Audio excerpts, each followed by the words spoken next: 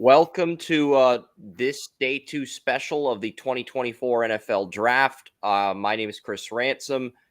My co-host will be joining me shortly, but in the meantime, we have a guest on. Mary from the Mac and Cheese podcast is here. I know she's got a draft stream in just under an hour that she will have on her YouTube channel as well, and we do have a link to that in the description on our YouTube page if you're watching live on YouTube, along with a link to all of our draft write-ups currently on the website. I will not be screen sharing any picks, even though I have a good idea on what the Bills are going to be doing at 33. But before we open that can of worms, let's recap the first round of the draft.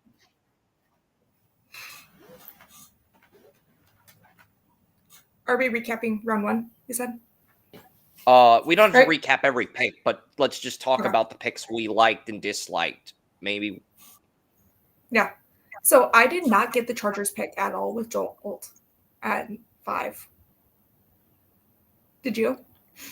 I like that pick, actually. I really like that pick because they do need a bookend right tackle. I just didn't think they would take one that early because they were paying Trey Pipkins so much money. Yeah. I think Alt's an upgrade over Pipkins at right tackle, and they got Slater at left tackle, who's really good. Right. I just didn't think they would pick one because of the contract, Pipkins, because you're paying him $9 million a year and you got 11 million in dead cap or something. So I figured, okay, they're not going to replace him, even though they should. They're not going to because they can't get out of that contract, but they did. That was the plan the whole time. Yeah. The one that I kind of get now is the Packers pick. The Jordan Morgan, Arizona left tackle. Yeah, he did well against Latu in the Arizona UCLA why game. did the Packers choose him? We had Dijon and Kool-Aid right there. That's what I don't get. Maybe the Packers believe they can get a corner at 41. Did you see that the Packers might trade up, though? That's another thing. Yeah, they could trade up. You're right. The Packers could trade up with multiple seconds, multiple thirds. They would be a strong candidate to move up.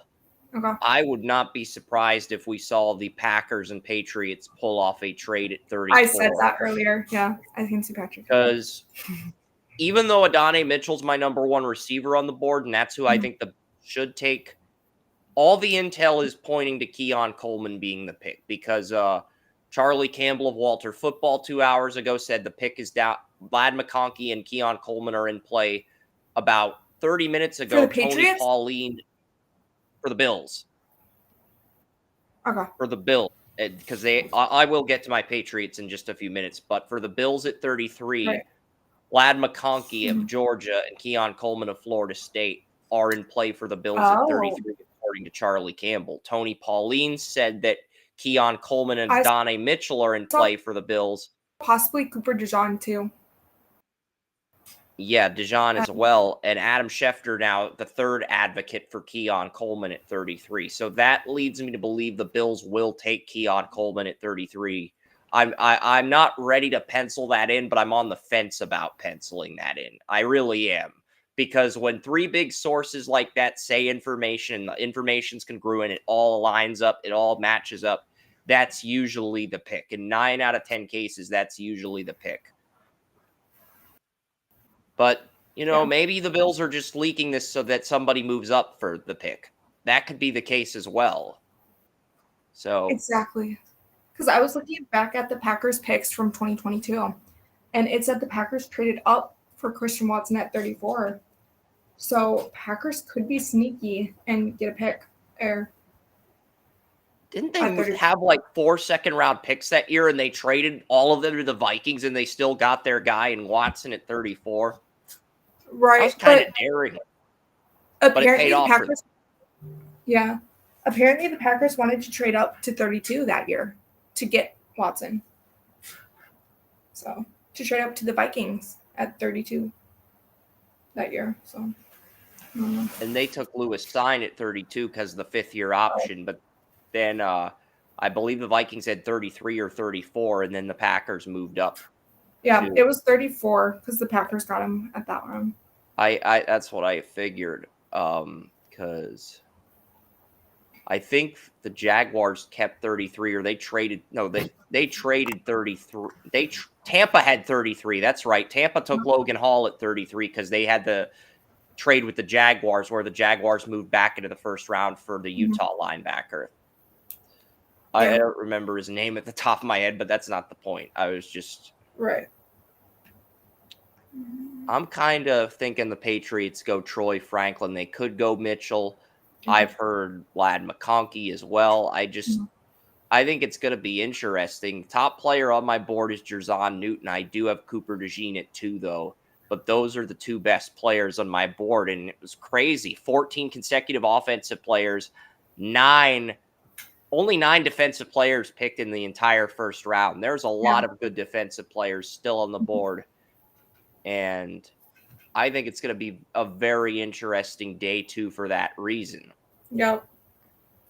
I'm surprised there wasn't that many trades yesterday, too. There really wasn't, but I've always said the strength of a draft class is defined by how little trades there are.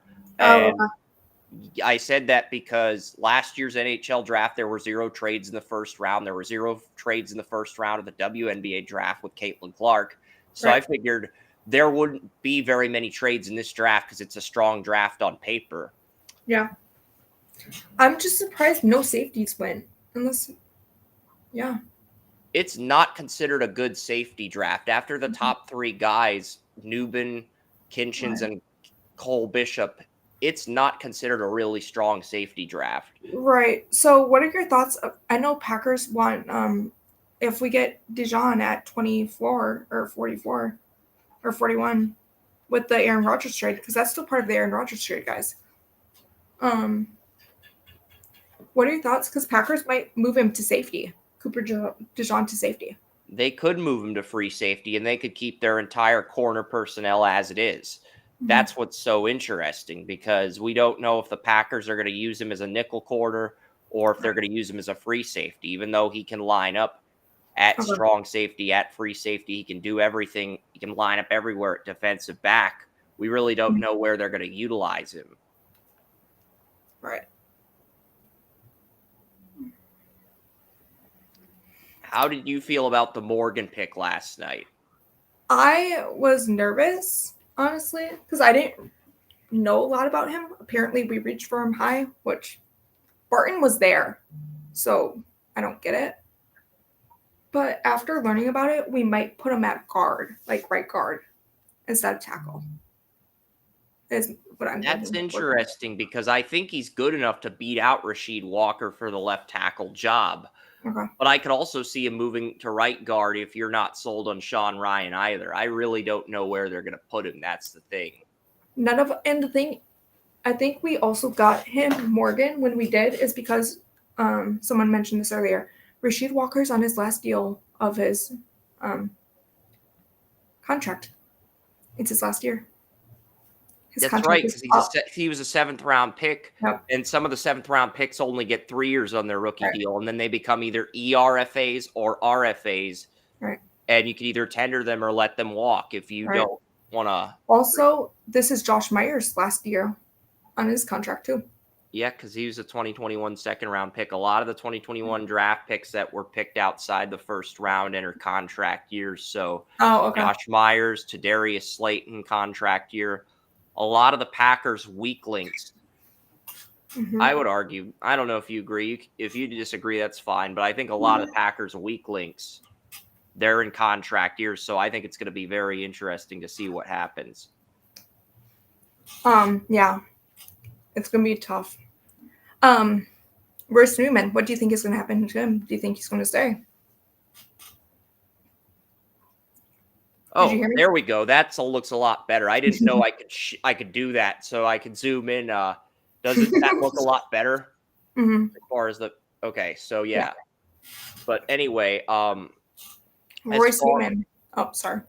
As far as Packers players go, what positions besides corner and free safety are you thinking about maybe upgrading? Maybe cornerback, because we don't know what we have in Eric Stokes. We don't know if it's going to be like rookie Eric Stokes or like previous or like last year's Eric Stokes. or last 2 years, the injuries, because I know year 2 he was making progress, but then he had the injury against the Lions in second year. I think that was week 8, right before the November cycle, and then he missed most of, if not all of last year too. Yeah. So, Another position is probably wide receiver. Because we don't know what Christian Watson we're going to get. A lot of people think breakout year. It just depends for him too. they could go receiver. I think a receiver on day 3 is going to happen. Maybe Yeah. not in the second or third round, but I think one's going to get picked on day 3 because after next season, you have to renegotiate Watson or the contract of Romeo Dobbs. Yeah, Yep. I almost forgot his name for a second, but yeah. Um, I really liked him coming out of Nevada. I actually had Dobbs graded above Watson coming out of college. I told you that on your show, but yeah, they're not good. If the Packers don't want to pay both receivers, which I don't think they do, they're probably, my guess is they would probably bring back Watson if it's a team friendly deal, and they would let Dobbs walk. It's twice now. I'm getting old. I mean, I would go opposite. I would sign Dobbs more than Watson just because injury history with Watson with his hamstring. That's true. Dobbs does have better durability, and that's one of the reasons I loved his tape coming out of Nevada, because I think at one point I had a first-round grade on both Carson Strong, the Nevada quarterback, and Romeo Dobbs. Strong had like a knee injury, but Dobbs is one of these players that just stood out when watching Carson Strong for Nevada. Yeah. Another one that we could possibly see is offensive line. I've been seeing Christian Mahogany to the Packers, Cedric Gray too, the middle linebacker position, because we need to fill that, because that was Devondre Campbell's position, which is now in the 49ers as well. That's true, because if the Packers do get a guard at 41, that signals that Morgan's going to play left tackle. That's basically what that signals, because Morgan played left tackle at Arizona, but there's some concerns by some scouts about his arm length. It's 32 7/8. I don't think that's small. If it were under 32 inches, the arm length, I think you could make an argument for guard, but I think it's right on the cusp of guard tackle with his arm length. But that, for sure. Other scouts might debate me on that, and they'd have the right to. So yeah. Andre Dillard is the same situation. What do you think we do with him, the tackle? Andre Dillard, I feel like Andre Dillard's basically I know it's going to sound strange, but I think Dillard's only being brought in to compete for a roster spot. I don't even think he's guaranteed anything. I think he could potentially be a training camp cut. I might be wrong on that, but I mean, he might be just a guy that they bring in to compete for a roster spot, and if he doesn't get one, they cut him in training camp. That's kind of my feeling on Dillard. Quick question for you. I don't know if you heard, but the Packers might move Zach Tom to center and switch Zach Tom and Josh Myers. What do you think about that? That would be nuts. I don't think Myers is equipped to play right tackle. I think Tom's equipped to kick inside to center if they want to move on from Josh Myers, but I don't think Josh Myers is equipped to play right tackle. So if they do that, my guess is Rasheed Walker would become the bookend to Jordan Morgan at right tackle. They'd move Tom to center, and they'd try to trade Myers for a late round pick or something. I mean, it just depends on who falls to us tonight. It could be an interesting story. I'm honestly surprised Khalid McKinstry fell to the day 2 and Cooper DeJean. I'm also a little surprised. Those two corners should have been picked last night, but I think the medicals with both players probably had something to do with it. I think that's the big reason Adonai Mitchell fell as far as he did. Yeah. So who do you see the Packers taking tonight at 41? It's interesting because I believe I gave them Tyler Nubin. They could still go different route, but, you know, they could go Cooper DeJean if he's there. Right. I just think it's going to be interesting. I don't think the Packers are in a position where they need to trade up, but they also have the luxury to trade up if there's a player they have a first-round grade on that's still there. Goody also mentioned multiple times trading for a player, like a veteran, who would that veteran be? It's He said we're going to trade picks for a veteran. That's interesting because I'm looking at who you could get, who's in a contract year, and one of the names that I'm thinking, one team you could trade with at safety is the Cardinals. I know their safety, Buda Baker, demanded a trade last year, but prior to training camp, he's a veteran, 2017 second round pick out of Washington, team captain of Arizona's defense. Right. That is a player. The Cardinals already have more draft picks than any team in the draft. I'm not sure if they want any more, but if you gave them a ton of day 2 picks to go with what they already have, I think they would make the Bills an offer they can't refuse to move up to 33. Okay. Because Goody did say multiple times he might trade up for picks for a player multiple times already. Yeah. I mean, but then again, he said the same thing with Aaron Jones, and now look at Aaron Jones. He's on the freaking Vikings. So it's Gutekunst said multiple times Aaron Jones was going to be back. Clearly not. Yeah, but the Vikings, I feel like the Vikings, even if they hit on McCarthy, they've had a really bad draft because they've just been recycling draft picks like it's nobody's business. Yep. I mean, I have not seen this much carelessness with draft picks since Mike Ditka moved up for Ricky Williams back in 1999. I know that's a long time away. I'm not even, yeah. Honestly, it's going to be an interesting draft to see what the Bears do at pick 73 too. Yeah. Or 75, whatever it is. Because I think the Bears and Lions have both had strong drafts. I think the Packers have had a strong draft as well. I like McCarthy, but even if he pans out, he's the worst quarterback in that division. Exactly. Right. So to give up all that to get him, I just don't think is smart.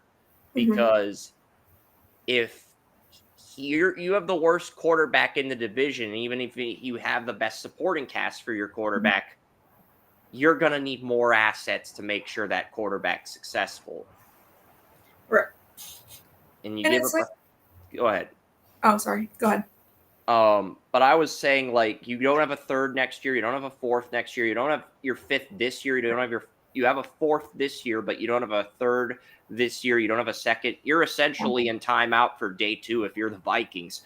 And I know maybe you enjoy me using the word timeout to describe the Vikings, but I mean, that wasn't my intention. It's just, that's the situation they're in because they've mortgaged so many draft picks. They've got their first and second next year, but they don't have a third next year. I don't think they have a fourth next year. They've got a fourth.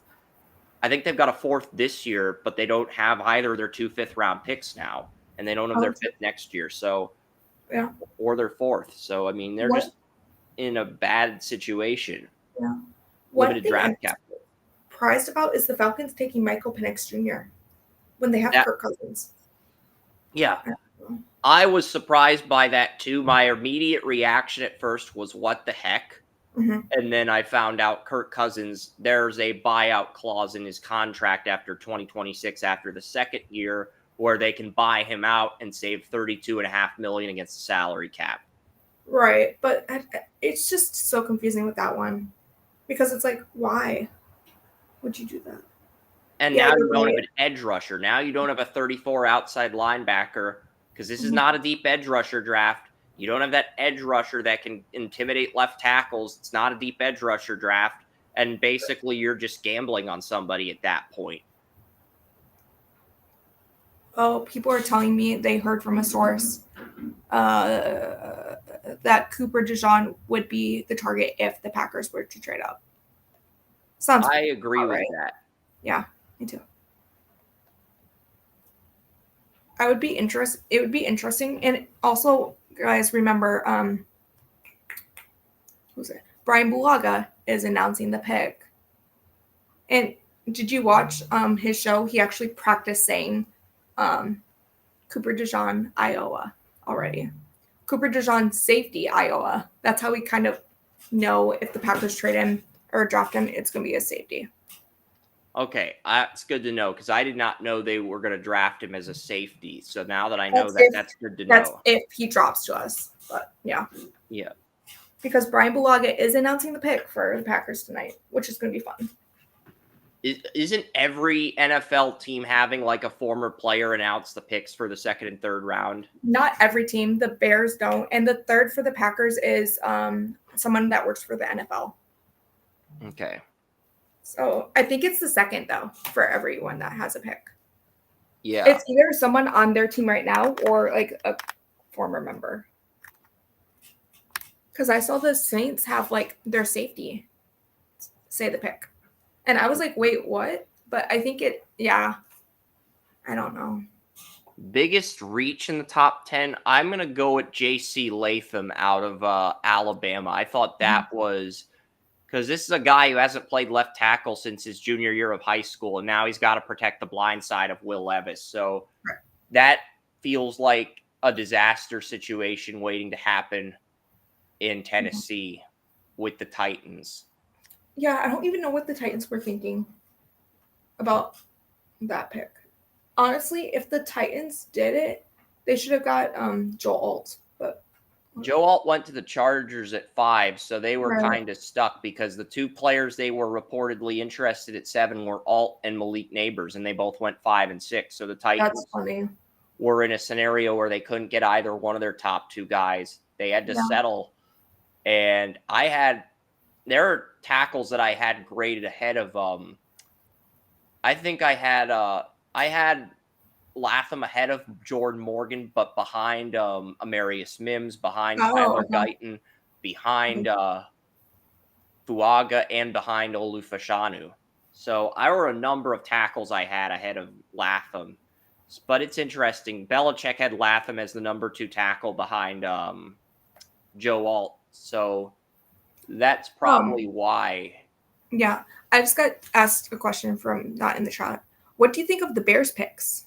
And apparently Peanut is announcing 75. I got told. Okay, I do have some other people in the chat room. Eagles Eric saying that the Bills are heavy favorites to go receiver and that Kinchins is horrible. I saw that. I'm just reading some comments in the chat room because I didn't really see any of them. But yeah, what was your question again? Sorry. No, you're fine. What do you think of the Bears picks? 1 and 9. I thought the Bears have killed this draft so far. Caleb Williams and Romo Dunze following the script, following what I've projected for them at 1 and 9. I thought the Bears have had a fantastic draft so far. In Detroit, they moved up for Terry and Arnold, my number 2 corner. I thought that was a great pick as well.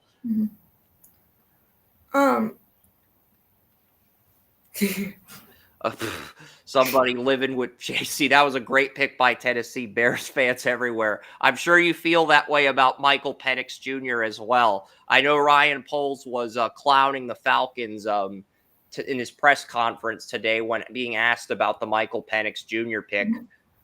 Also, did you hear what the he said about the Packers today? What did Ryan Poles say about the Packers? Oh, not the Falcons. They said they're doing the Packers quarterback like approach, like choosing a quarterback when you don't need one. They're probably going to develop him. Everybody's suspecting they're going to buy out Cousins after 2 years. They might buy him out after 3 years of the 4-year contract because there'd be less dead money to take on the contract. And then by then, Penix would be ready to start. And that's exactly what happened with Jordan Love. He sat the first 3 years, played this year. Aaron Rodgers did too. Yeah, same with Rodgers. Yeah. I heard that today. I'm like, that's a good point. Yeah. So the Falcons are doing the same thing. That's probably what they're doing. That's what I heard already from there. Honestly, the one that confused me the most is surprised me the most is like Arnold didn't surprise me at all, like dropping to the Lions. Dallas Turner, that one surprised me dropping that late to the Jaguars at 17. The Vikings traded up with the Jaguars at 17. They gave the Jaguars a future 3rd, 4th, and 5th in 2025. And I feel like the Vikings need an edge rusher, but my top edge rushers were Latu and Verse. Latu went to the Colts at 15. Jared Verse went to the Rams at 19. I just feel like this has been a draft where the rich have gotten richer. The Chiefs have gotten richer with Xavier Worthy. The Ravens, it feel like they've gotten richer with Nate Wiggins. The Packers, I feel like they've gotten richer with Jordan Morgan, but we'll see. The Lions, I feel like, have gotten richer with Terry and Arnold. Mhm. The Eagles have gotten richer. They got my top corner, Quinion Mitchell. That's just the crazy part with this draft is Mhm. feels like every team that was in the playoffs last year got better. Mhm. Almost every team. I feel like the Niners reached at Ricky Pearsall. I was not a fan of the Panthers trading up one spot for Xavier. Yeah. I thought that was a massive reach by the Panthers for Xavier Legette What at about 32.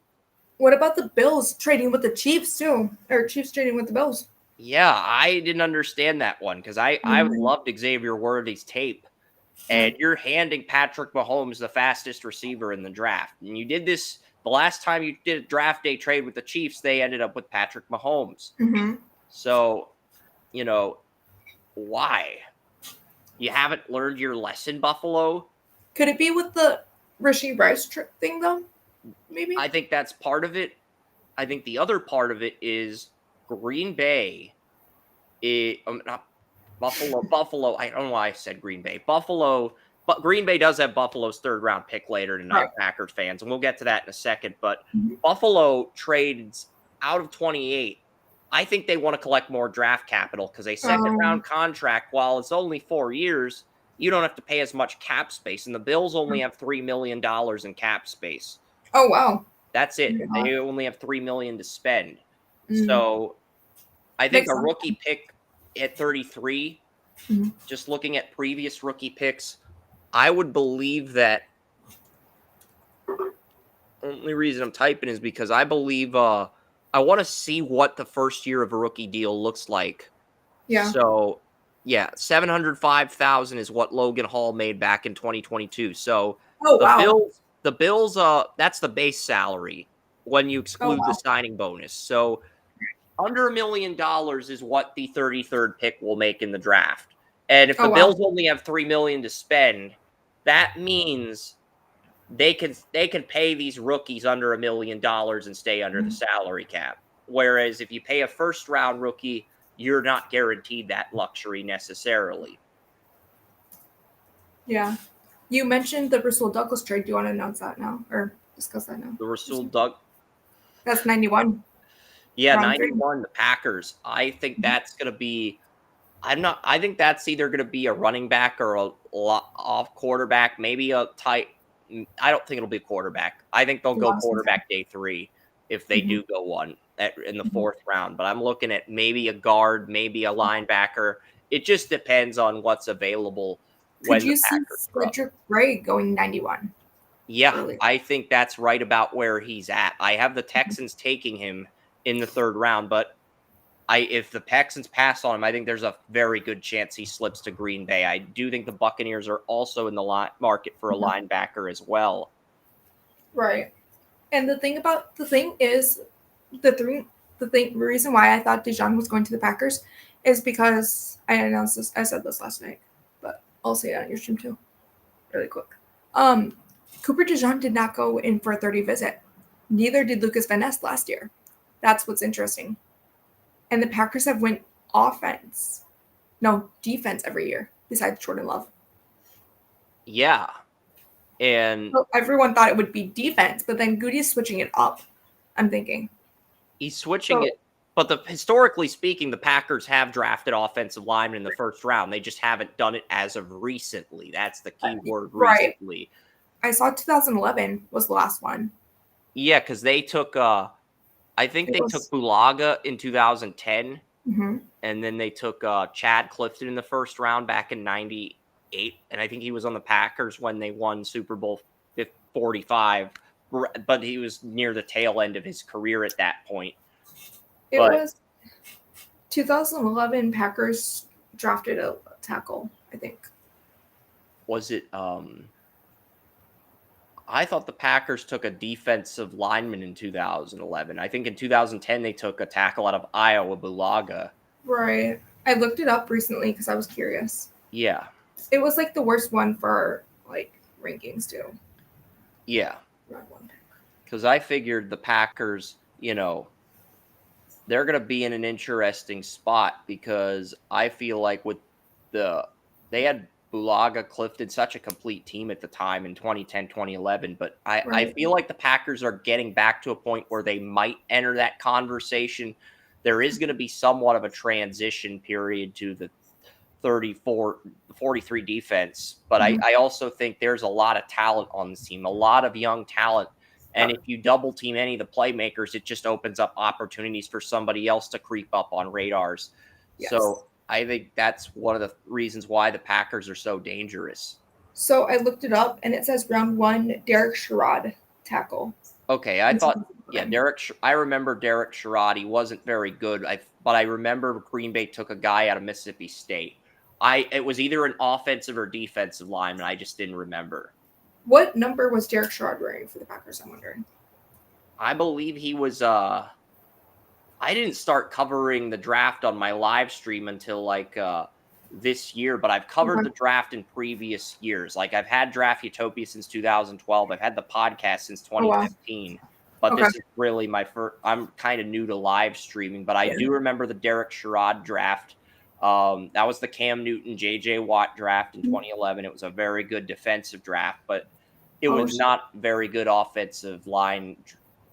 Well, I'm not going to say it wasn't a very good offensive line draft, but 2011 was known more for its defense than its offense. Underwhelming QBs. oh shoot. Max Moen just showed his hats that he has for tonight. 5 of them are Packer hats. 5.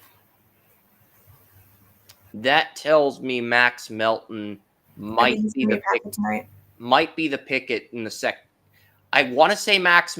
I think Max Melton's going to be gone in the top 75. So that tells me the first Packer pick at 41 is likely going to be DeJean, Yep. but Max Melton is probably their second pick.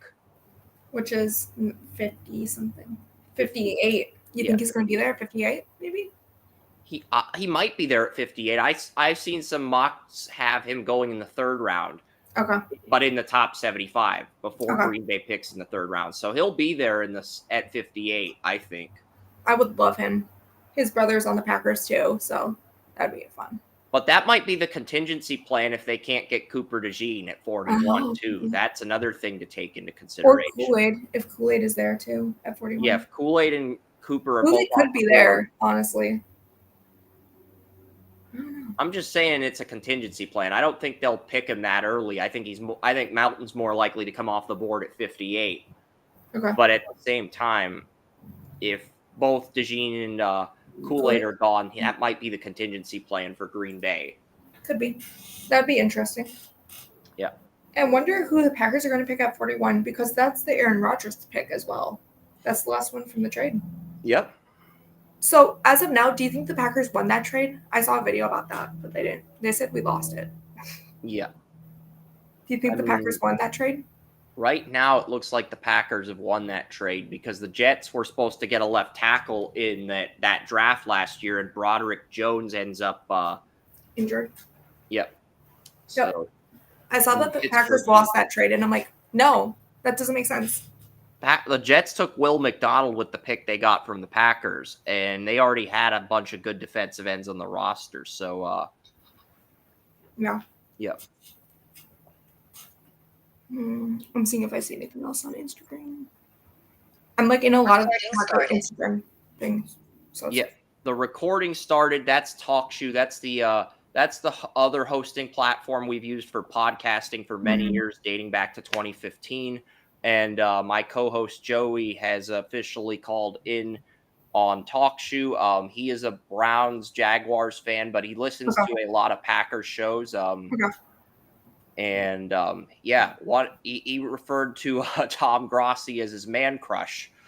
Yeah. But yeah, he loves Tom Grossi's content. I know you're having him on in a few weeks. I talked about Urinating Tree on your show. I mean, they do excellent work at Clickbait Sports. But yeah, as far as the draft goes, what do you want to see the Packers do in day 2, and how would you attack this draft head on? So for head on, I would focus on defense mostly, with us switching to 4-3, 43. That's gonna be different. And I would say offensive linemen too. because we always need depth there, always. Depth is always good there. I would say possibly if you're saying Morgan could go to left tackle, maybe focus on center because Josh Myers might be gone after next season. So Christian Mahogany would be good. How did JPJ fall to day 2? He's still on the board. That might be who the Packers are targeting in a trade up. You think so? This early? You They think might. It's going to I could see the Patriots passing on him if Belichick were still there. I don't think they will now, but it's interesting because David Andrews, he was in the 2015 NFL draft, went undrafted out of Georgia, and he's been New England's starting center for almost a decade. And there have been retirement rumors about David Andrews in recent years. The last year or two, there have been retirement rumors for Andrews beginning to pick up. So Interesting. I won't be surprised if Jackson Powers Johnson goes 34th. Would that be a surprise pick? Would that upset our fan base? It probably would to a degree, but I would not be surprised if that's what Elliott Wolf's thinking. So where do you think Zach Frazier's going to go today? That could be another possibility for Green Bay at 58. I mocked him to Dallas in the second round. You mean but, Zach Frazier, he's another guy who could be in play for Green Bay. See, the Packers picked before the Cowboys at 41. That's true. So they could take him, but I have to take him at 41. I think it's going to be defense, 41. I do too. Maybe 58 for Max Mellon, like you said. All the linebackers are on the board. So if the Packers, Belichick had a first-round grade on Edgerrin Cooper, the Texas A&M linebacker. I'm not saying that's a route the Packers will go. I think if they were to pick a linebacker, they would take Peyton Wilson out of NC State. Personally, that's who I gave the Packers in round 2. But, I feel like that would be the player the Packers would be most inclined to pick. Yeah, because we have 88 and 91 back-to-back. Yeah. Right? So that could be sneaky good, too, for, I see us getting a running back tonight, possibly. People want Braylon Allen so bad to the Packers. Do you see him going to the Packers? I know your opinion already, though. I don't. I think I put him on the Giants. Okay. I don't remember if I put him on the Giants or the Cardinals or the Chargers, but I think somewhere in the 70s is when we see the running back run in the third round. But there's some people that think a running back could come off the board in the second round. Mm-hmm. Who do you see the first one going to? It just depends. I mean, if the Packers wanted the first running back or they wanted Braylon Allen, I think they'd have to pick him at 58. I don't think he'll be there at 88. I think somebody's going to take him in the 70s, if I had to guess. I don't know. This is going to be an interesting draft, though, how it lands out. Agreed. It's going to be fun. Joey, do you have any questions you'd like to ask? Yeah, unfortunately, I got here late, so I know you guys probably already covered most of the stuff. But Chris just mentioned running backs. I've been hearing a lot since I got off work here about an hour and a half ago about Trey Benson potentially being the first running back off the board. If that's true, how early could you see him going? That's a great question.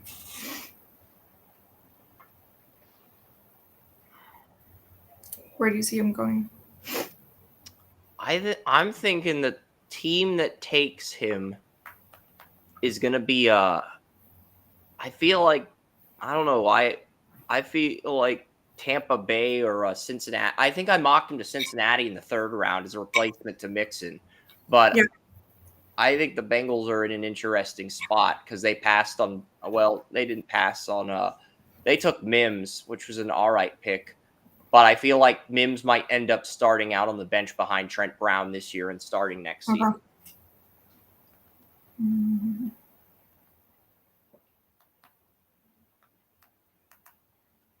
I was just texting my co-host for tonight's show.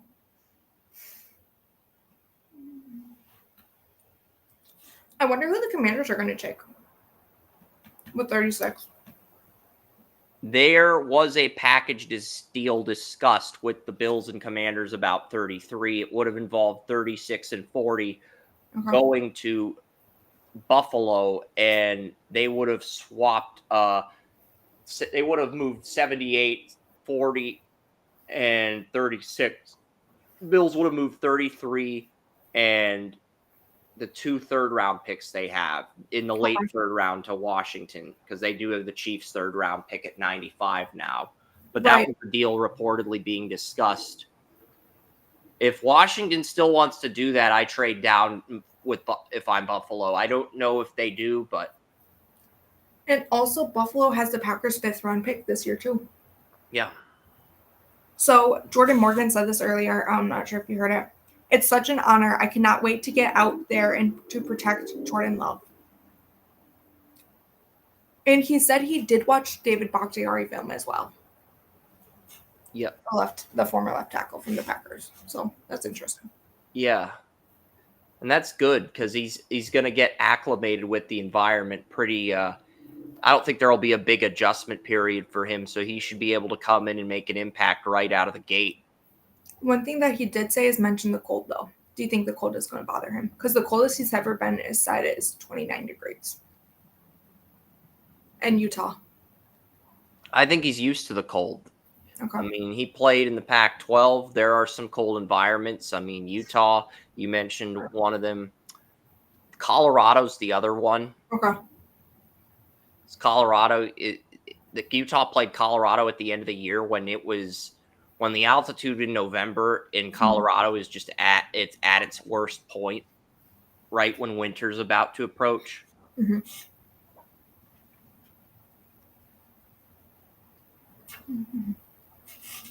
I'm just excited for day 2. I'm super excited. Day 2 is the best day of the.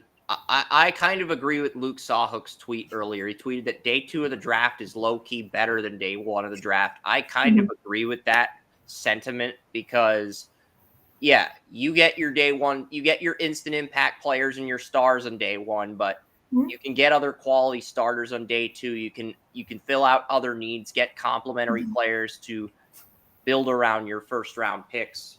So something to know is Packers really love Spencer Rattler in round 2. No. Do you see Spencer Rattler going to the Packers? That would be very interesting if the Packers got him as a backup to Jordan Love. Yeah, but we have Sean Clifford. I didn't even have Clifford on my QB rankings last year, and I don't trust him. But at the same time, I don't think the Packers are going to take a quarterback before addressing their other needs that are much greater, like free safety, corner, inside linebacker, right guard, running back. I think they're going to address all 4 or 5 of those needs first, and then they'll get their quarterback on day 3. This might be a stupid question, but I have Mac scheduled to start right now.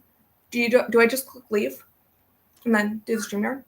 If you got to do what you need to do, go ahead and do what you need to do. We appreciated having you on. Yeah.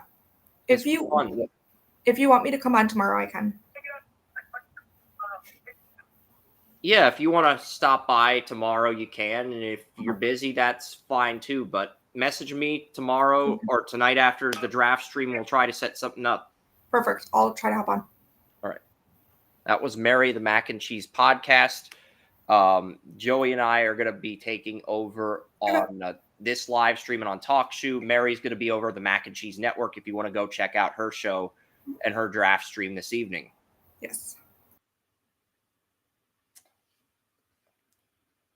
And yeah, she's got a lot of good Packer guests on. She had a urinating tree on for her very first YouTube video, and she's going to have Tom Grossi on, I think, in 7 weeks on her show, from what I heard. But I probably shouldn't have openly mentioned that. But, it was one of the better guests I've had on the live stream, and I had fun talking with her. So, I mean, the draft's going to start in 14 minutes.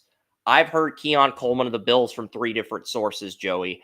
I've heard that from Adam Schefter, Charlie Campbell, and I've also heard that from who's the guy I told you about? The guy for PFN, Tony Pauline. So yeah, that tells me that's the pick.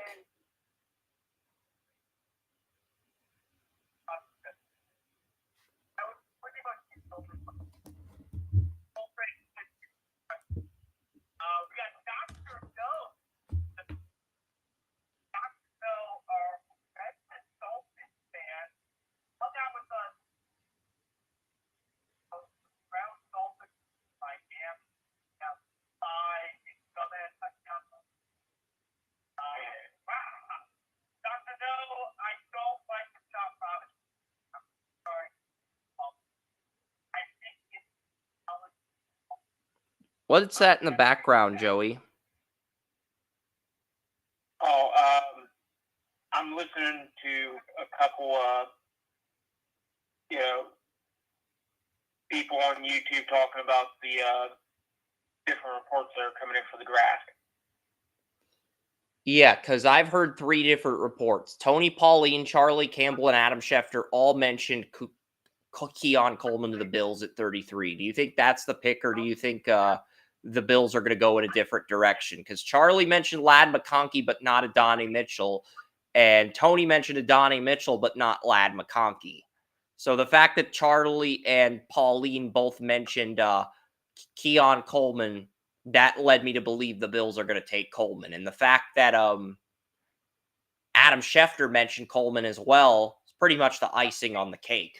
So I would be shocked if Coleman wasn't the pick.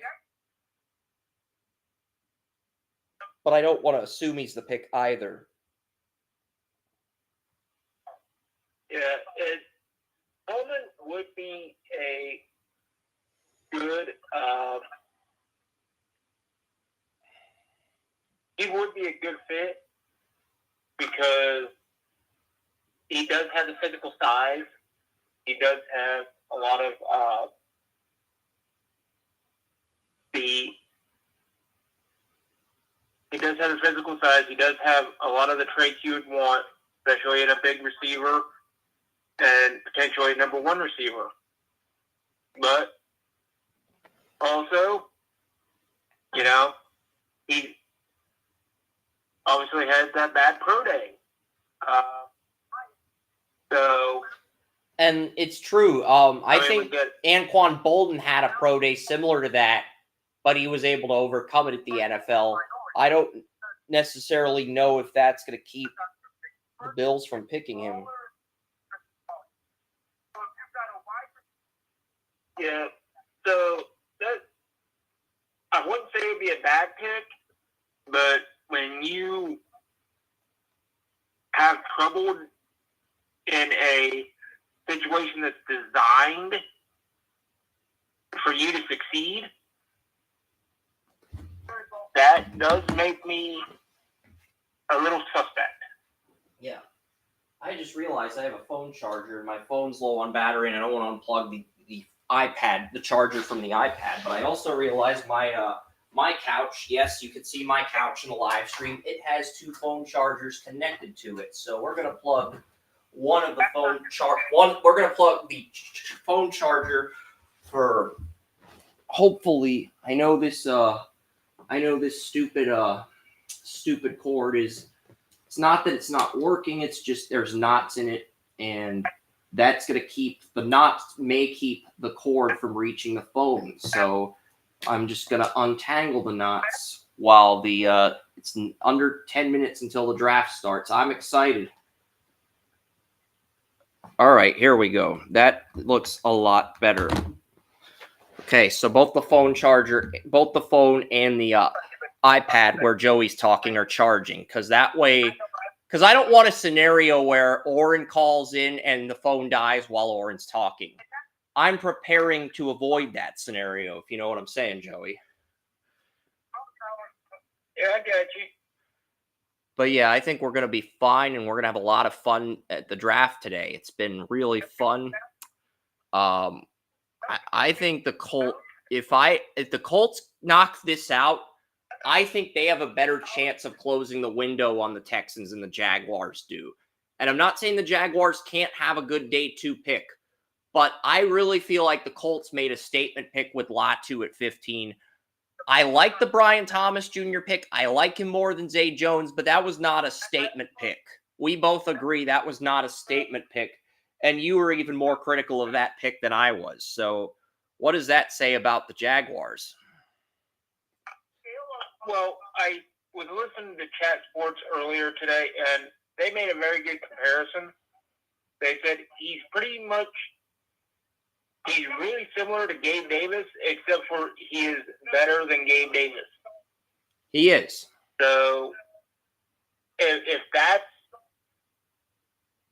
was a angle I wasn't looking at, but that's the case, and you get a better version of Gabe Davis there, I mean, got to look at how that contract structured, because it may be a situation where you only have Davis for a year and then they ship him off.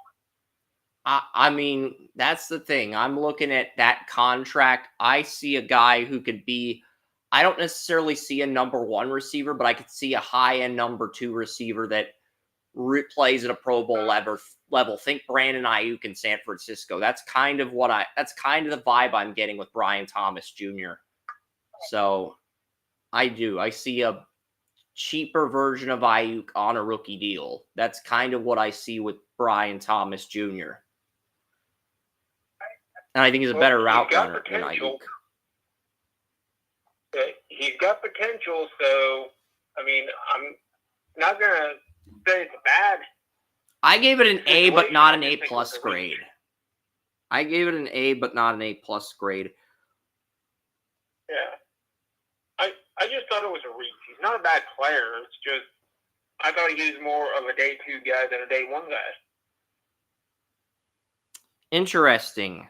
Elliot Wolf is could copy my strategy for the first group mock on Facebook, because I had Keon Coleman at 34 to pair with Drake May with in the first group mock I did. The second one I went a different route, but because I knew the intel about the 40 time with Coleman, I knew the intel. That's why I pushed back on that. But before the combine, before the combine or during the combine, before free agency, I think I had Keon Coleman at 34. But yeah, John Chick now saying he expects the Bills to draft Keon Coleman. And with all this traction of Keon Coleman and Elliot Wolf talking about Keon Coleman, I don't think he's going to be waiting very long to hear his name called, even though I have a third on him now. Well, technically I mocked him in the third round, but still have a second round grade on him. So I still have a second round grade on him, but I moved him down to round 3 because of the 40 time. I guess scouts really don't value that. They look at what he did at the combine, they look at what he did on film. They really aren't too concerned about that. But the Patriots did try to move back into round 1 for a receiver. And I mocked Keon Coleman at 68. So I'm hearing Brendan Rice could come off the board sometime by mid-round 2. That'd be a reach, massive reach. He only runs 15 out of 30 routes. I think Xavier Weaver, the Colorado receiver Oren likes, is better than him. I have Weaver and Rice in the 5th round. Yeah, I know. Most mocks, consensus 3rd round grade is where most mocks have Brendan Rice. So for me to say I have him early in round 5, I know. It's not that I like Brendan Rice a lot. It's just that deep of a receiver draft. There are guys in the 3rd and 4th round that run more routes than Brendan Rice. That's why I have him to the Chargers in round 5. But, you know, he could come off, he should come off the board earlier than expected. Yeah, it's not as if he can't run all the routes. He only runs 15 out of 30 right now. He only runs 15 out of 30 right now, and his dad is Jerry Rice. So because his dad is Jerry Rice, there's a 50-50 chance he figures out the other 15 routes once he gets picked. Yeah, well, I've been watching him, and he runs the routes, but he doesn't run them well. He rounds them off, which, if you round them off too badly, you might as well not even run them at all. So he's got a big problem with being crisp on a lot of routes, and that's probably what you saw, is that he's just, it's almost like he's not even running the routes at times. It's because he rounds them off so bad it doesn't even look like a route, depending on what route it is. Have you noticed that sometimes it seems like he's freelancing? Yeah. He's rolling off, he's rounding out his routes on some of those routes so bad, it looks like he's freelancing. That's what I've noticed. Like, he knows what the route is, he's just not crisp with it. if you're not crisp with it, you might as well be doing the,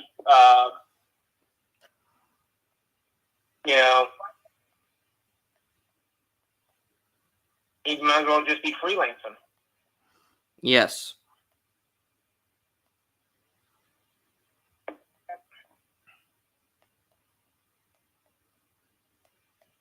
And with the draft starting in a minute, it's going to be interesting.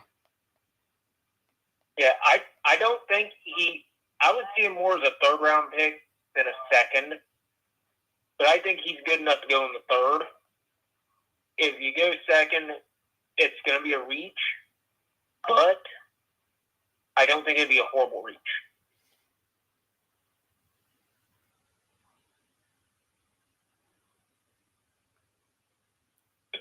Depending on who his wide receiver coach is. He gets to a team with a horrible wide receiver coach, then. A Boston insider is just tweeting, it sounds like the Bills are leaking Keon Coleman. And this comes from Tommy Curran. Because Albert Breer said Keon Coleman should come off the board early. And now Tommy Curran, who's basically leaked the Drake May pick, basically saying that it sounds like Keon Coleman's coming off the board. I put Keon Coleman on the news ticker, but I haven't put him on the site yet. Like, I haven't posted the draft grade on the site. And I will pull up the screen share here for the draft results, since the draft is going to start in 1 minute approximately. I'll pull that up on Restream. But yeah. The picture-in-picture thing that I use at the bottom is great when we do screen sharing, but when I have guests on, I need to switch to the cover. Because with the cover thing, you see my face, you see the guest's face. It looks like a Zoom call. It looks engaging. It looks good. It looks more professional. I didn't know I could do that, but I messed with the camera about 10 minutes into the interview with Mary, and I could see her a lot better through the interaction. So now I know when we bring guests on, or if Joey decides to come into Restream but turns his camera off, now I know how to make it so that you can see his camera turned off, but you could see him, because Emmanuel Watson figured out how to turn the camera off when calling in as a guest on Restream. So, yeah. But looking at the Bills, it's 33. I think it's going to be an interesting pick here. And I think it's Keon Coleman, but I'm not at the point where I want to leak the pick yet, because I've seen four insiders. I had 3 insiders say Coleman at 3. Now we're seeing Curran, Albert Breer. There's just too many insiders to where I doubt the Bills pass on Keon Coleman.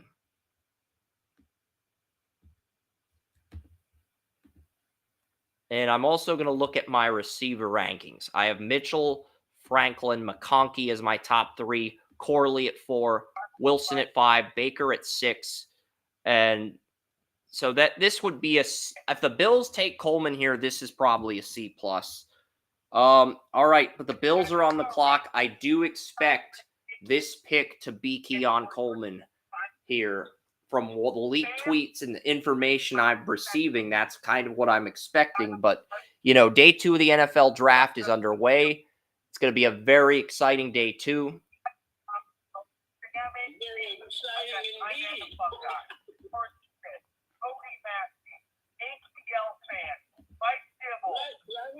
exciting indeed. Yeah, you're on speaker. Joey, can you turn your sound down with Oren on the call? You can still watch your videos, but can you mute them? Because that's what I'm doing with the draft on ESPN. Or just I'm actually charging my headset, so I won't have to do that. It's just I finally found the one that I lost last night underneath my chair. All right. Is that a little bit better? That's better. Well, the Bills open up here. I have a favorite player on the board. I don't think he goes here, but we'll see. Does anybody move up to get him, though? That's the question. My number 1 player on the board is Jerzon Newton out of Illinois. I do not believe he is picked here. I believe Newton falls to maybe no, I don't know where Newton would fall to. My guess is Newton. I look at the Cardinals, they took Darius Richardson. The Commanders have a good defensive tackle play. I think Jerzon Newton could fall to the Chargers at 37 or the Titans at 38, the way this is shaken out. So if I had to take an educated guess, one of those two teams will end up claiming Newton. But who is your top guy? I'm guessing it's Cooper DeJean out of Iowa. I thought it was DeJean. Turns out it's DeJean. And I told you it's DeJean. Yeah. But I'm guessing your top player is Cooper DeJean. Am I wrong? Yeah, that would be fabulous if the Raiders had moved up. I don't care. But no, I'm just kidding. But yes, I think, no, you're right on that. I think he was one. I mean, both players, the guy you mentioned and him, both have first-round grades. Yeah. They both, with all the quarterbacks being selected in the first round and some other players. 23 offensive players. The first 14 picks were all offense. Yeah, and then, towards the back end of the first round, as we both discussed, that was really uncalled for. So we had about 4 or 5 players that didn't belong there. So we're going to see these 4 or 5 players probably go within the next 10 picks of the second round. I would assume.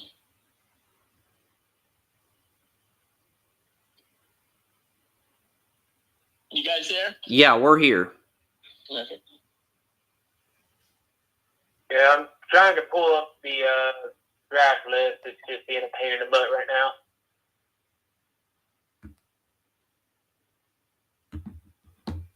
Okay, everything's up. Yeah, it really starts right now after the Bills pick. It's really going to be who the best player on these teams' boards. I mean, there's so much available. And Jason Bantle predicted a wide receiver run earlier. He did a round 2 mock for fun, and he had Adonai Mitchell at 33 and Troy Franklin at 34. Those are my top 2 receivers on the board. I do have first-round grades on both of those receivers, but I don't think either of those receivers gets picked. I don't think the Bills take either of those receivers because the rumors I've heard involving Buffalo involve Ladd McConkey, Keon Coleman, Adonai Mitchell, and Keon Coleman is a guy. Wait, I have Jackson Powers Johnson at 20, but I don't have a blue chip grade on Jackson Powers Johnson. I have a blue chip grade on Jerzon Newton. So I have Newton graded higher than Powers Johnson, but I have Powers Johnson mocked higher. So in the rare event that Jerzon Newton fell to round 3, I would go with a Jackson Powers Johnson photo for round 3. I don't think Jackson Powers Johnson will fall that far personally, but he's still on the board. So yeah, that would be my number 2 player. So Newton at 1, Jackson Powers Johnson at 2, and then Kool-Aid McKinstry would be 3rd on my board. And then I have Cooper DeJean at 4. And then after Cooper DeJean at 4, I've got Cam Hart at 5, the Notre Dame corner. I'm a big Cam Hart fan. And then I've got Adonai Mitchell at 6 and Troy Franklin at 7. If we're just looking at strictly at value. For value but I think there's a chance we'll see. There's a number of different possibilities.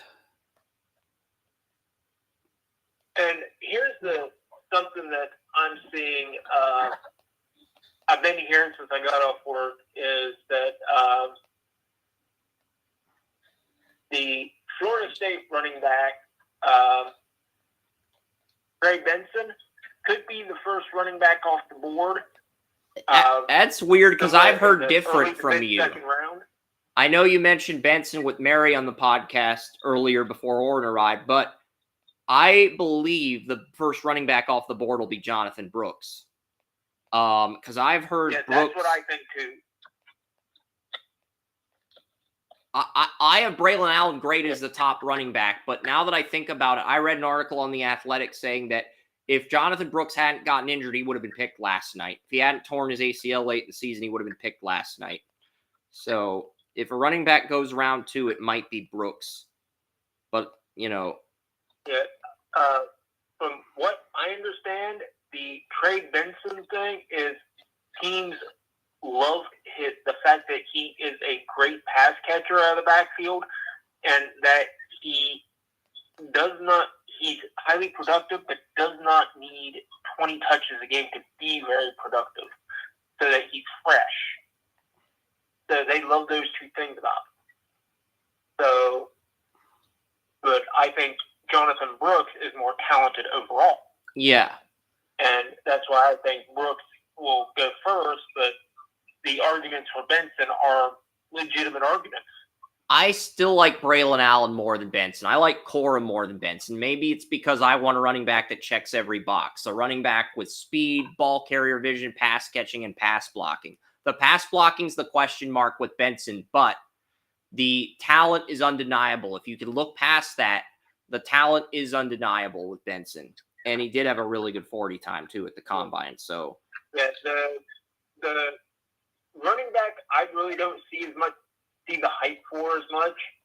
A fine running back, but I've been hearing a lot about Jalen Wright, and I'm like, I'm not sure where that overall hype comes from. I have Wright in the 5th round, but I got this tweet from AJ Feldman. The NFL draft starts at 7 tonight. The Bills have the first pick, but the Rochester Americans game started at 7:05, and the Rochester Americans AHL hockey team in the Calder Cup playoffs have scored a goal for the Buffalo Sabres minor league team before the Bills have even made a draft pick. That's the tweet. I'm not going to talk about the NHL games going on, I promise. I just think that's a very funny tweet. Oh, and before day 2 starts, they are doing a tribute to the Michigan Wolverines 15-0 football team. That's why the draft for day 2 has been delayed.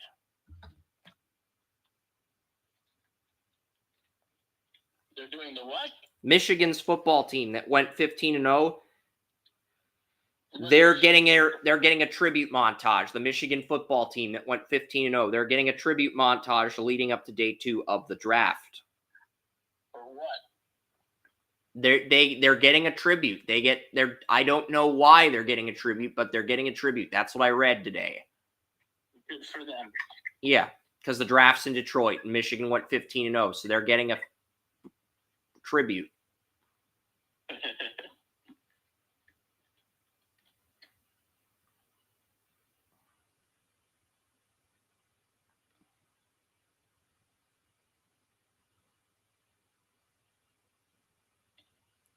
The Bills' social media team has already posted our turn on the clock. So Goodell hasn't even announced the beginning of day 2, but I'm guessing somebody who's in charge of the cards for day 2 has already told the Bills they're on the clock. They are on the clock. They've been on the clock since last night. Yeah, I guess that's true. A Rams fan said 2-2 and 52 for 33. No. That's a horrible deal. I'm not doing that. I'll do 2-2.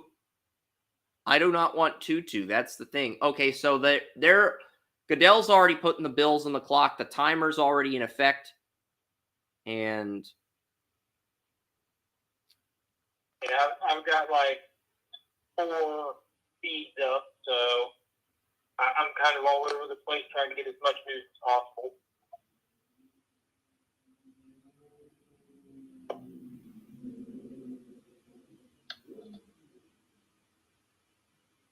last night, Ian Rappaport, yes, there's officially on the clock because Ian Rappaport said the Bills are now on the clock. That was 26 seconds ago. yeah, I saw that tweet.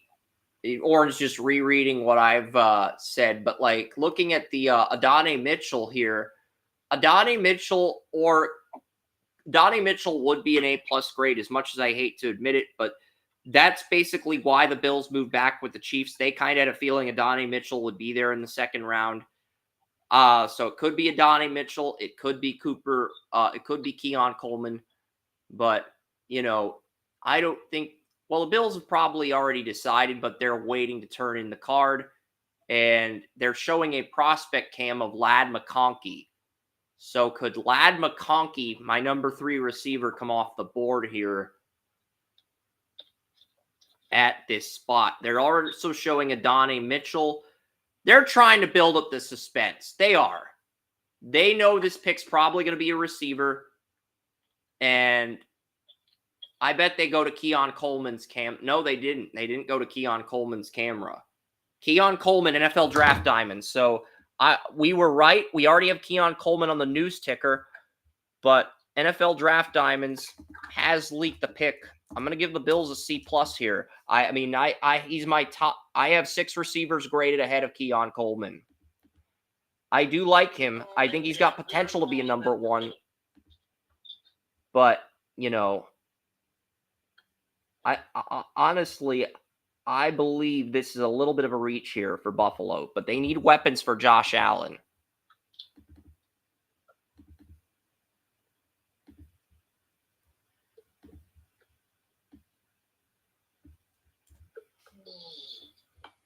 Yeah, the Florida State wide receiver. I'm not seeing. I don't even have him. You're right. It's still a couple better receivers.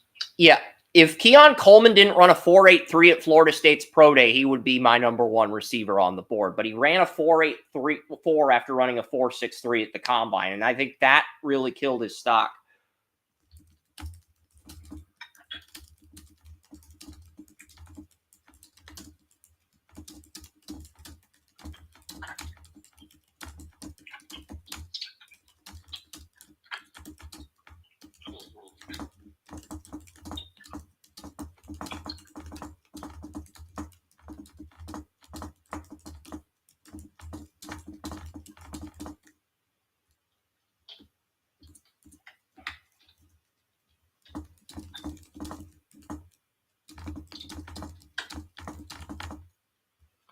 So, yeah. I was analyzing the Minnesota's day yesterday. Yes, they got 2 decent picks. However, they have to wait all the way to the 5th round to choose again. Yep, so multiple sources are saying that Keon Coleman is the pick at 33. I've already got the grade up, but I'll wait until the pick is officially announced before posting the grade on the live stream.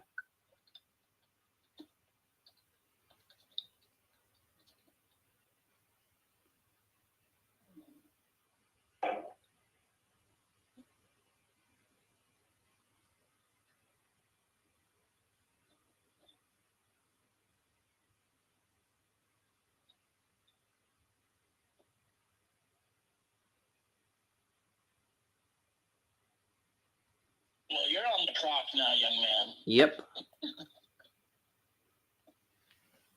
Spencer Rattler? That's not happening, Oren. That's not happening. You sound like Marcus Cross when he says the Patriots are going to pick Torrey Taylor. You said it the first time. It was funny. I laughed my ass off. You say it again, it's just repetitive. But Oren, it's like with Oren, he only said it one time. He wasn't repetitive. So I'll give you the benefit of the doubt in that respect. But I gave Keon Coleman, he did lead Michigan State and Florida State in receiving yards in back-to-back years. So anything we can get on the Patriots here at this spot, we'll see what we can get. We'll see what the Patriots end up doing here.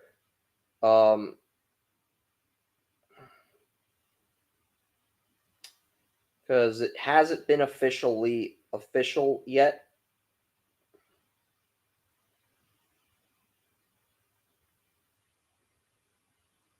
Yeah, you got a bunch of Patriot fans begging for Adonai Mitchell, the Texas receiver, my top receiver on the board. But yeah, Keon Coleman. I saw that too, but that's fans. Yeah, I'm waiting for a legitimate insider, whether it be a Damone Talbot, a Charles Robinson, an Albert Breer, whoever, to leak the pick.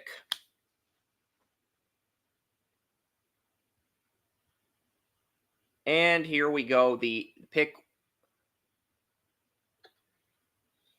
Yeah, there's probably a guy at the draft podium who basically tries to keep the NFL teams from turning in the picks until after a team officially announces the pick. And then they go, hold up, let him cook. New England Patriots select Texas. You can say the rest. Adonai Mitchell, wide receiver, Texas, is that? I believe so. If that is the case, that's an A+ grade. I'm going to, my Wi-Fi is working, so. Yeah, they're announcing it now. No, it says Keon Coleman. That's the Bills. Bills took Keon Coleman. Pick. The Bills officially took Keon Coleman, Joey. You're behind. Yeah. I already got the grade for that pickup on the live stream because of the insiders, because of Charlie Campbell, because of I thought you were saying that. No, Keon Coleman to the Bills, Joey. The Bills. Pay attention, buddy. Sorry, they switched it up. You need to start listening and stop viewing other YouTubers and start taking what we say, putting stock value into what we say. Put stock value into what Orr and I are telling you, man. You'll grow a lot as a person. Chargers on the clock. I said I misunderstood you. Drop it. Yep. I think the Patriots just traded this pick. Let's see. Yeah, Chargers are drafting Donovan Mitchell. No, let me see. My computer's not, my Twitter account is not working on my phone, so now we officially do have a trade. And Donnie Mitchell, what are we getting? What's the return on investment? That's the bigger question.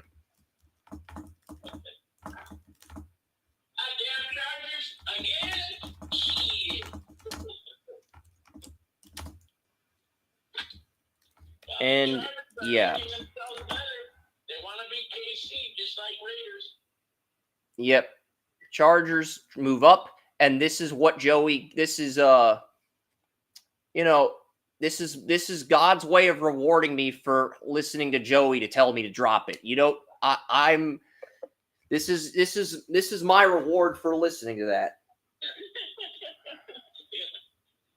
But what picks are we getting from the Chargers? That's what I would like to that's what I'd like to know. Obviously you're going to get their pick 37. We're going to get 37. That's what you're trying to tell me. We're going to get 37. But what? Nope, they're getting Lad McConkey. Adonai Mitchell's not going to be the pick. It's Lad McConkey to the Chargers. So the Chargers decide to trade up with the Patriots and are charging in the process, Joey. Are choking in the process. Yeah, I don't understand why. Because the big thing I have against McConkey is that he's just overhyped. I have a second round grade on McConkey, but not a first. There are people that have him as a first rounder. I don't see it personally. Yeah.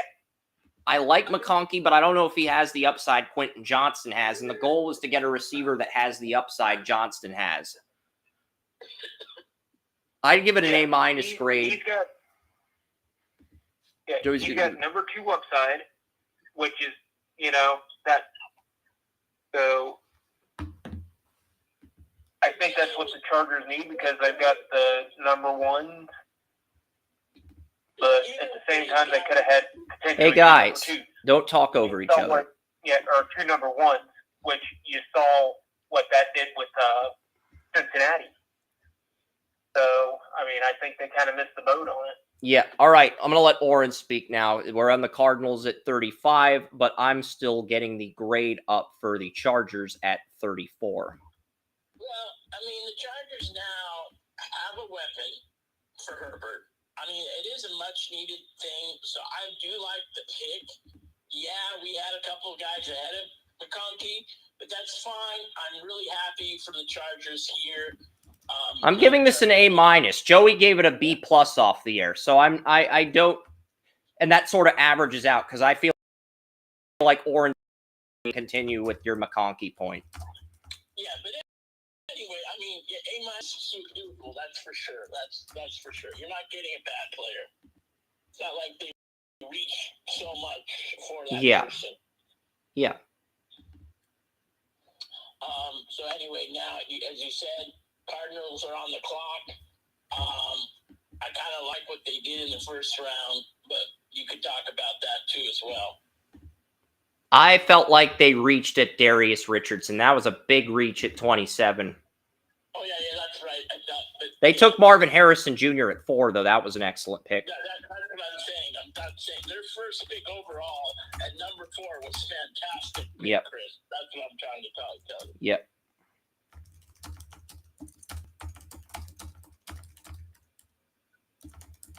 But I think the first 5 picks we kind of had analyzed already in our heads.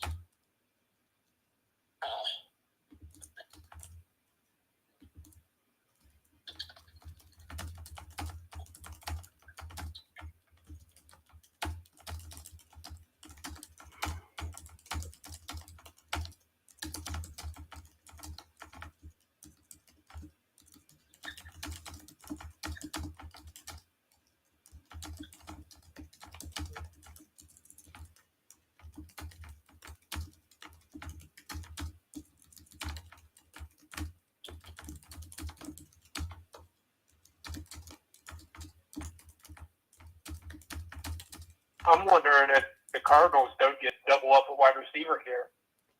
Yeah, I know their number 2 receiver is Michael Wilson out of Stanford, but I think he's a floor receiver. Michael Wilson out of Stanford. I think he's a floor receiver, and personally, Never mind. Falcons just traded up, so never mind. awesome. But at the same time, I don't even have anything on the Cardinals. basically, I said with Ad McConkey, he could be Herbert's version of Cooper Kupp, but he could also end up starting out as a slot receiver because the Chargers have Quentin Johnston and they have Josh Palmer. So he'll be a top 3 receiver, but we don't know if he'll be number 1, 2, or 3 on the depth chart. So it's not a concern. It's more of a question mark. Okay, here comes Spencer Rattler. Yeah, if the Falcons draft Spencer Rattler taking Michael Penix Jr., every NFC South fan is going to be laughing their ass off like Mike Tyson at a Comedy Central roast. I'm laughing at Deion Deion Sanders because he said he wants Shedeur Sanders to play for one of the teams that he described. Every team. Deion denied that report, and just for the record, Deion went on he denied the report. He said the report's BS. So yeah, it's just funny because every team on there already has a solid quarterback. yeah, you can say it's funny and just move on to the next topic. I'm not trying to be rude, and I know I'm coming off as a little condescending, but I'm trying to point out how the article was fake. So, and Deion pointed out how the article was fake. But anyway, the Commanders are gonna be on the clock soon. The Falcons are moving up to 35. We don't know what New England got in the trade with the Chargers. I'd like to know that. I'd also like to know what the Cardinals got in the trade with the Falcons. But the Falcons pick is in. I also got to update the news ticker. Falcons pick Rook Oroko, Clemson defensive tackle. Rook or Horoho? I had a 3rd round grade on him. Player, but Reach. yeah, I had a 3rd round player, grade but, on him. I mean, I think I had a late 3rd on him. I had him in the 3rd round, but I'm going through. What if the Patriots get draft picks from the Chargers and they land Adonai Mitchell at 37? They're going to be about as arrogant as the Seahawks in draft day when they were like, can you imagine scoring Bo Callahan and 3 first-round picks? That's how arrogant the Patriots war room is going to be if they land Adonai Mitchell after trading down with the Chargers. They're not going to say that externally, but they're going to talk shit internally. When... So we've seen 2 trades already in the 2nd round, 2 trades. I do see a couple more happening. Possibly somebody to get in front of a Green Bay to get a corner because I think they'll go with a corner. But we'll see what happens. Yeah, I'm trying to figure out where the hell I had Rook or Rojo because I thought I had him in the 3rd round of my mock draft, but I don't. Did I mock him in the 2nd? Because I don't see him. I'm on the 3rd round. I don't see him on the mock draft. I know I mocked him in day 2. I just don't remember where I mocked him in day 2. That's because I got to find the write up before. Yeah. So no, I guess I didn't have him in. I thought I mocked him in day 2. That's the thing. I'm just I thought I had him going somewhere in day 2.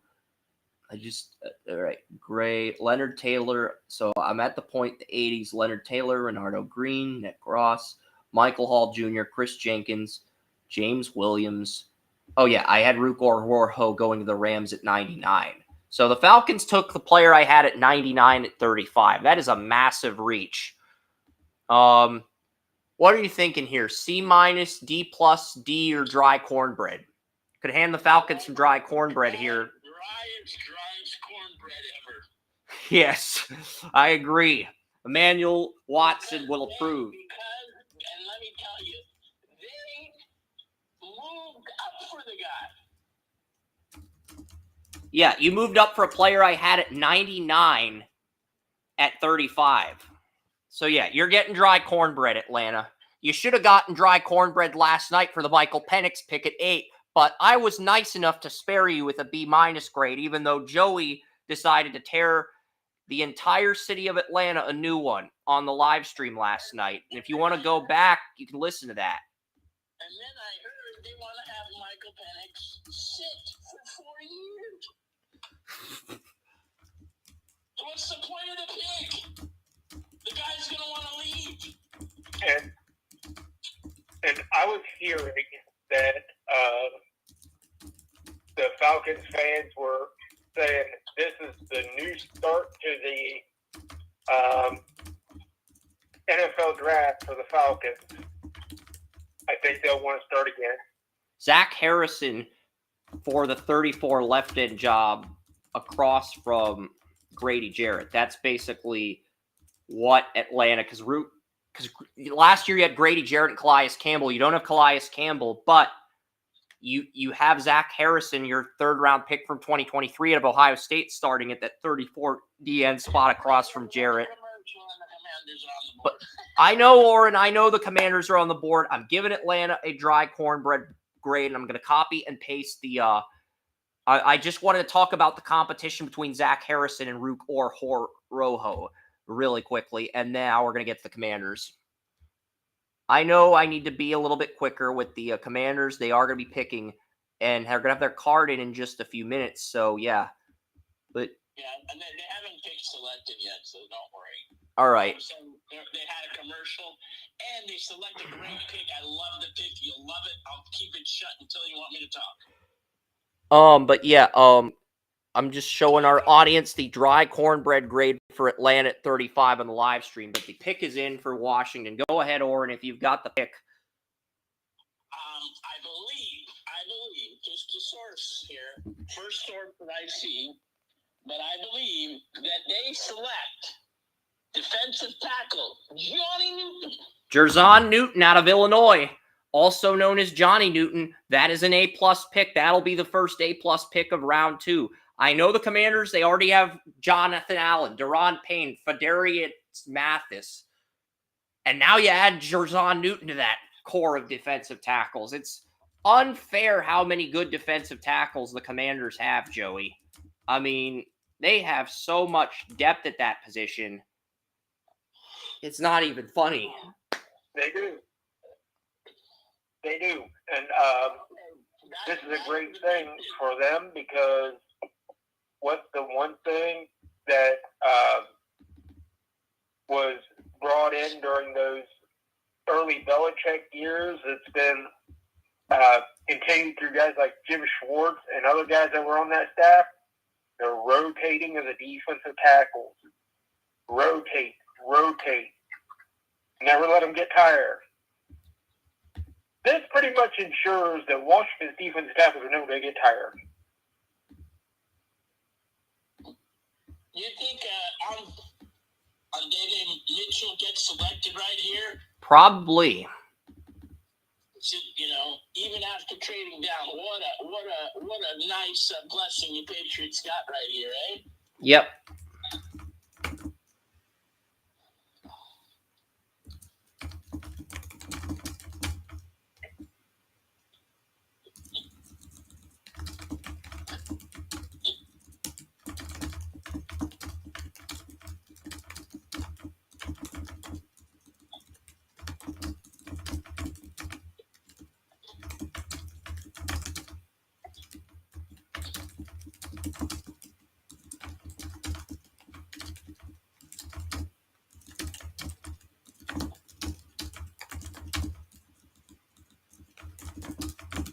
So I guess they get the 4th round pick at 110. So the Bears, the pick the Chargers got in the Keenan Allen trade has now been shipped to New England.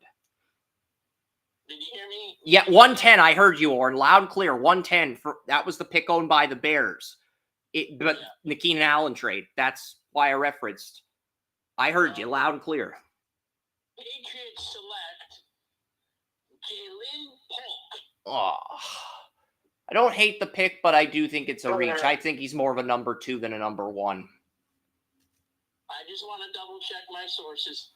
And don't leak the Patriots picks. I want to announce the Patriots picks. I do want to announce everything Patriots, just like Oren. Yeah, it is Polk. You're right. I'm a little disappointed, but I don't hate the pick. But yeah, all these fans are saying they're going to Donnie Mitchell. Polk. Let Chris be excited about his team. Polk, I did do a film cut on Polk. He did impress me against Oregon in the film cut I did. I mocked him at 78. It's kind of a reach, but I don't know how big of a reach it is. I see him as more of a number 2 than a number 1, but there are people that believe he's a number 1 receiver.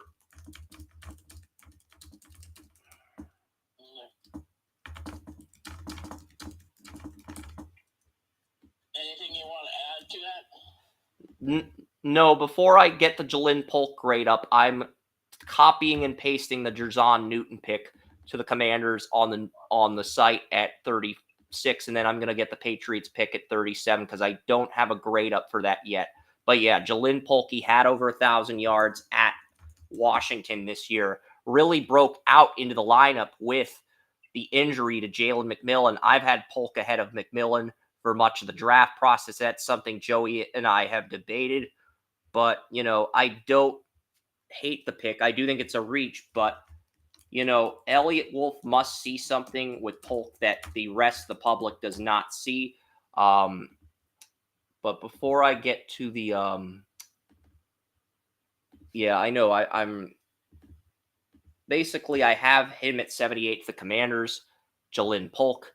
And Jalen Polk, he is a player that I think he can run 18 out of 30 routes in the route tree, 6'1", 203, 69 receptions, over 1,000 yards, 9 touchdowns. I'm projecting him as a number 2 starter.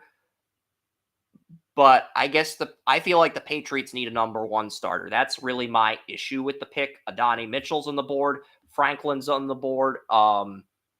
Corley's on the board. Roman Wilson's on the board. Baker's on the board. Those 1, Mitchell, Franklin, Corley is 3. Wilson's 4. Baker's 5.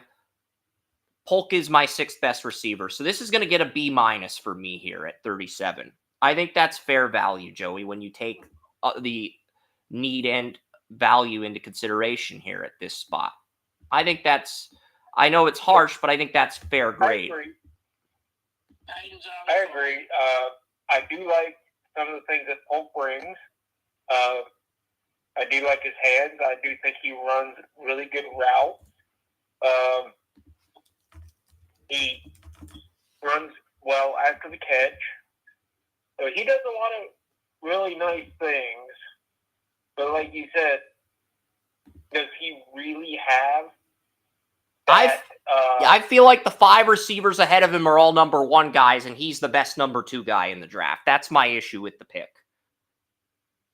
Yeah. It's like, does he really have that athleticism? Does he really have that ability to body up number 1 corners? I mean, those are things that he didn't really show much of in Washington.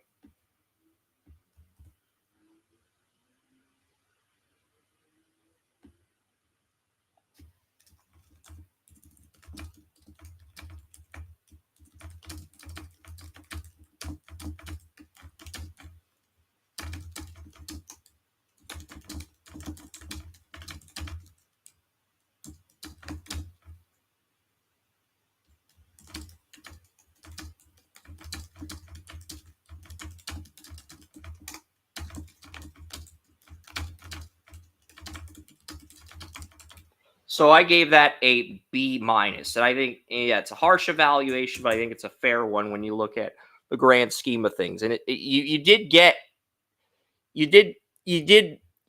like McConkey. I had McConkey higher on my board than Polk, but I do think it's fair value here at 37. And the Titans up at 38. Now, I heard this morning that the Titans scouts wanted Olu Fashanu, but Bill Callahan wanted Latham.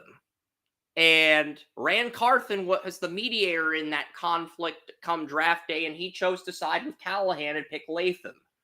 So The scouts are pissed at that, so I think he's going to pick a player the scouts like to shut them up, or they're going to trade out of this pick if he wants to piss off the scouting department even more.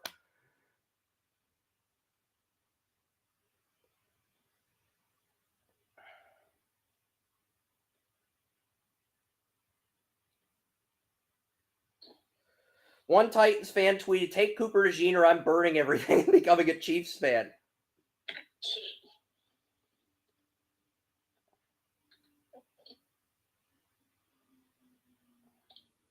I'm going to have to get off the clock in a few minutes, but... Jordan Schultz, Tavondre Sweat, Texas. I mean, I had Braden Fisk ahead of Tavondre Sweat on my board, and Tavondre Sweat, he did have that DUI incident. Titans do need a nose tackle, but here, does this feel a little early, Tavondre Sweat? It depends, but they needed what they needed. I think he's the best nose tackle on the board, which is why I don't hate the pick, but at the same time, it does feel a little early in terms of value. I'm going to give it a solid B grade. I don't think so. I don't think it's early because I watched a lot of Texas this year, and he has not only strength, but he has a lot of burst, and he's a surprisingly good pass rusher. Yeah, he did better against Oklahoma than he did better against Oklahoma than Byron Murphy. That's why I'm not like up. Yeah, and I've heard that he's lost a lot of weight too. So if that's the case, then that burst is only going to be better. Yep. So, I mean, I think it's a good pick. I don't think it's a world beater pick, but I think it's a good pick. Yeah, I'm giving it a B grade. It makes sense. I'm not giving it an A grade because I had him in the Rams at 52, but I think it's a solid pick considering Titans do need a nose tackle to go with their defensive lineman, Jeffrey Simmons. This is a perfect player to pair with Jeffrey Simmons on the interior, but at the same time, I think it's a reach in terms of value. And with the character concerns, everybody thought he would fall into the third round. He ends up going in the top 40. So,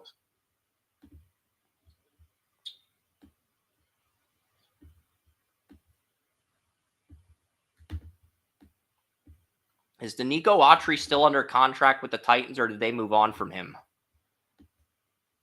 I'm just curious. I don't know. Let's look at the Titans depth chart really quickly. Do we have a little bit of time to look that up before we get to Carolina at 39? I believe we do.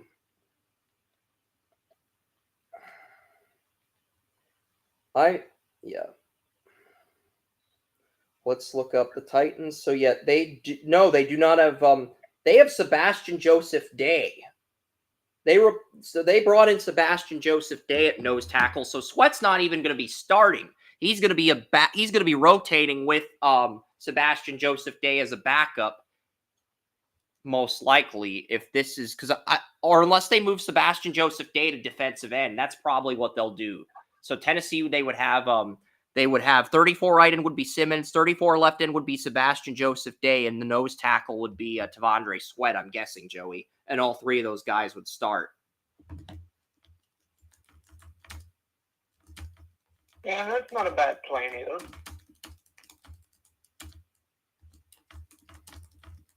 Because I think Sebastian Joseph Day played 34 defensive end when he was with Aaron Donald on the Rams, even though Our Lads has him as a nose tackle.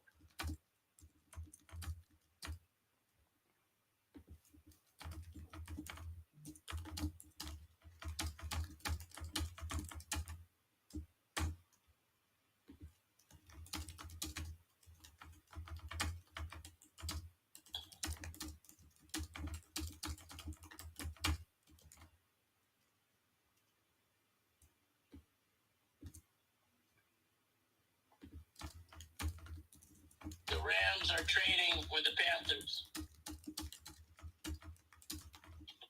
Did you hear that? I heard that.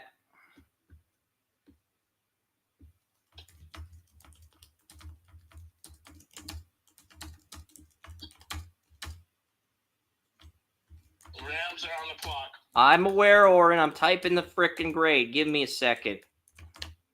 I like to have lengthy write-ups. I do. I try to keep it within reason, but, you know, the Titans haven't even announced the pick on ESPN because the media is behind. So now that we've got the trade, I'll update that, but I want to show everybody the grade on the I don't know if something happened. Joey has to charge his phone. That's probably why he had to step away. But yeah, looking at the 40 is going to be the Commanders, but the Panthers are. I am going to show the Tavondre Sweat pick on the live stream since that is the official pick. But you know, the Panthers, they're trading this pick to the Rams. You said correct? Yes. Which means the Panthers have acquired 52, and I'm guessing they've acquired 99. I'm guessing. I don't definitively know. Because the Rams do have 99, a third-round comp pick. I'm guessing that's the return they got, with the Rams having 2 third-round picks. I could be wrong on that, or there is the possibility I'm wrong on that. So take that report with a grain of salt. Let's see what the Rams get here. Still looking at the stuff. I'm just showing you the trade, but it's not giving me what they got. Just a couple rumor stuff. Nothing special yet. A Texans fan asked Warren Moon what he thought of the Texans, and he lost his shit. Only reason I mentioned that is because Warren Moon is announcing the Titans pick at 38. Oh, I love the pick here. You might like it too. Not love, but it's okay. Are you ready to get the announcement? They have the Rams traded 52, 155, and a second in 2025, and it is Braden Fisk, and I love this pick. I had Braden Fisk as my top defensive tackle on the board after Jerzon Newton, so this is going to be the second A-plus grade of the evening. So, yeah.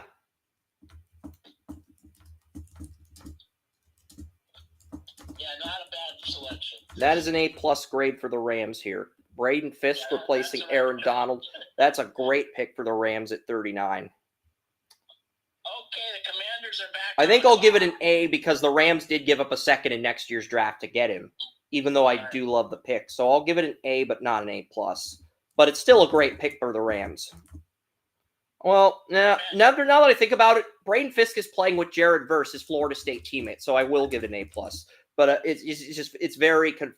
But it's a great pick regardless of whether you give it an A or an A+. That's what we're getting at. And yeah, that was a great job by the Rams here.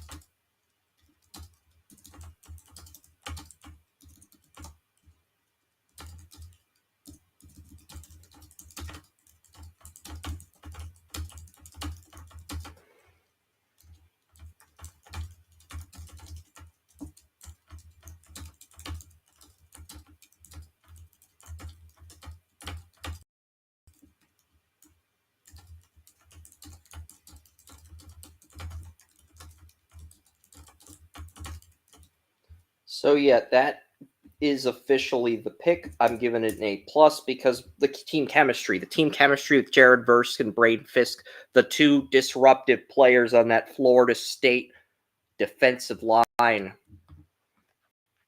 going to find out what happened to Joey disconnected. Give me a second. All right. Let's find out what the hell the Commanders are doing at 40 here. I don't know how they could top off that Jerzon Newton pick.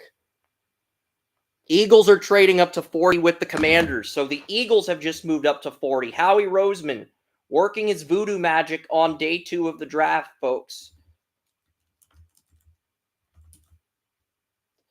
I wonder what the return is going to be. Is it going to be 50? Is it going to be 53?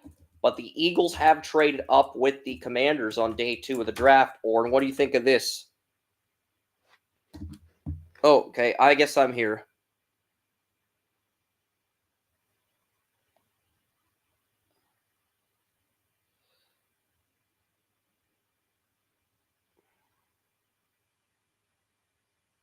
Cooper DeJean. 50, 53, and 161. Wow. So not only do the Commanders get 50, they get 53 as well.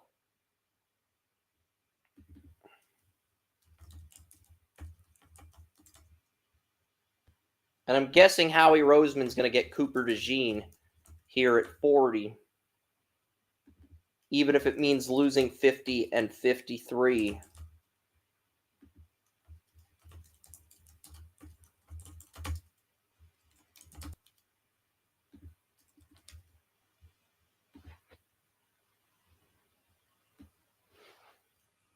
I'm guessing Cooper DeJean's going to be the pick here for Philadelphia here at 40.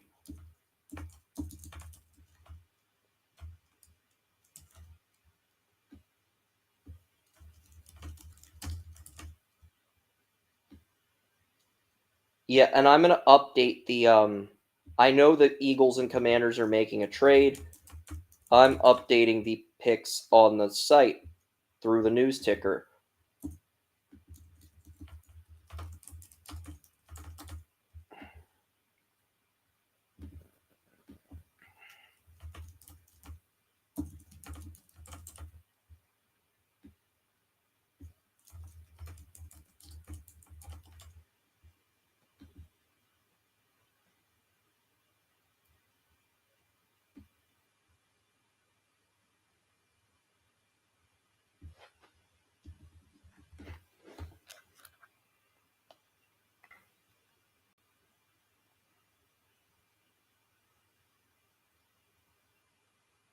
Cooper DeJean, it's official, folks. Cooper DeJean is an Eagle. That is an A+. I don't know if I give that an A grade. You gave up multiple seconds, but you sniped a rival team out of a corner. So now you have. So not only do you have Quinion Mitchell, you now have Cooper DeJean in the nickel, and now you can offload.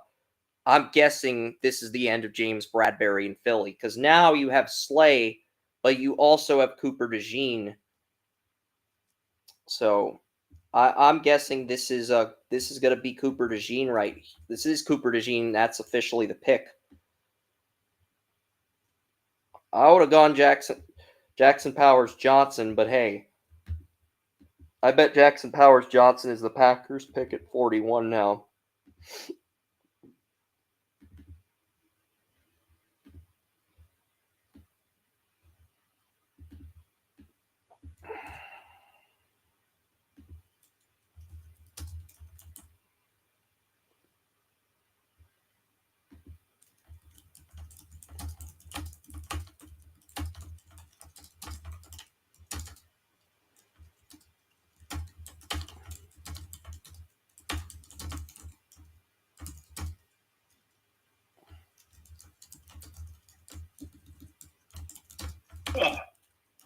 Howie Roseman just moved up for Cooper DeJean. He gave up 50 and 53. And now the Eagles have both Quinion Mitchell and Cooper DeJean.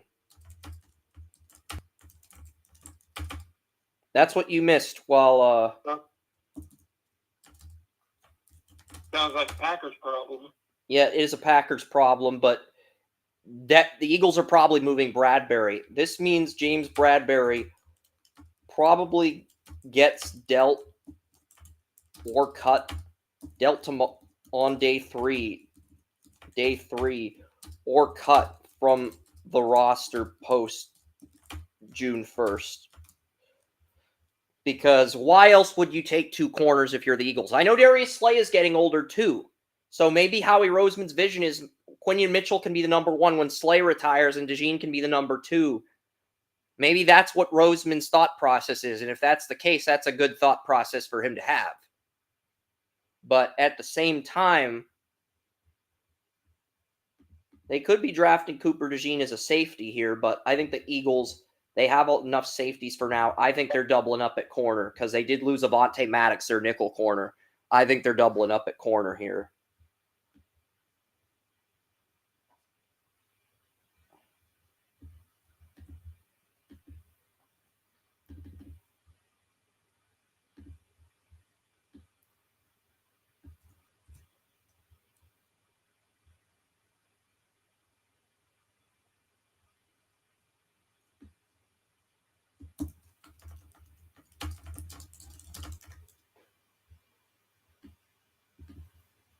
So yeah, Cooper DeJean is officially the pick for Philadelphia. But yeah, I was kind of torn on whether to give the Lions or the Eagles that NFC Championship appearance where they lose the Lions. Now I'm on the Eagles in terms of that with the two. As far as because with Cooper DeJean and Quinion Mitchell and Slay, it's going to be really hard because the Eagles got C.J. Gardner-Johnson back too. So, I mean, you got both of them.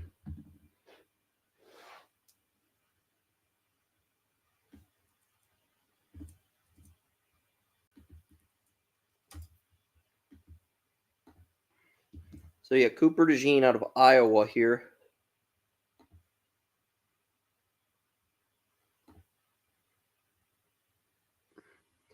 All right, so who has 41? It is the Packers. We're about to find out what the Packers do at 41. For Howie Roseman decided to give up an arm and a leg. The Saints are trading up with the Packers for Kool-Aid McKinstry. The Saints gave up 45, 168, and 190. So that's a fifth, a sixth, and a second to move up 4 spots for Kool-Aid McKinstry.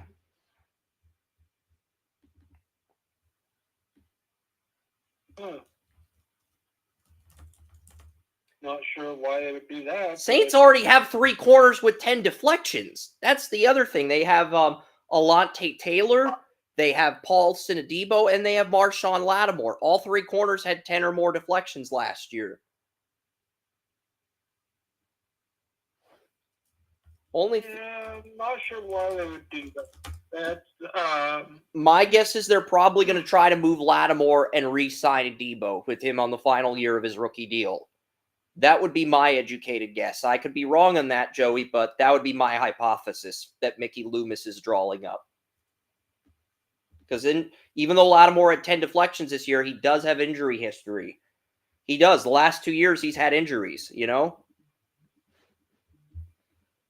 that's true.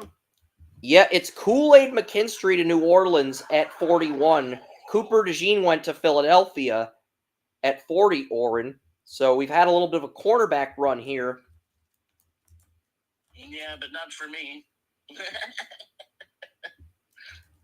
You are the Saints guy here, but I basically told Joey with Paulson Adebo in the final year of his rookie deal, Alontae Taylor, and now you had Kool-Aid McKinstry, they're probably moving on from Lattimore. This is probably the end of Marshawn Lattimore in New Orleans. He's either going to be traded or a post-June 1st cut. Yeah, so I'm having a little issue getting out of work here, so I might miss my pick. I'm going to try to be on and off, so I'm going to call you back as soon as I can, all right? Sounds good, Oren. Okay, thanks. Got the difference.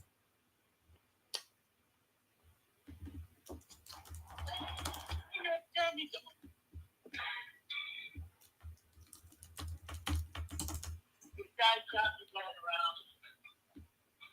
I forgot that I parked in that one today. I am giving the Saints an A+ for moving up, but the bigger question is, what do they do with this what are they going to do with the 4? Because they already have 3 cornerbacks with 10 or more deflections. This is a first-round prospect, but, like, what are they going to end up doing as a team? That's really the big question, Joey.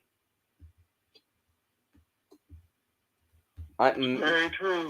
And my guess is they move Lattimore, because if you already have 3 corners with 10 or more deflections, one's coming up on the end of his rookie deal and the other's injury prone and underperformed the last 2 years, you move the guy who's injury prone and you re-sign the guy who's still on a rookie deal now and just reload. Yeah, that is fiscally responsible. Because you'd have 2 corners on a rookie deal even if you re-signed a Debo.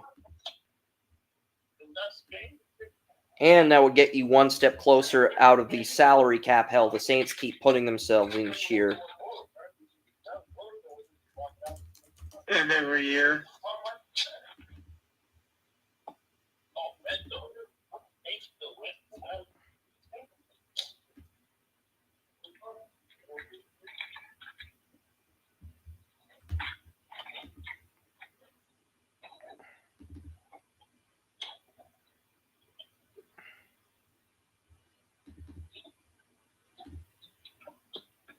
I do think this is the Saints' best draft since 2017, but I don't think they've gotten enough quality players to where you can say they're going to run away with the NFC South either. No, there's still way too much talent in the NFC South. But at the same time, I think they're in a better position now to make a run at it than they were before the draft.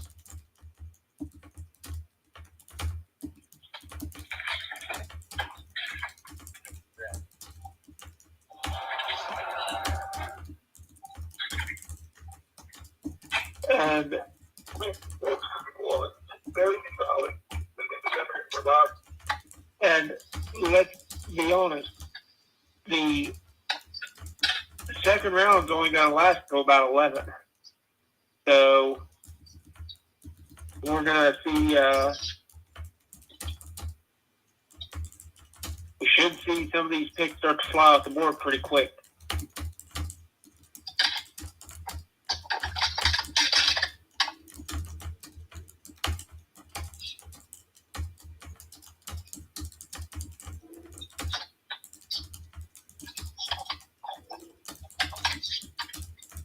And the pick is in for the Texans. It is Kamari Lassiter out of Georgia.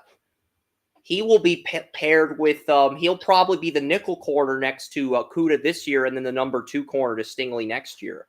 But the Texans get Kamari Lassiter. That is a good pick. I'm going to give that an A grade. He is the number, maybe an A- because I have Mike Sainristil and Cam Hart ahead of him. But I do think it's a fantastic value here. Can't really complain about this pick if you're a Texans fan. Absolutely not. And here's the one thing you got to look at. The Texans did a really good job in free agency shoring up that defensive backfield.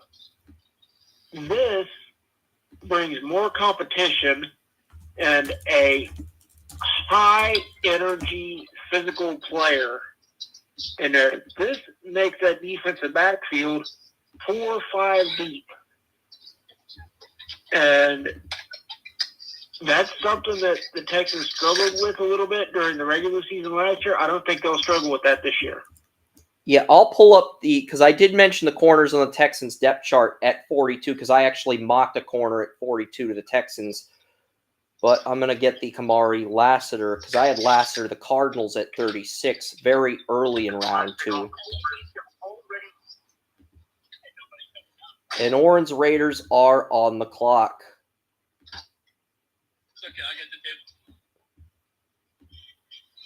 Yeah, I'll let Oren leak the pick for they're showing a preview for the new Planet of the Apes movie coming out on May 10th. I got a Bud Light commercial.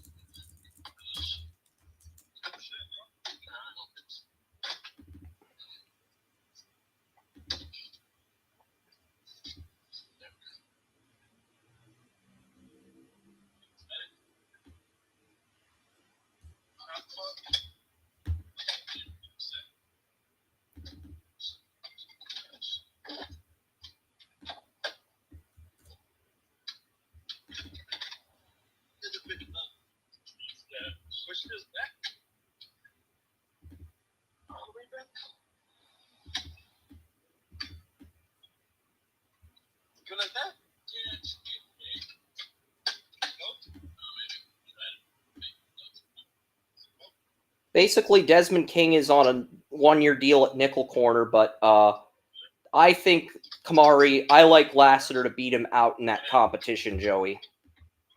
I think Lassiter beats out Desmond King for the nickel job.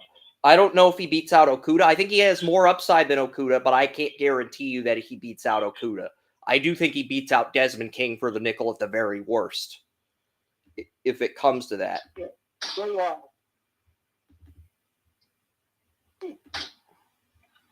Lassiter is too good when you put him inside to lose out on the nickel position in this defense.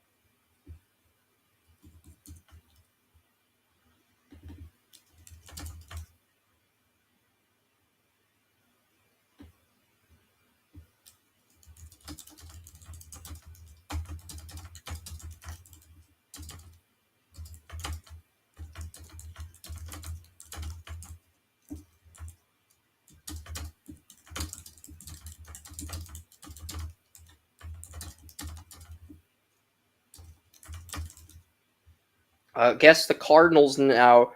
Wait, this says the Cardinals are picking at 43. That's the Oh wait, the Cardinals pick at 43 to the Falcons trade earlier at 30.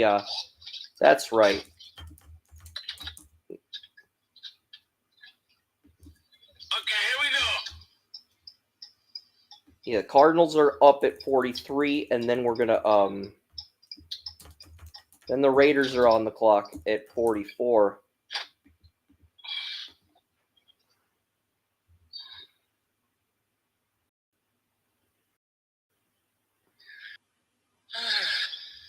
A wonderful day in the neighborhood. A wonderful day in the neighborhood. I will not be in a TV for a bit. Or near a TV. Yep. So I'll probably miss my pick, but that's life. But I can hear you guys on the radio. That's fine. And Cardinals, what are the Cardinals getting here at 43? Actually, I should just pull over and I can at least Personally, get the I'd go feeds. defense. Yeah, that's what I'm going to do. I'm going to go get the feeds. I'm going to pull over for a bit and get the feeds. And I'll be on air. I'm seeing what we got here. Cardinals, Max Melton. The cornerback run continues. Cornerback from Rutgers. Yeah, I had him in the third round, but I do think he is an upgrade. I do think he could become the number one. I don't know what grade to give this. I want to look at my cornerback rankings. I'll revisit those the same way I revisited my wide receiver rankings to determine a fair verdict for that, because, I mean, I do like him. I do like Max Melton, but you have Garrett Williams, you have Sean Bunting Murphy. You do need a number one corner. I believe Melton has the upside to become that, but he may also have the floor of a nickel, even though he has the ceiling of a number one. And I do think his ceiling's higher than Sean Bunting Murphy, who's the current number one corner. So if Sean Bunting Murphy is the number one corner, the Cardinals are in trouble. If Melton's the number one corner, the Cardinals, they might actually surprise some people this year. I have Hart, St. Ristel. Less trouble. Yeah, Hart, St. Ristel are my top two. Kyrie Jackson's my third best corner. Brownlee 4, Abrams Drain 5, Rakestraw 6, TJ Tampa 7. I love my pick. Just you can't hold it in. 8. So So I'm going to give this a C grade because he's my 8th best corner on the board. Even though I love Max Melton, he's my 8th best corner on the board. Can I announce my pick, beautiful? Go ahead. With the number 44th overall pick, the Las Vegas Raiders are selecting Oregon guard center Jackson Powers. Another Johnson. A+ grade for the Raiders.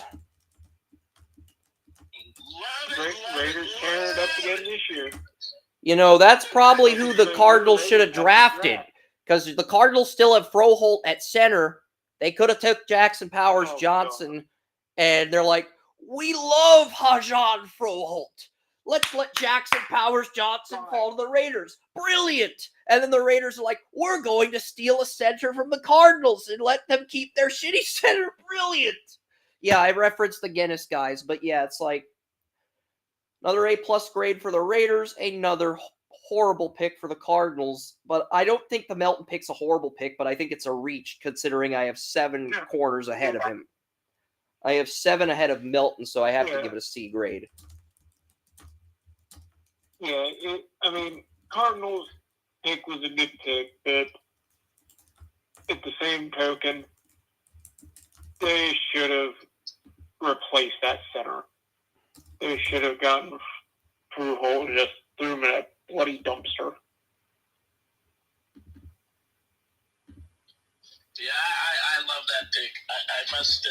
I don't. I'm beside myself right now, because they didn't pick an offensive tackle. They went with the best on the board, and they got 2 real solid offensive players. They got 2 impact players on offense. Oren, could you send me over your cloning ability? I mean, if you're beside yourself, I would like to send another version of myself to work. Right.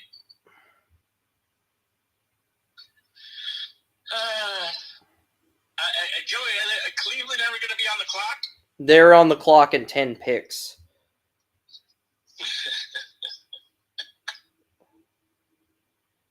Where the heck? Hey, we have a 2nd round pick this year. Say what? Said we have a 2nd round pick this year. Yay. No, I really, I wanted John, possibly McAllister, but I kind of knew they were going off the boards prior if they didn't trade up, and they sat pretty. They were going to get one of those top 10 on the board, and they did. And that's a fantastic selection from the Raiders, and he's going to be there for many years. Agreed. And I think that's what a few of these teams are doing right now is being patient.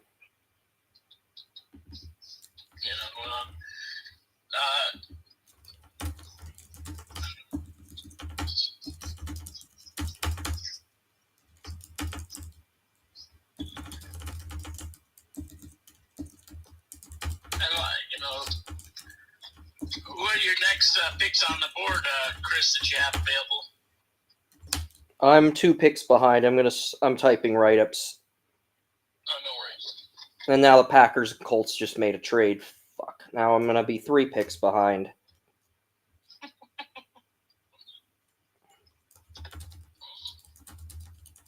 Oh, my. Joey, if you make any attempt to roast me, the Browns will get Torrey Taylor, the Iowa punter, at 54, and you'll get so angry that you literally take a steel boot and get on a plane to Cleveland and shove that steel boot up Andrew Berry's ass to the point where he has colon cancer. You do not want that. I actually wasn't going to roast you.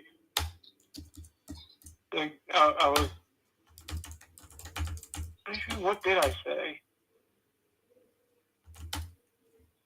Oh, I asked why the Packers were trading. I don't know why the Packers are trading. Yeah. Apparently, the Packers were trading with somebody else, and then the Panthers swooped up to 46. So maybe 2 teams trade. I don't know. I don't have all the details here. But I'm getting the Jackson Powers Johnson grade and the Max Melton grade updated on the site Oh, wait, I already have the news ticker updated. But yeah, now that we know the Packers are trading this pick with Carolina, should probably update the news ticker while we're at it. And then I'll get the Jackson Powers Johnson grade. So we'll update the live stream so that you can actually see what the Cardinals did at 43. I don't hate the Max Melton pick, but you're looking at a guy with floor of a nickel corner and the ceiling of a number one corner. And there's no guarantee a player of that caliber beats out Sean Bunting Murphy for the number one corner job in training camp. And you already have Garrett Williams at nickel as well. So that's also what I'm looking at here when it comes to this pick. And the Panthers, what the heck are they doing at 46? All right. I'm just waiting for this guy to announce the pick. You're taking forever. You're about as calm as the guy who got his hat tossed off by Dave Tepper. Did you hear the Dave Tepper story? This seems like a perfect time to tell it, Joey. Yesterday, a Panthers bar posted a sign that said, "We want our coach and GM to make the picks." And Dave Tepper lost his shit and basically smacked the guy's hat off. Went into the restaurant, saw the sign, and smacked the guy's hat off. This is the second incident since Jacksonville for Dave Tepper. And Jonathan Brooks is who the Panthers have traded up for. This is a great pick right here. Back on the draft. I actually think the Panthers have had a A- for me. good draft. Yeah. Leggett was a reach. I gave that an F grade. I had Leggett was my 18th receiver. I had 12 receivers ahead of Leggett on my board. I had to give the Panthers an F grade for trading up for Leggett. But I do like the Brooks pick. But this is the thing. Charlotte FC traded up in the MLS draft in 2023 and 2024. Now you're seeing Dave Tepper's NFL franchise trade up in the NFL draft as well, Joey. That's becoming a recurring theme where you're seeing Tepper-owned teams trade up in the draft, whether it's MLS or NFL. So, Yeah, and I do think this has been a sneaky good draft for the Panthers simply because they had almost no talent at receiver, and whether you think it's a reach or not, they upgraded massively with Leggett. I don't think they upgraded. He has just as many drops in the Senior Bowl as Deontay Johnson did last year. I did like Leggett, but at the same time, it's a little too early to take him when you have the talent. When there's 12 receivers, we had graded higher on the board. Oh yeah.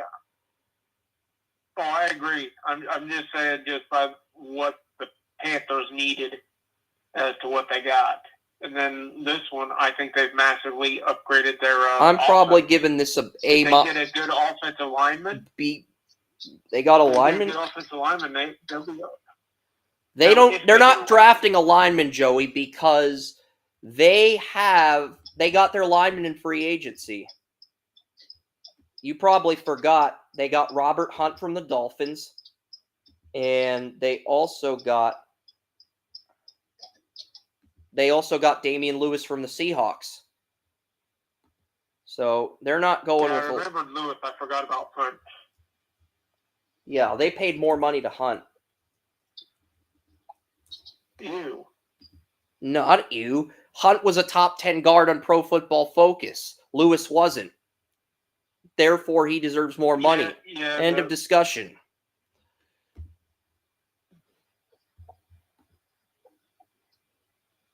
End of discussion. I rarely do the end of discussion, but if Joey tries to justify not paying, value here. Positional value says otherwise. But I mean, you needed a guard. it is what it is. Bryce's offensive line.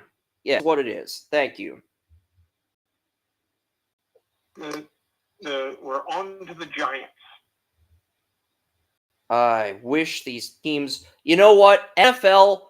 First thing I'm doing is, Commissioner, is bringing back the 15-minute time limit because because I want more time to code the picks and to discuss these picks in depth. So first thing I'm doing as commissioner of the NFL, if I take over for Roger Goodell, is I'm bringing back the 15-minute time limit for the first round, and we're going to go 10 minutes for the second round, and then the 7 minutes for the third round, and we'll keep the day 3 picks at 5 minutes. But yeah, we're bringing back the time limit, the 15-minute drafts. Those were fun back in the day. And First thing I'm doing is throwing Dave Pepper off a bridge. I thought it was 2 hours. No, it's our 6-hour time limit. Remember in our group? Yeah, I remember, Oren. I'm just saying that. Yeah, 6 hours per pick for each team. How long do you think the draft's going to be? No, Joey, people literally took 18 hours to make a selection when we were doing our group mock. Because I was doing my 7-round mock for the site. But you get what I'm saying, Chris. If I'm doing a 7-round mock for the site and I'm babysitting everybody in the group mock, then I have less time to work on my mock, and that affects the business aspect of the company as well as what we do for fun. So I have to, I sort of just ignore the time limit now when I'm on a tight deadline. And then when I meet my deadline, I don't ignore and we just get the picks up. And I multitask, and that works for me anyway. For sure. Finally got the Raiders A+. Yeah, I mean, finally got that up, but yeah. Lost. I'm guessing Andre James moves inside to guard, but they could also move Jackson Powers Johnson to guard, but I'm guessing Andre James moves inside to guard. What do you think of that situation with the Raiders offensive line, Oren? Do you think? Well, they just picked up a guard. They're not going to use the guard that they picked up, but I think he'll be second string. I agree. Cody Whitehair will be second string. My question is, does Jackson Powers Johnson play right guard next to Andre James, or does James kick inside to guard? That's my question. No, he's going to be guard. He's just going to be solid guard. I figured. And the Giants get Tyler Nubin, 47.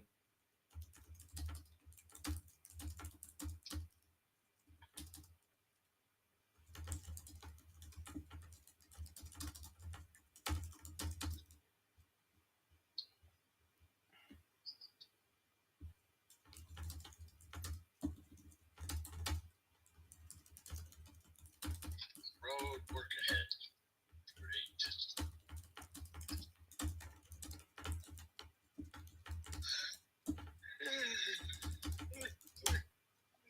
Oh, boy.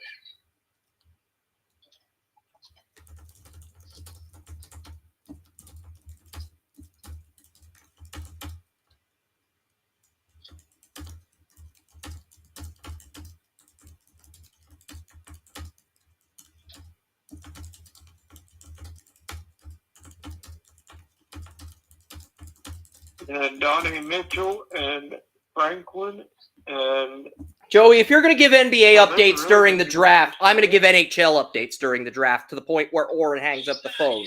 who said anything about the NBA? You said Donovan Mitchell. About the best players available. No. I thought you said Donovan Adonai. Mitchell. It's Adonai Mitchell. Adonai Mitchell's on Texas. I thought you said Donovan Mitchell of the Cavs. Yeah. That's on No. me, okay? That's on me. I would. It's Adonai. Adonai. Adonai. He just gave 3 different names. You're good. Guys, one at a time, or I'm going to start muting people. I'm not kidding. I don't want to mute people, but one at a time. All right. Oren. You muted me already. I didn't mute you. I was standing up for Joey, that's all.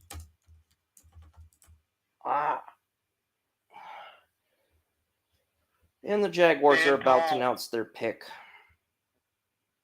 Mason Smith, they got a player I mocked in the 4th round with a 3rd round grade here. This is a massive reach by Jacksonville, but especially when I don't think Smith's upside is good enough to supplant Devon Hamilton as the starting nose tackle. Do I like him as a backup to Hamilton? Yes.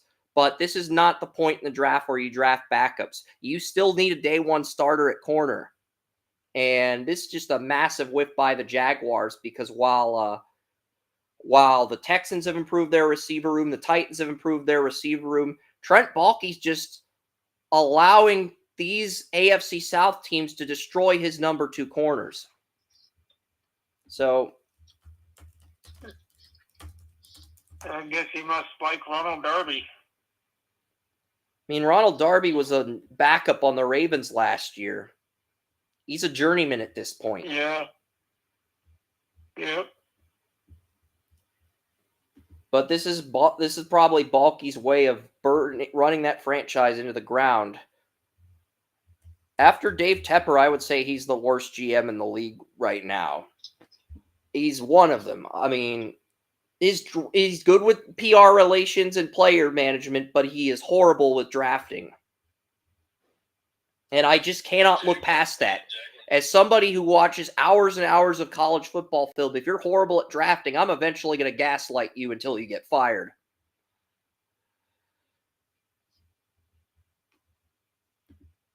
I mean, he's had one good draft in 3 years. It hasn't been a terrible draft like 2023.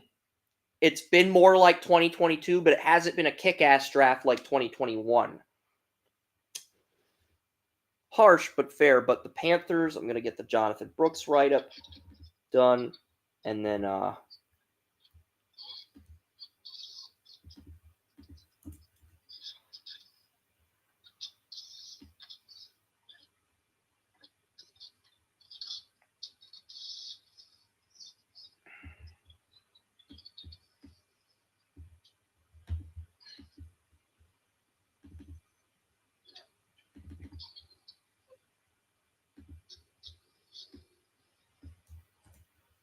Chris, I'm going to call you guys back in a bit. sounds like a plan. Sorry.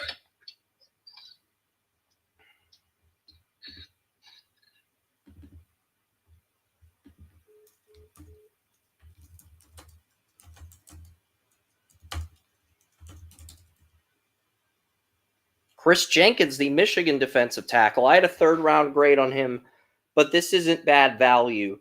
I'm not going to post a grade yet for that pick. I'm looking at where I'm looking at the news ticker here. I'm looking at yeah. So Brooks and then Chris Jenkins. His picks are going too fast. They need to make the draft slower. Can we put the draft in slow motion, please? I mean, I'm on pick. What the hell did the Colts do at 46? They traded the pick, didn't they? Fuck, I missed the pick on the news ticker. Fuck. Yeah, they traded out of 46, but welcome to the NFL app. No, I don't want to sign into the fucking app. No. Skip NFL Plus, skip news alerts, skip. Yes, no, too many ads. Let the games come to you. No, I don't want to enable location. It's almost like NFL saying, we're requiring you to enable location. No. NFL app has just gotten worse and worse each year, Joey. I liked NFL back in the day where they posted a PDF file of the final score on the computer. That's when NFL was at its peak. Then they got rid of that. They added NFL Plus, and now I can't even use the fucking NFL app to keep track of the draft ticker when I actually miss a fucking pick. NFL app has gotten worse by the year. It's almost like Joe Biden's running the NFL app. Or Trump. That's how bad it's gotten. It's a bad investment. It's laggy. I've heard a lot of people tell me it's laggy.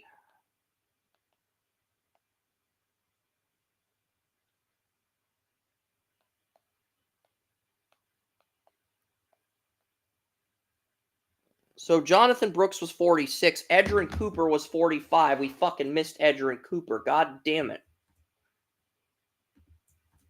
Fuck. I do like it. I do like that pick, Edgerrin Cooper. That is a good pick for Green Bay at 45, but we missed that pick. So these picks are going too fucking fast. Guys, if you do not slow down, I'm going to hope the Browns pick a shitty player at 54. Slow down with your picks. I'm still on 45. Give me an opportunity to get caught up to Give me an opportunity to catch up to where you're at. It's Saturday night. These scouts are going to go out drinking. The scouts don't get to drink. They work for the team. They're the team's property, and the Steelers have 51. They're going to take the player the Browns want, and these teams fucking slow down for me. But Edgerrin Cooper at 45, that's an A-plus pick. That's an A grade for me. I'm not... Well, I guess you could argue it's an A-plus value with Edgerrin Cooper, but I feel like there's guys still on the board that have better value, I guess, but I don't hate the pick either. I'll give it an A. I'll give it an A. I gave the Jordan Morgan pick an A grade, but not an A plus. The Packers have. I do like this pick though, Edgerrin Cooper to Green Bay at 45. I'll probably give this an A or an A plus. I'm leaning towards an A because I think Peyton Wilson's a better fit, but Cooper is the top linebacker on the board. But I also, I gave Morgan an A. I'm giving this an A plus. But I've got the picks typed on the site, not the write-ups. But I do have the picks for both 45 and 46 listed.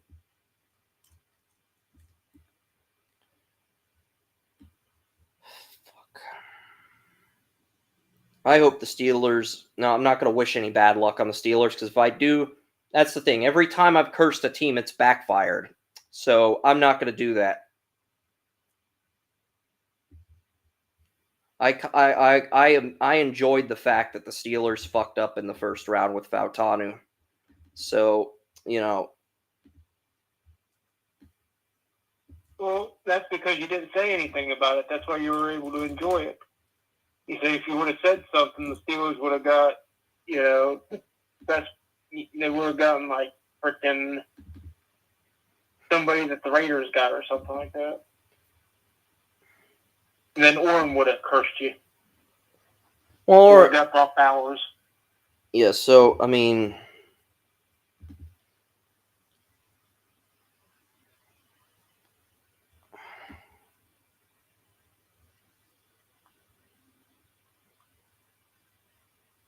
Steelers take a punter.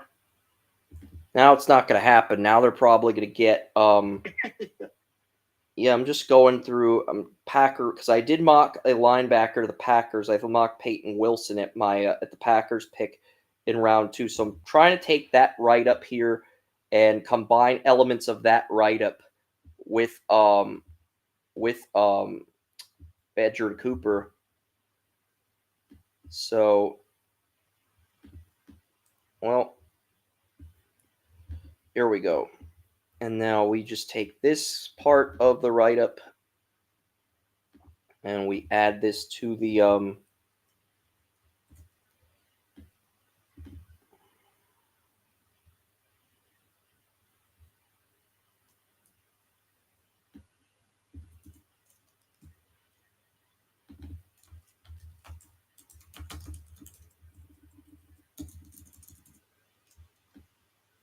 Yep, so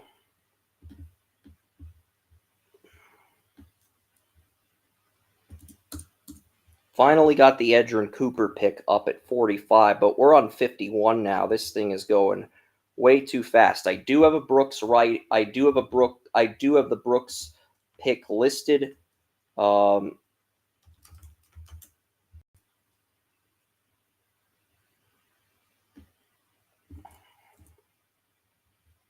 There.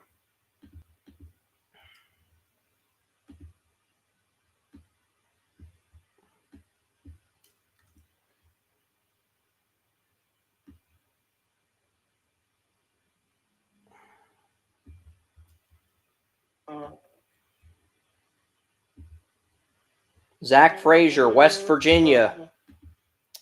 So Steelers get their center after getting their right tackle. Really good value for Zach Frazier here. Yeah, that was a good pick. I like that. Steelers are doing a pretty nice job of rebuilding their offensive line. I don't like the Fautanu pick. I thought it was a reach. I'm sorry, because he's the only tackle among the 10 tackles with first, second round grades. He's the only guy with 21 hurries allowed. I don't care if he has the athletic traits that make Daniel Jeremiah drool like a pit bull. That's irrelevant to me. That might be relevant to NFL teams. That's irrelevant to me because that tells me he's the worst of the 10 tackles in the first 2 rounds in pass blocking. But I do like him as a right tackle to Broderick Jones in a year from now.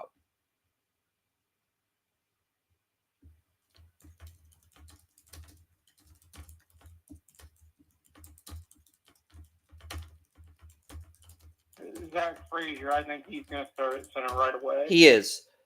And the other player they got, Fautanu, will be swing tackle this year, and then he'll start at right tackle when Dan Moore Jr.'s contract expires, allowing Broderick Jones to move over to left tackle.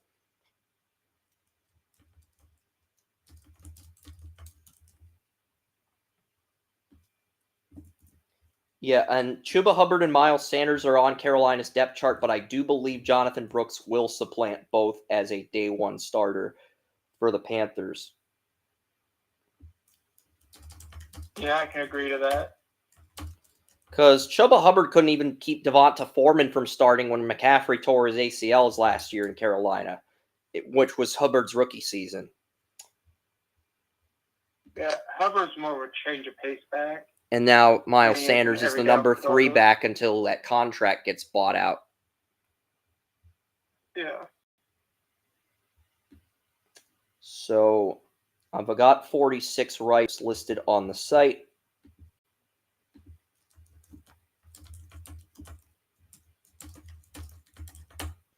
So, 51 on the news ticker.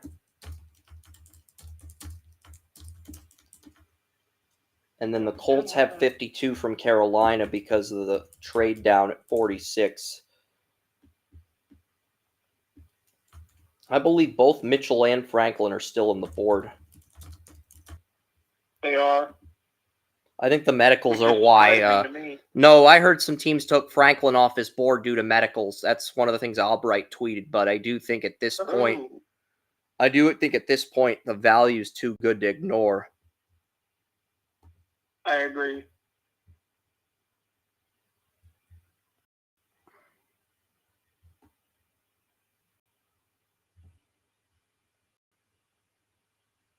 Oh. Yeah, I'm just updating the. A coworker of mine that just had surgery on his shoulder was talking to a surgeon, and his surgeon said, "Yeah, he asked, how do these athletes come back so fast?" And the surgeon told him these athletes have access to newer technology 3 to 5 years before the common person. So when it gets into the pros, I mean, if they take them off their board because of injury, that could be problematic. So we'll see what happens. See how far he falls. Yep.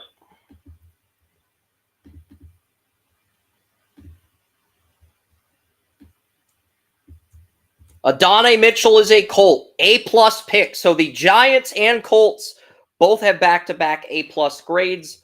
So, yeah, this is, if the Colts got Adonai Mitchell or Troy Franklin after getting Latu, this is the pick where I'm like, all right, now we have a case. If Anthony Richardson breaks out in year 2, now the Colts can make a legitimate case for jumping Jacksonville as the number 2 team in the AFC South. I still feel like number 2 corner could be upgraded, but it's a deep cornerback draft. They can get their corner in round 3. They can get somebody to push Dallas Flowers and Kenny Moore in round 3. They really needed that number 2 receiver next to Michael Pittman Jr. while Downs remains in the slot. Allows you to make Alec Pierce your number 4 and upgrades your entire receiver room in the process. So, yeah. And the Colts, once again, they hit it out of the park. So, I think the Colts are going to be the challenger to Houston this year. I think Jacksonville ends up dropping to 3. I think Jacksonville has enough talent to win 9 to 11 games, but the problem is the Colts and Texans also have that much talent now. And if Richardson's healthy, I think the Colts would be the main de facto challenger to the Texans because of Balky's decision to neglect corner. Yeah, it's like I think the AFC South is going to be incredibly competitive, and if any of those teams get another steal that comes off here, the Colts have gotten 2 A+ value picks. They've had the best draft of any AFC South team. Yeah. Agreed. To the point where they feel like they've closed the gap on the Texans. A little. Not a lot, but enough to where if Richardson breaks out in year 2, they could steal the division. I don't think they will, but I think it's an outside possibility. Well, before his injury, Richardson was playing at a Rookie of the Year level.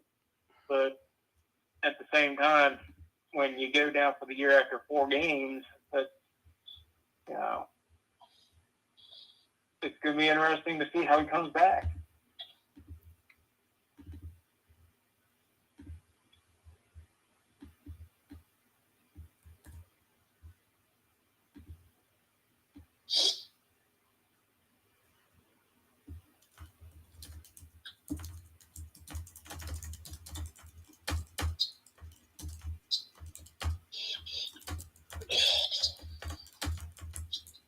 Sorry, I walked in. What pick are we on right now? We're on 53. The Colts just got Adonai Mitchell at 52, a massive steal for the Indianapolis Colts. That was the original Rams pick, right? Yeah. Interesting. So the Eagles are back on the clock, or what? Commanders with the Eagles pick. They got, yeah. Oh, and then the Browns. Yep. I think Tyler Nubin's a day 1 starter for the Giants. But I'm going to update the pick 52 on the news ticker here before I refresh the live stream. Because these picks are coming in way too fast. But instead of being like 6 picks behind, I'm only 5 picks behind. So I guess that helps.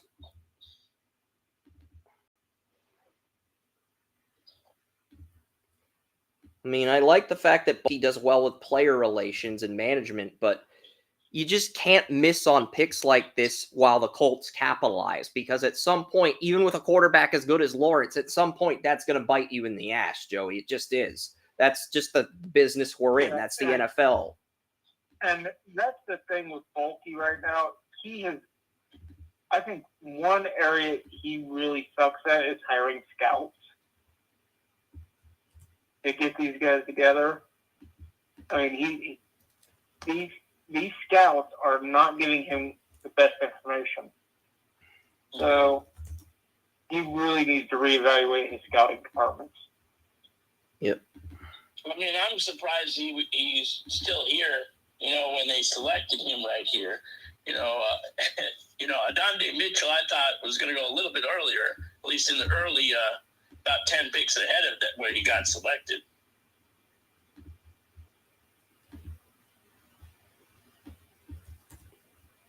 And actually, we thought he was going to go in the first round a couple of times.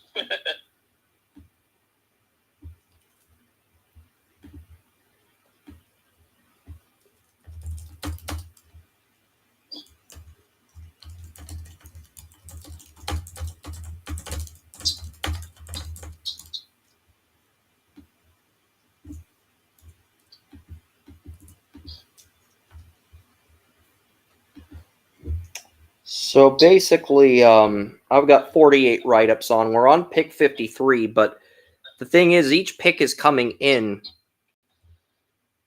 I'm not going to leak the Browns pick because I'm so far behind on picks, and I know either Joey can either announce it.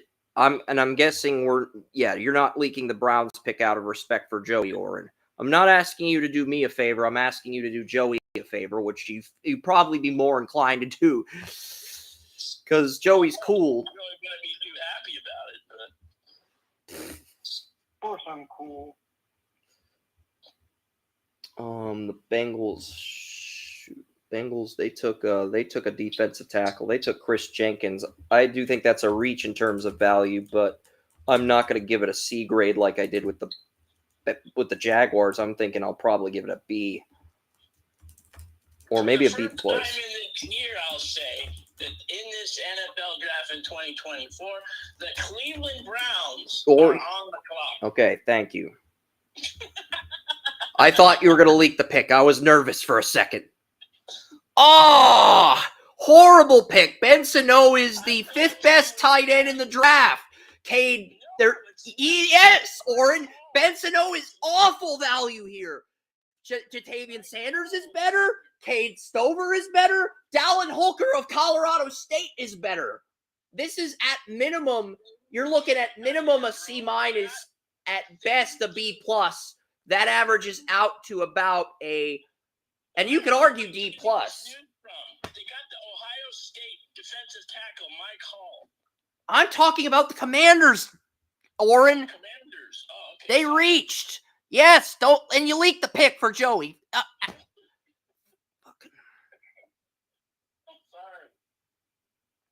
I have a third on Michael Hall Jr., but, with all these I'm just surprised that all these defensive tackles are going off as early as they are. But Michael Hall Jr. is a good pick for the Browns. I think he's I think he has more long-term upside than every defensive tackle outside of Dalvin Tomlinson. But I'd probably give that a B plus like I did with the Bengals with Jenkins. I know it's harsh, but I don't see that A plus value with that pick since I had Hall in the third. But I do like the pick for Cleveland.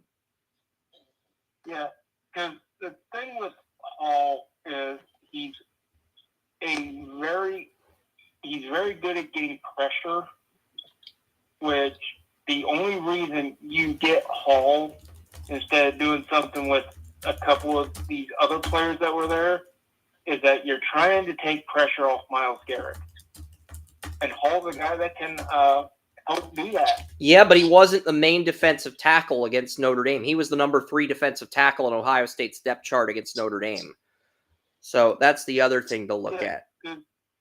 That's something that I liked about Ohio State last year is that they could rotate those guys. So I give Ohio State more credit on that one than I knock it against Hall, because I thought Ohio State had a good defensive tackle room last year. Yeah, and they had a defensive tackle who went back to school that I think is better than Hall in next year's draft, but we're not going to open up that can of worms tonight, unfortunately. So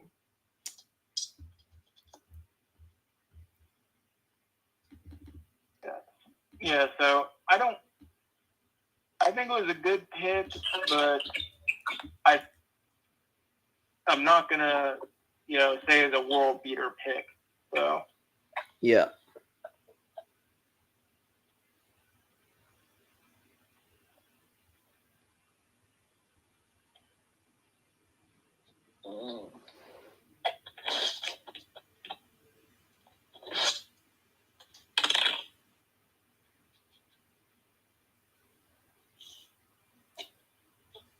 Michael Hall Jr., 98.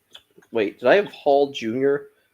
This is going Rukor Horho at 99, Benson 97. Yeah, I had Chris Jenkins to Jacksonville at 96, but I'm going to have to change.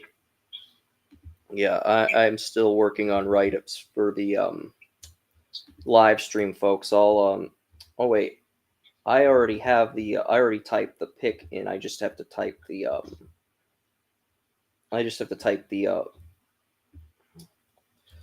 and he's probably going to start out, I would guess, as a bench player, and then he'll come in and start next year, because you have Sheldon Rankins in Cincinnati. You also have B.J. Hill. I'm guessing he'll compete. Chris Jenkins will compete with Hill.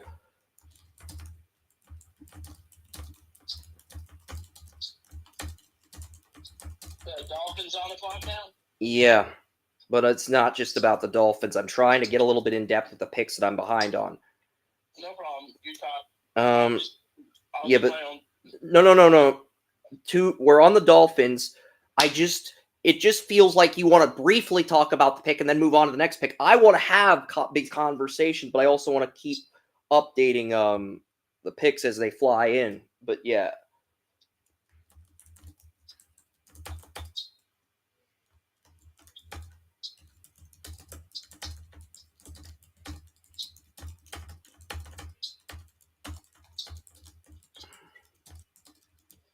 Yeah, because it feels like a lot of the players the Bengals are drafting are one-year development guys and then day one starters in 2025.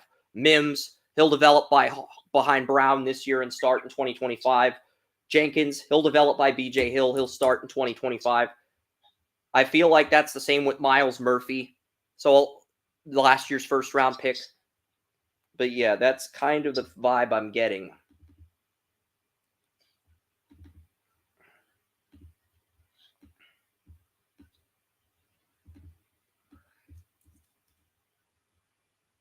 Going to give the Commanders an A grade for St. Ristel at 50. When you're ready for me to give you the pick, I'll give you the pick. The pick is in. You do what you want to do, Oren, but, you know.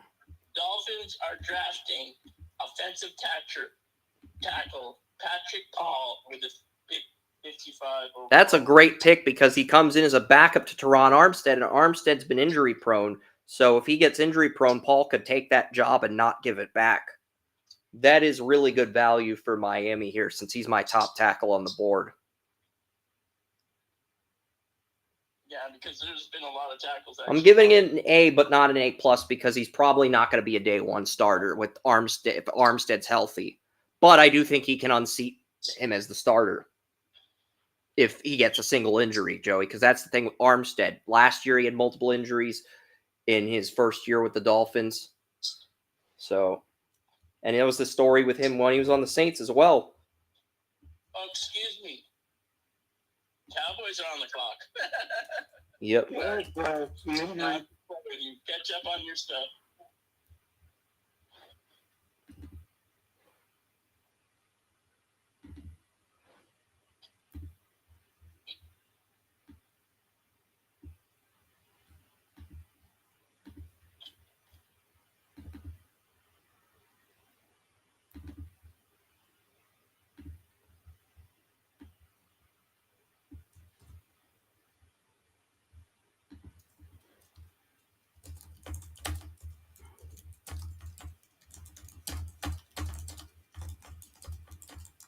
Yeah.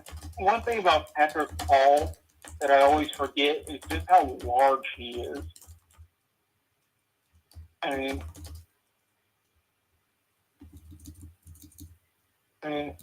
almost 6'8", 330 pounds. Like, he does have some athleticism and makes you kind of forget that he's that large.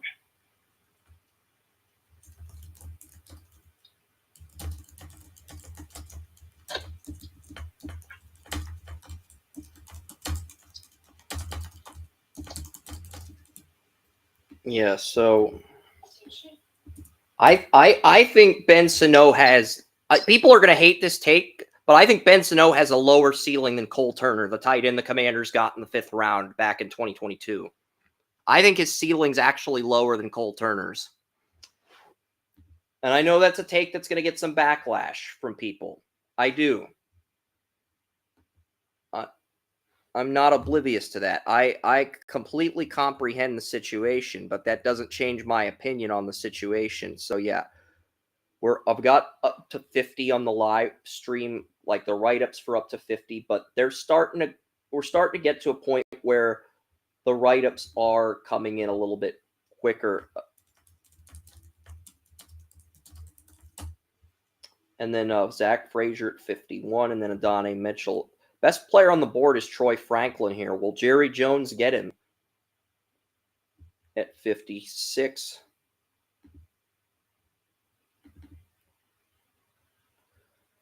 Well, if the Patriots don't get a day one starter at left tackle, the thought process that Elliott Wolf reportedly has is Okorafor from the Steelers would be the left tackle since he played left tackle at Western Michigan. So that is...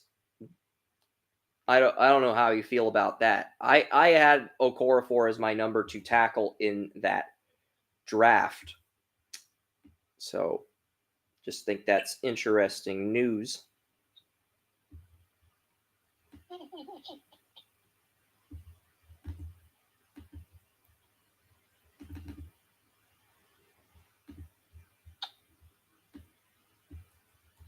You have the war room and they're showing them. It's so funny how it looks so fancy. The Eagles and the Cowboys war rooms.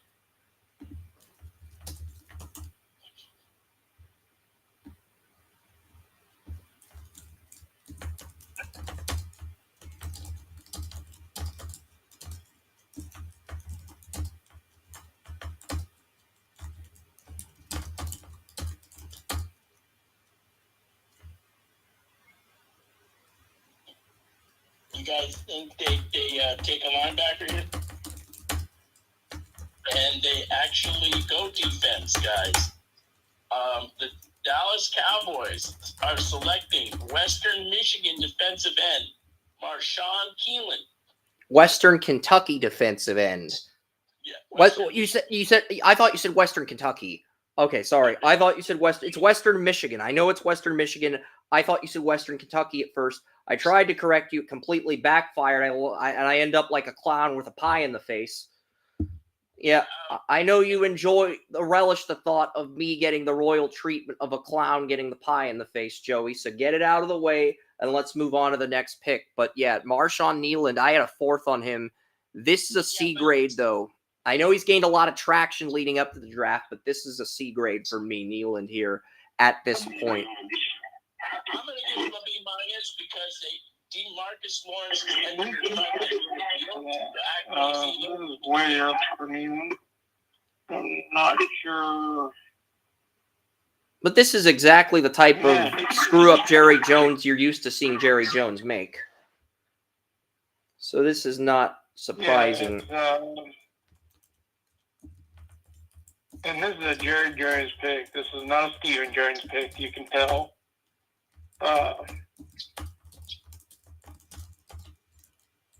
I'm looking at Zerline's best available. I don't even think he's in Zerline's top 100. He didn't even go until round 4 of our group mock.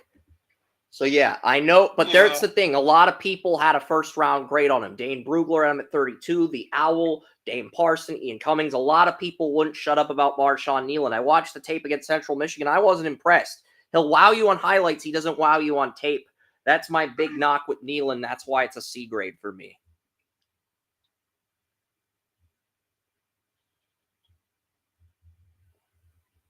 So sorry for those Cowboys fans that are dancing in the front row. Yeah, they're obviously, those Cowboys fans, they are drinking a lot of I think they took the Yellowstone whiskey from Jerry Jones' office. I think that's probably what's going on, if I had to make an educated guess, Joey. I don't really know if that's the case, but I think they borrowed some whiskey from Jerry Jones without returning it, and we're going to leave it at that.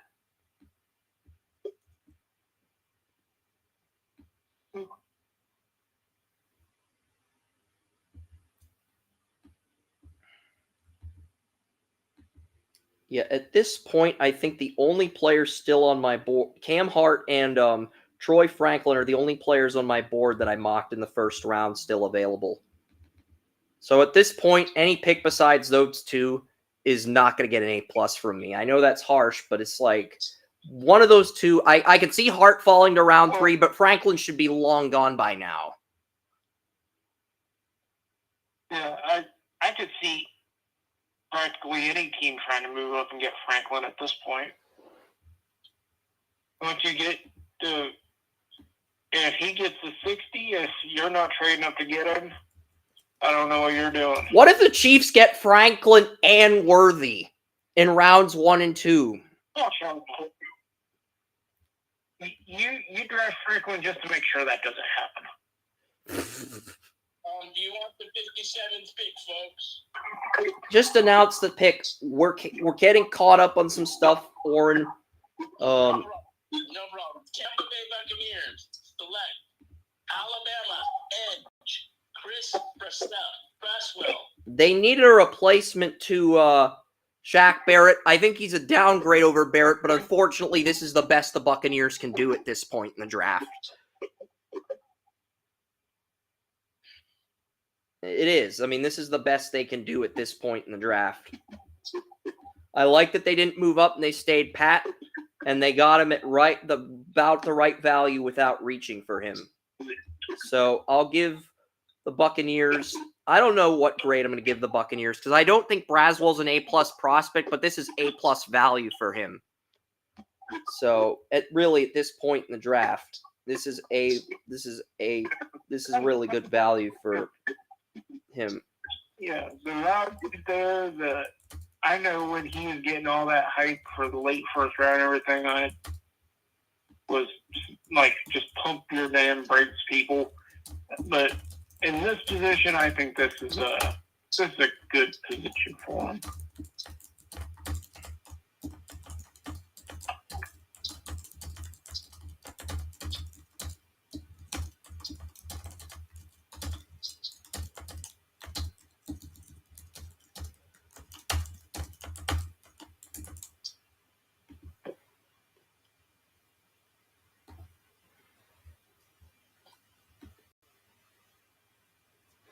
Yeah, so I'm up to 52. I know 57's about to come in. Okay, I sort of just pasted my write-up, but I didn't see the fact that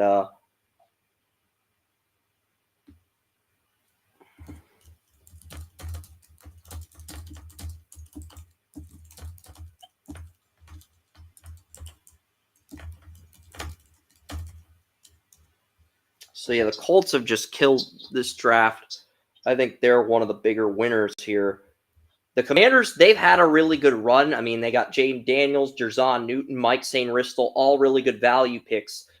But I thought Ben Sano was the first big reach they had. I mean, I had Ben Sano going in the 5th round, had a 4th round grade on him.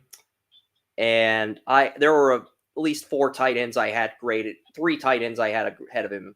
So B+ in terms of where he ranks among tight ends, but I would argue it's a a D+ in terms of value. So that averages out to a C+ for the Commanders at this pick.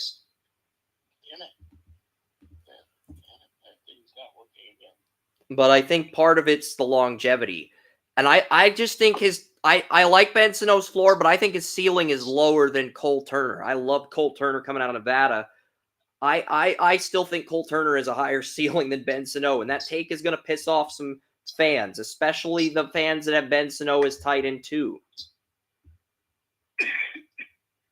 It is, but I got another pick for you.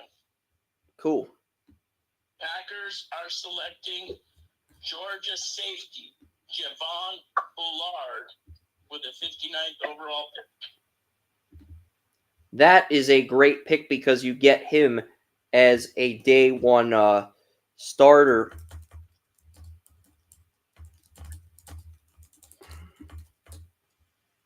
And then the Buccaneers at 57. I'm just updating the news ticker here. The Buccaneers, they took Chris Braswell, Alabama. Forgot for a second. And then the Packers, they get Bullard as a free safety. That's a really good value. Bullard, because now you got that day. That's really good value for Green Bay here at 58. And now the Texans are back up. What if the Texans get Troy Franklin and they stash him for a year with Nico Collins, with Tank Dell, with Diggs?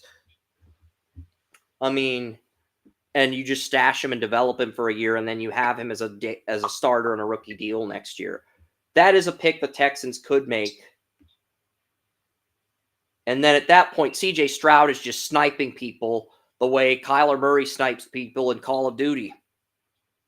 But when I say Stroud is sniping people, I mean he's just carving secondaries to the point where he looks like, I I really shouldn't say this. Lee Harvey Oswald in Dallas, that's how effortless Stroud's going to make it with his receivers if you get Troy Franklin. And I apologize to Stroud if he heard that, because you are a good person. Unlike Lee Harvey Oswald, you are an amazing person. And I love the fact that you talk about Christianity and your religion and stuff. I think that's cool. So, yeah. I just think the Texans receiver room would be even more loaded if you added Troy Franklin here, because then you don't have to pay Diggs or Nico Collins when his rookie deal is up. You hold all the cards. You hold all the leverage in that situation. Oh, you'll love this pick, Chris. You'll love this pick. And just... I believe the Texans select tackle Blake Fisher. No, I don't love this pick, Oren. This is a third-round well, honestly, I did have him in the second for most of the process, but I moved him down to the third late in the process. So I don't hate the pick, but it's sort of B-plus territory for me right now.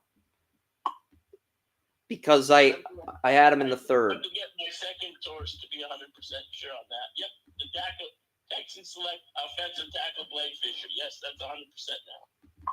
Notre Dame. Yeah, he was in the third round. I selected him in the third round. You took him in the fourth round, actually. I had him a third-round grade on him. You took him in the fourth round. But, you got to remember, look how many linemen are coming off the board already.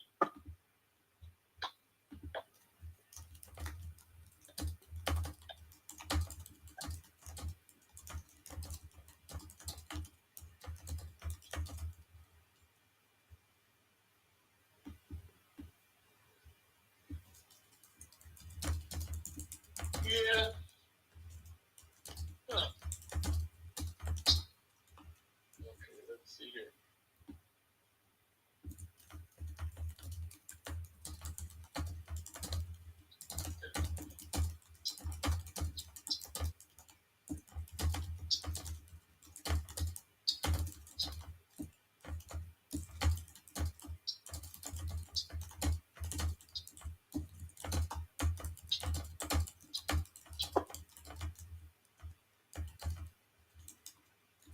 The Bills are back on the clock. Yeah, I forgot Zach Ertz was the starting tight end replacing Logan Thomas, but Ben Sano, I think his ceiling is lower than Zach Ertz is. So, yeah. I'm almost on the Browns pick at 54. I'm almost at that point on the live stream where we've got the grades up for these picks. Oh, what another safety coming off the board. Bullard went to Green Bay at 58. Texans, I'll update the news ticker, and then I'm going to get the Michael Hall Jr. pickup. When you're ready for Bell's pick, let me know. I'm going to be on the live stream after the draft ends. Oren's not. But I'm not kicking him off, but I'm just saying he's probably going to do other things after the draft stream ends. After the NFL draft ends. I'm probably going to stay on the stream and get the grades up for every single pick in the top 100. Even if I'm behind on picks right now. You have to be. You can't be writing everything down at the same time, and I'm fully understandable, Chris. I'm just reading what's coming in. Yeah. What the hell? The Texans, they took Blake Fisher at right tackle. The Bills at 60. I'm guessing this is either Kinchins or Cole Bishop. Am I right or am I wrong? I believe it's going to be Cole Bishop. I mocked Cole Bishop, the Bills at 60, so this would be the first second-round pick I correctly predicted if that is the case. But it's not 100% yet, so... All right, I'll get another grade up. In the meantime, I'm going to get the Michael Hall Jr. Yes, the Bills 100%. Select Cole Bishop. Who I mocked at 60. I finally got a pick right in round 2. Because those are the only 2 day 1 starters at safety outside of Nubin.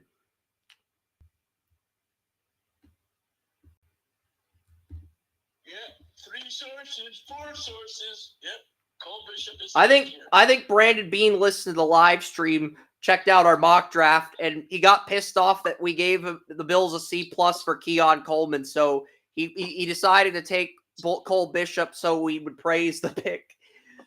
I'm certain that is what happened here.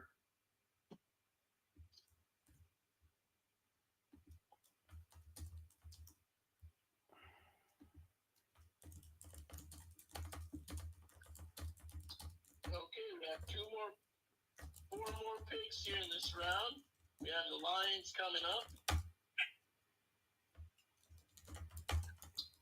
And then the Super Bowl.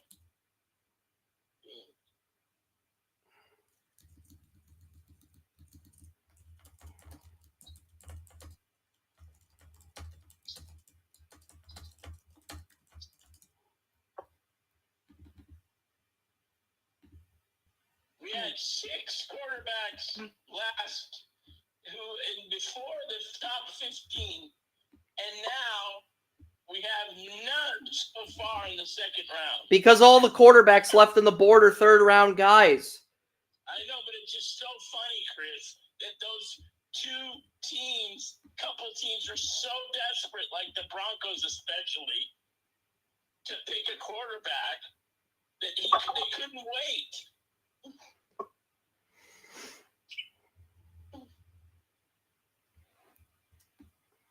Interesting. Joy, you there?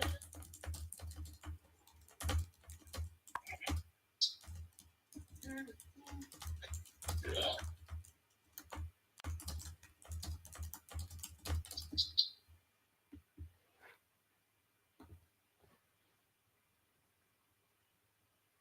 Yeah, so Brown's write-up is on the live stream at 54, and then I'll update a few picks on the news ticker. I'm going to get the Cole Bishop pick here, and Patrick Paul was the pick for Miami at 55. So I'm slowly catching up.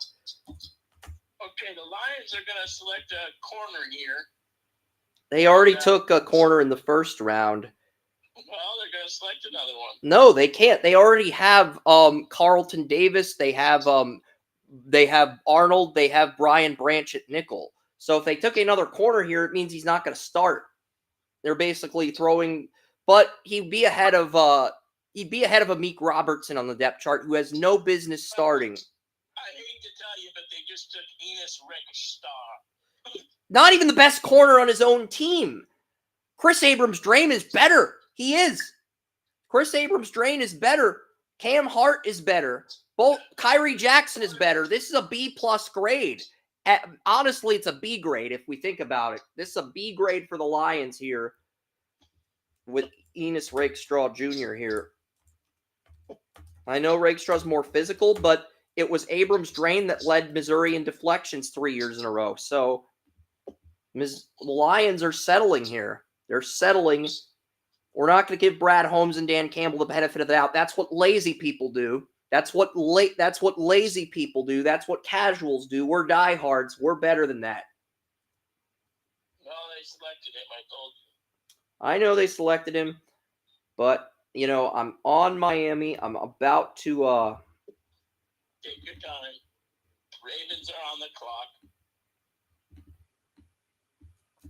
Why don't you just announce the picks and I'll just get everything. And Joey, why don't you comment on the picks while I just type and update everything as it's coming in? I feel like that's the most efficient use of time for all of us here.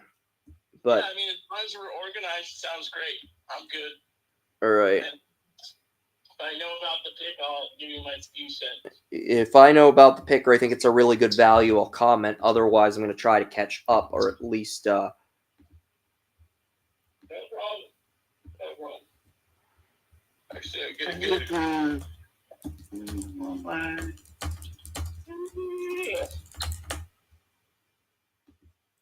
Yeah, because at this point, I'm thinking, let's just type the picks up to save some time, then the grades, and then just go from there. And then I can just copy and paste the write-ups after I type the pick and the grade. I just think that's a more efficient use of time. at this point in the draft. Packers, they did go with Javon Bullard. I did really like that pick. The Bills took Cole Bishop. And the Lions took, we just announced Enos Rakestraw Jr. to the Lions. Blake Fisher, I think, to the Texans at right tackle. So, yeah, I've somehow typing these picks is more efficient than copying and pasting. I used to think copying and pasting was the most efficient use of time, but typing the write-ups and copying and pasting the write-ups is typing the pick and copying and pasting the write-up is probably the most efficient strategy, I would think, because typing the picks takes no time. It's the write-up that takes the time. It's the write-up that's the roadblock when you really think about it. And now I've got not only do I have the news ticker updated, I have the picks updated for each team, but I do not have the grades up yet. But I have the picks up. So let's go ahead and get the Patrick Paul pick up. I'm going to give Miami an A, but not an A+ here because he's not going to be a day one starter, even though I think it is fantastic value for Miami here because you get to develop him. He's the only, that's the thing.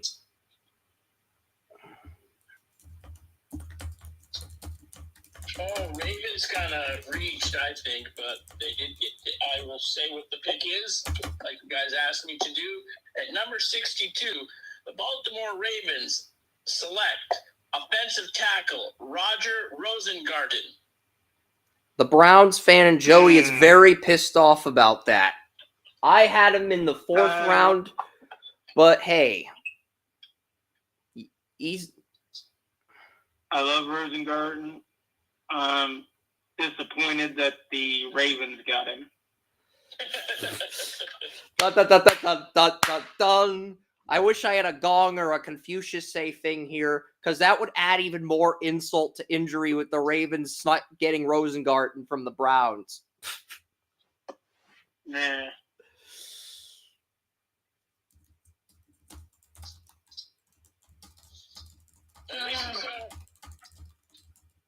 I mean, he's a typical offensive tackle, and you saw a lot of linemen. I'm surprised how many linemen. But he can kick inside to guard as well. And with the Ravens' current depth chart, they have Patrick McCarry, they have Daniel Falele, they have Josh Jones. I'm wondering if he'll kick inside to guard right away because they lost Kevin Zeitler and they lost John Simpson. I'm wondering if the Ravens are drafting him as a guard instead of a tackle. That's really the thing, Joey, because they have good starters in the offensive line, but they also do need a right tackle after losing Morgan Moses. So I'm wondering if he's going to move to play tackle or guard. That's really the thing with Rosengarten. If he's a day one guard, I think it's an excellent pick. If he's a tackle, I think it's a little bit of a reach. But if they're drafting him as a guard, I love the fit here. But, I'll put him as a tackle for now. I mean, he made my next better. Yeah, so He sucked in the title against Michigan, but he was great every other part of the process. Combine, Senior Bowl.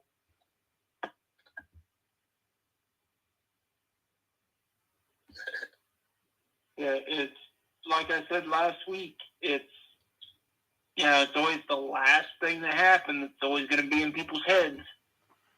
And the last thing for Rosengarten was that national title game. Well, if he gets the Super Bowl, beats the Lions, then people will put that behind him. I'm not saying they will, but if he does and pulls it off, people will put that incident at the national title behind him. It'll be an afterthought. Yeah, he's got to make his case because the next good thing that happens is what people remember about him.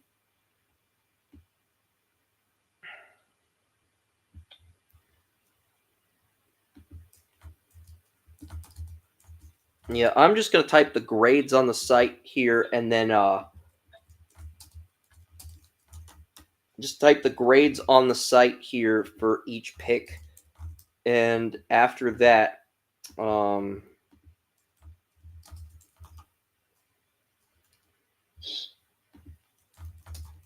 then I'll start copying and pasting the picks. But if you type each pick on the news ticker and then I type, that's the thing. I've got the picks typed. I'm not going to give the Lions. I'll give the Lions a B for Rakestraw. And then I'll give the Ravens. I'm not going to give, Rosengarten. I mean, I shouldn't give the Ravens an A-plus pick when Kingsley Suamadi is there, but because the Ravens managed to piss off Joey, I'm giving them an A-plus for pissing you off. What? You did this to me last night for the Vegas-Dallas game. Now it's payback. All right, now that we're even, we're moving on to San Francisco at 63. But yeah. Oh my God, the trade news. No, not another freaking trade. Right. Just the Chiefs and the 49ers actually traded. What a stupid trade.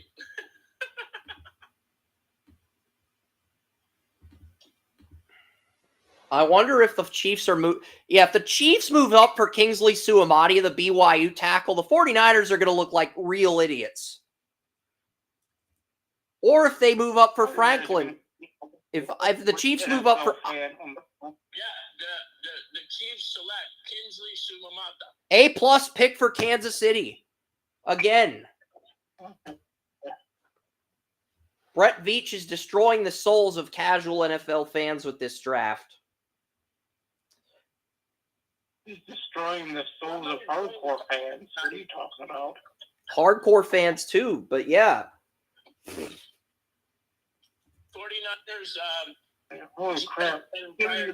Better players. The Brandon Beane and John Lynch, they are conspiring to give the Chiefs better players. Chiefs got it worthy, and then they trade up and they get Kingsley Suamadi. What the hell is he doing? Yeah, because like cardinal sin in sports, do not trade with your division rivals. What does KC do? Hey, let's trade with them. And then the 49ers like, yeah, they beat us last year. Who cares? Just give them something else too. But guys, come on, stop it. Wow, they traded a 6th-rounder. Wow. Only a 6th-rounder, and they move up a spot. That is Brett Veach masterclass at work.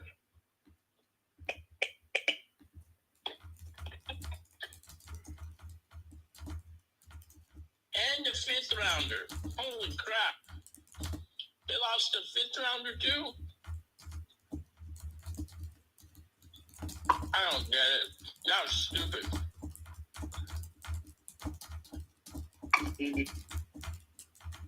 No, it's number 63. Chiefs get 63 and 211, and the 49ers get 64 and 173. That's it. Okay, there's your trade value. Yeah, Kingsley Suamadi, the Chiefs are just killing this draft. I mean, as good... the Chiefs and Ravens look like they're on a collision course to meet in the AFC Championship again with their drafts. That's just the impression I get.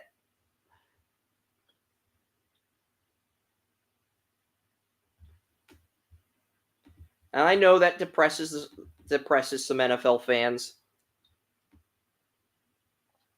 All right, so I'm up to Dallas. I've got every grade, every write-up except for I've got every grade posted, and I've got Patrick Paul, and then I did Marshawn Nealand at 56. So up to 56 as far as the write-ups go.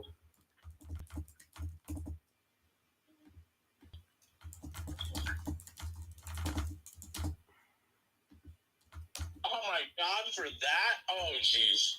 Should have moved back more. Okay. 49ers are selecting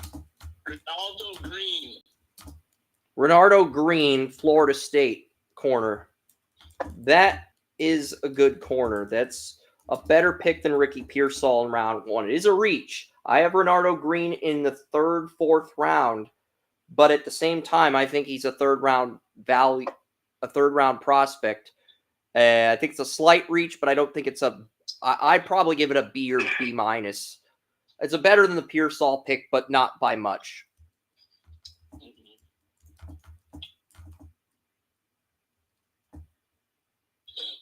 Well, now we're moving to the Rams got Fisk when they traded up earlier. So I will copy and paste the news ticker to round 3 and update that as Oren announces picks. But I'm still going to have the draft grades up on the live stream. You can go to draftutopia.com/NFL draft results round 3 for live pick updates, folks. So, yeah.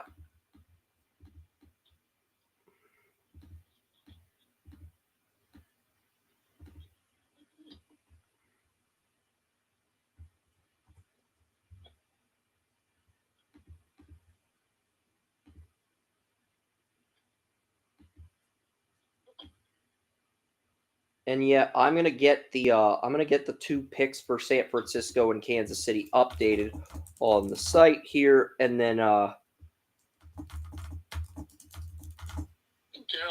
back on the clock. I know. I'm waiting till the TV announces the pick to buy myself a little bit more time before I have to start updating picks for round 3. No problem.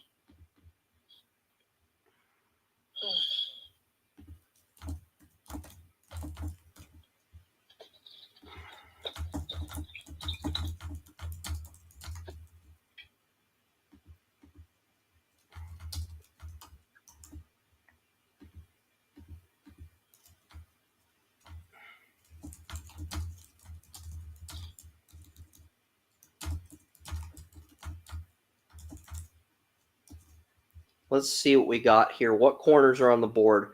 Let's see. Hart's still there. Jackson's still there. Brownlee's still there. Abrams Drain still there. Tampa's still there. So this is a B minus, the minimum. Carson's still there. So this is a C plus for the 49ers. So for the 2nd round in the row, the 49ers have gotten a C plus grade. I'm beginning to wonder if Zach Galifianakis is in the 49ers war room and he got John Lynch on roofies.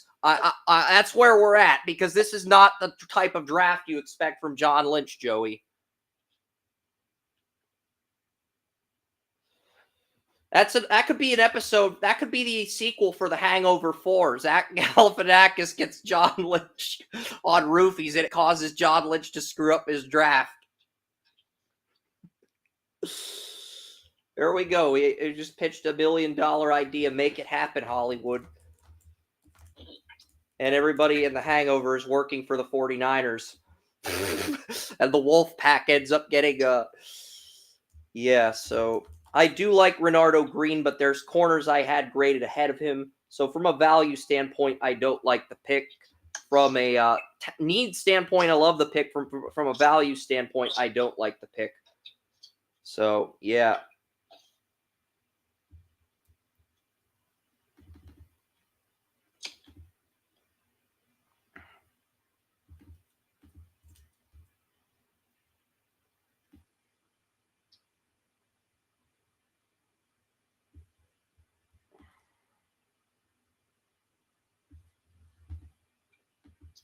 And Panthers, earlier in the 2nd round, they selected Jonathan Brooks. Yeah, they reached there. Well, they reached at 32, not so much in the 2nd round. I think Brooks can be a day 1 starter. But that was their first selection. And they did reach yesterday, though. You mean? Yeah.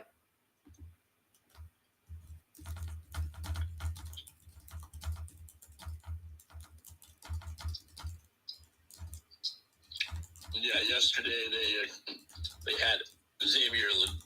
I think they stay away from the weapon now, and they kind of go. They need to fix They have a lot of things, so they're trading the pick to the Jets. They have a breaking. I probably should update the Panthers are trading the pick to the Jets. The New York Jets are on the clock. Yeah, I probably should update that on the news ticker at least. That way I don't get frustrated after the live stream and fall behind on stuff. But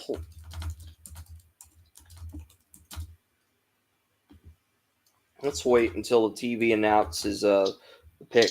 Because I know the TV's behind on things, I'm behind on things, and it's just, let's just wait it out.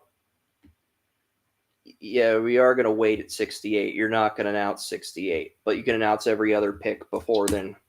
But yeah, I'm thinking, all right, I mocked Bullard in round 3. The Packers got him in round 2, and they get a day 1 starter at free safety. So Jets receive 65, and the Panthers are getting 72 and 157.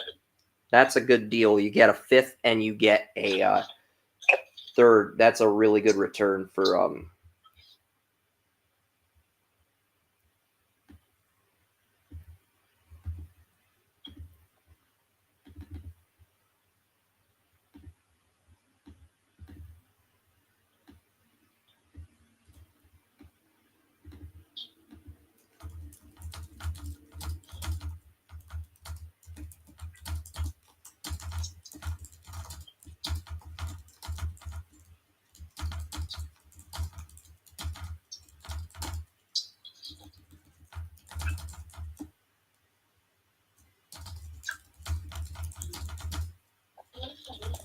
Alexa off.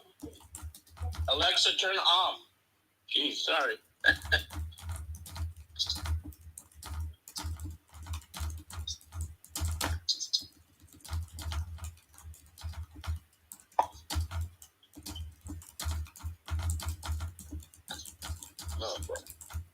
finally got Green Bay's pick typed in round 2. So 57 and 58 will have those picks up shortly. So the Buccaneers and Packers. Buccaneers get an A+, Packers get an A. And then I forgot. The Texans at 59, they took Blake Fisher. I think I mocked Blake Fisher in round 3. But the Texans did lose George Fant. And if Titus Howard or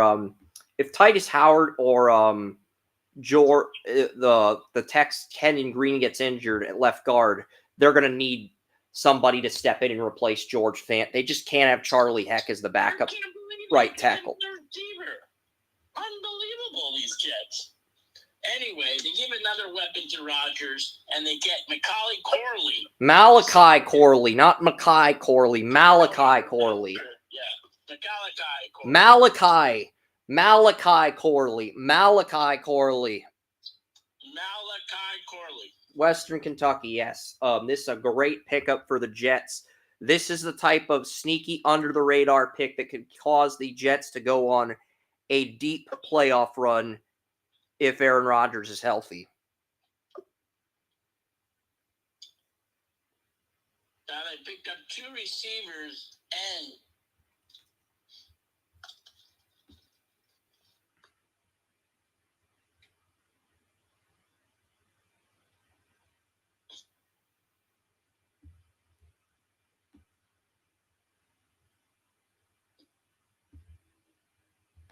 so the Cardinals are on the clock.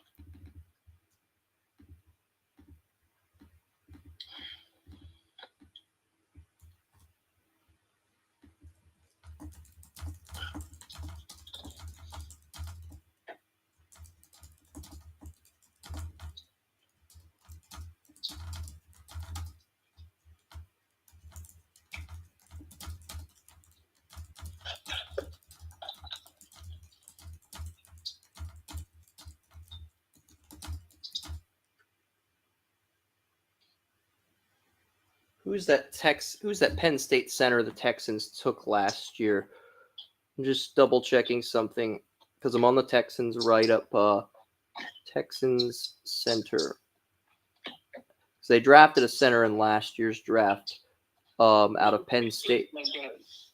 Juice Scruggs, that's it. Yep.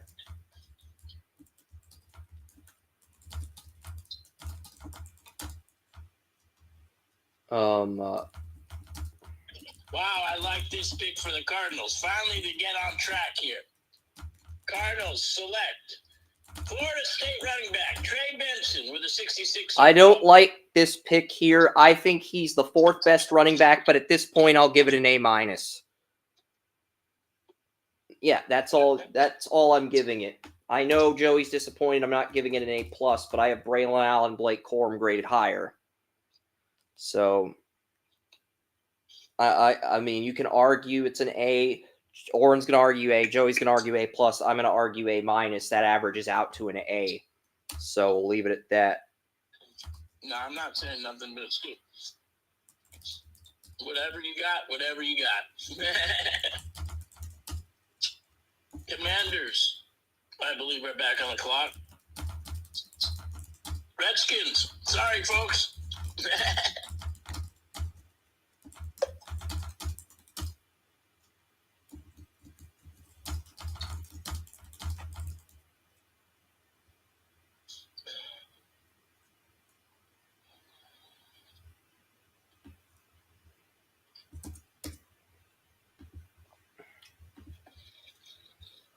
Yes, so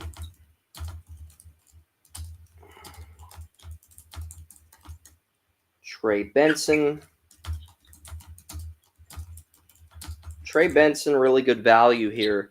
Commanders are on the clock, but yeah, got the Texans write-up done. Cole Bishop should be very easy write-up to do. All I got to do is, since I mocked Cole Bishop to the Bills at 60, that should be a very easy write-up to copy and paste.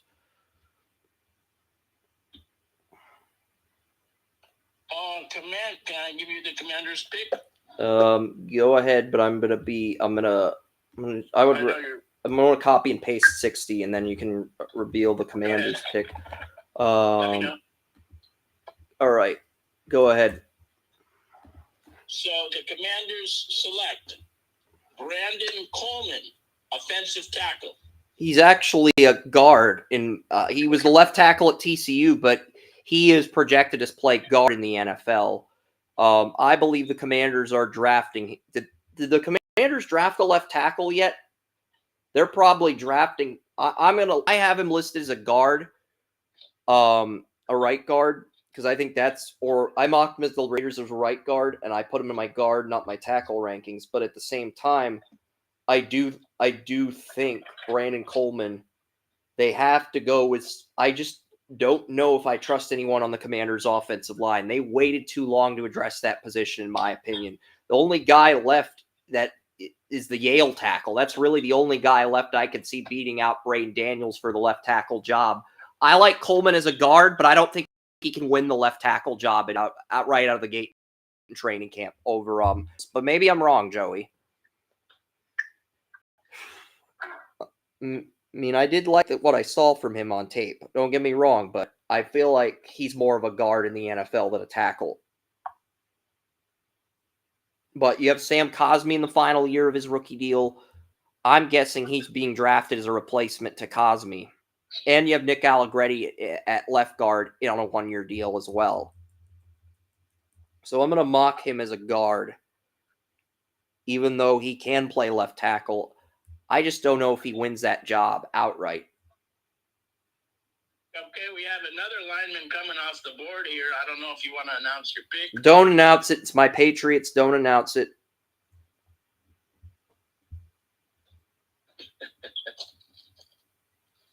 Look, we got the top 60 on the live stream updated. Only 4 more write-ups, and then then we'll be on to round 3. But I'll update the. Joey, what do you think? Should I list Brandon Coleman as a guard or a tackle in the news ticker? I had him in my guard rankings, but right now the Braden Daniels is the left tackle on the Commanders. I just don't know if. I feel like that's a coin flip. I'm not excited about either Coleman or. I'm not excited about either guy as a left tackle personally, but that feels like a coin flip. Since I put Coleman in my guard rankings, I'm going to list him as a guard. But if ESPN has him as a tackle, They have him as a guard.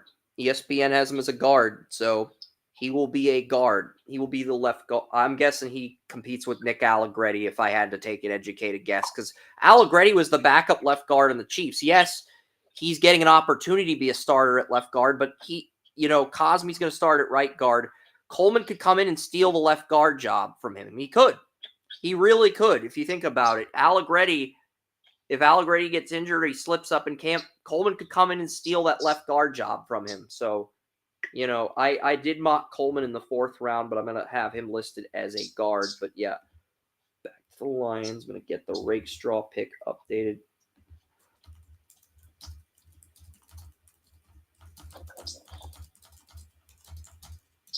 Ten more picks.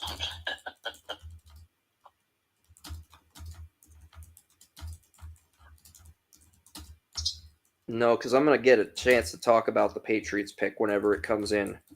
Please. I know it's in, but I'm also copying some stuff.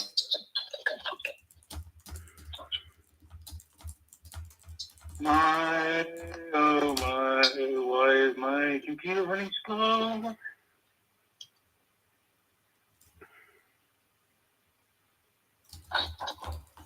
Chargers pick is in. And the Patriots pick is in as well, but I'm going to talk about the Patriots pick whenever it's announced. And then, It's been announced. Oren, it hasn't been announced on TV, so it doesn't count. It doesn't count. It hasn't been announced on ESPN on my television, so it doesn't count until it's officially in.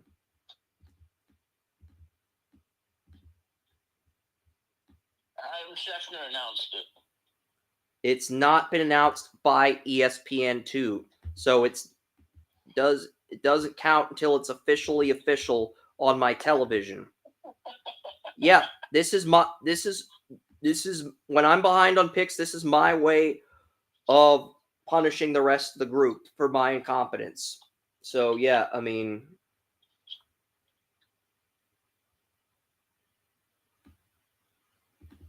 take your time. Okay, yeah. Seems like you do good.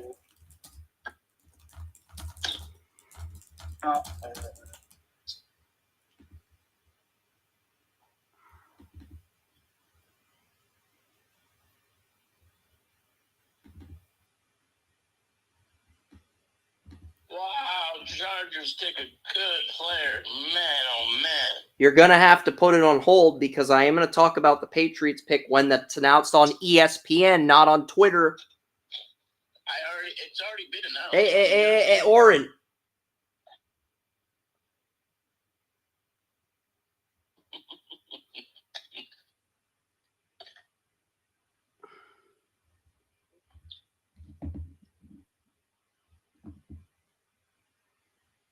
I didn't say it. Thank you.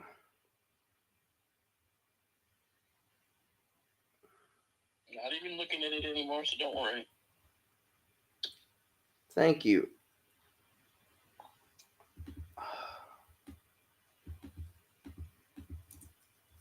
Yeah, I'm waiting on I checked round 5 of my mock draft. I don't see Rosengart, so I'll check round 4 and see if Rosengarten. I think I put Rosengarten in round 4 to the Ravens as a guard. I think I actually mocked him to the Ravens. I'm not sure, but I think that's where I ended up mocking him. I'm double checking something here. No, I mocked Mason McCormick to the Ravens as a left guard, but I'm seeing where. Oh, I mocked Rosengarten to the Texans in round 4, but because the pick irritated Joey, I'm giving the Ravens an A+ because I actually do like this pick for Baltimore.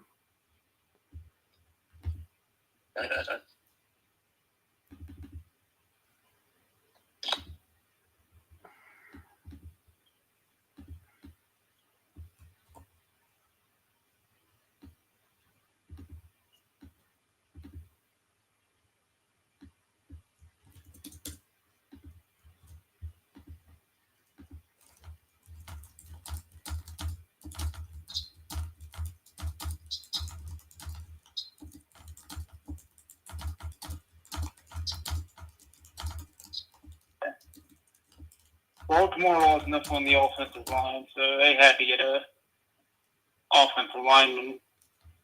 Yeah, they have Lamar Ben Nassau, Cleveland. Matt. They have Ben Cleveland at right guard, Voorhees at left guard, Linderbaum at center, Ronnie Stanley at left tackle, and Roger Rosengarten at right tackle.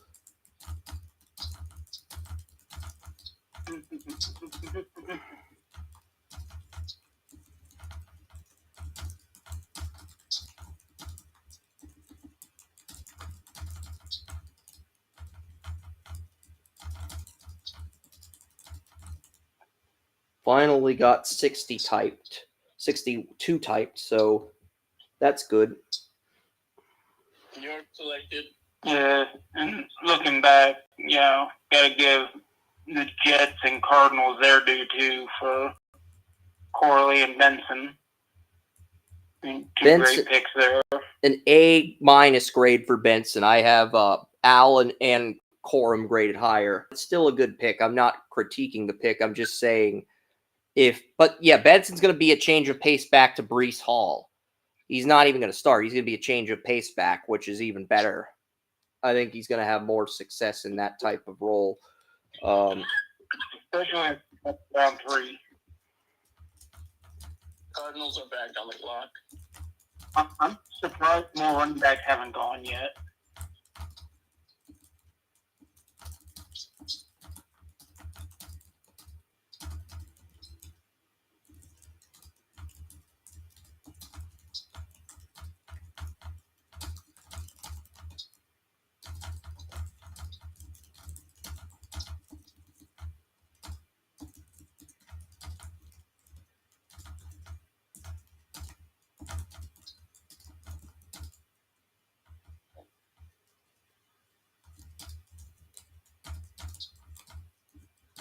Caden Wallace, the Penn State right tackle, no experience at left tackle.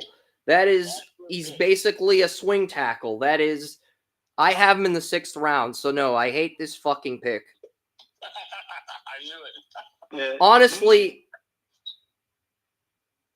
this is the worst pick the Patriots have made since drafting Jacoby Brissett, who I had a 7th round grade on back in 2016. He was my quarterback 15 out of 15. So this is easily the Patriots' worst 3rd round pick since Jacoby Brissett. The thing with Wallace was that he's been dropping like a rock for last month. I had him in like the 6th round, maybe the 7th. So obviously it's a reach at this point. I guess you got to give me a cornbread grade here. Yeah, what? No, I'm gonna give the Patriots a Deflategate grade. I'm gonna accuse Tom Brady. He decided to deflate the Patriots draft board and get some intel for the Raiders as part owner of the team. That's what's going on here, Orrin. It's Deflategate all over again.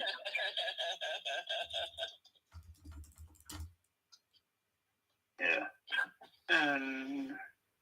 You want me to announce the last 2 picks? When I'm done with this Kingsley write up, and I just want to get the Chiefs write up copied and pasted. All right. Now we'll announce these picks and update them. I'll copy and paste Suamadia in a second. But yeah, Caden Wallace will probably be the swing tackle, Joey, because Elliott Wolf came out and said we're probably going to play Okorafor at left tackle, and they have Onwenu at right tackle. So I am guessing this is a swing tackle, stash and develop type pick for the Patriots at 68. Yeah, and let's face it, the Patriots need a lot of help on the offensive line. So to shore up their offensive tackles for the next 5 or 6 years, I mean, this may not be the best pick, as far as player goes, but you can't fault the mindset. Yeah, Junior Colson, this is an A-plus pick. I mocked him the Chargers at 69. So this is another pick I've gotten correctly. This is 9 picks now on the draft that I've gotten correctly. So, yeah. Junior Colson, really good value. I thought I was supposed to announce them. Oren, you want to announce 70 or whatever picks we've missed, or do you want me to go back to typing draft grades? Do what you were doing. I was going to announce them. So Junior Colston from Michigan, linebacker, goes to the Chargers, right? Yes. New York Giants select Audrey Phillips with the 7th pick out of Kentucky, cornerback. I had Andrew Phillips in the 7th round, so this is definitely getting a dry cornbread grade. The Giants are getting a dry cornbread grade in the 3rd round. Unless you can think of something worse that's more fitting for the Giants. That's fine. Cardinals Yeah, select Illinois Cardinals select Illinois tackle Isaiah Adams. Isaiah Adams isn't even the best tackle on his own team. That distinction belongs to Julian Part. Again, it's almost like these teams want me to hand them dry cornbread. Guys, it's just embarrassing. This is just embarrassing. Back-to-back dry cornbread grades for the Giants. And you can make an argument for Wallace getting cornbread too, but I'm going to give the Patriots a deflate grade instead.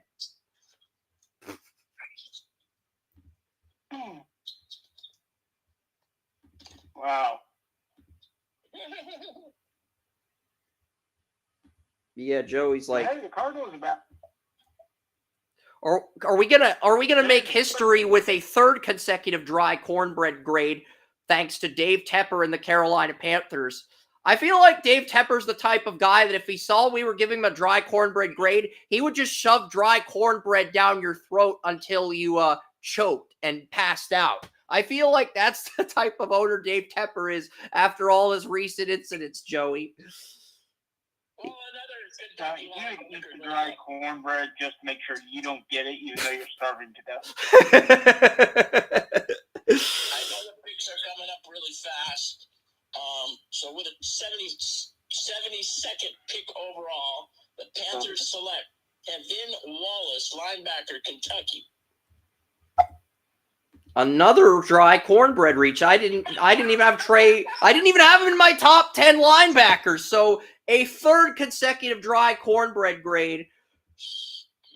And you could definitively argue that the Patriots picks a dry cornbread grade too. So that's 3 consecutive dry cornbread grades and debatable, but 4 out of 5 dry cornbread grades. But that's up for debate. But yeah. I'll look down the clock. Anybody else want to try? Maybe Jerry Jones wants a Pete. I feel like the dry cornbread is just going around like the cake. Remember in The Office when everybody got a piece of the cake in Office Space, Joey, the movie Office Space, where everybody got a piece of cake, and then the one guy who had the stapler didn't get a piece of cake. That's what's going on, except it's the dry cornbread. Everybody wants a piece of the cornbread, and it's getting passed around. And is Jerry Jones going to take the next piece? That's going to be what we have to see here.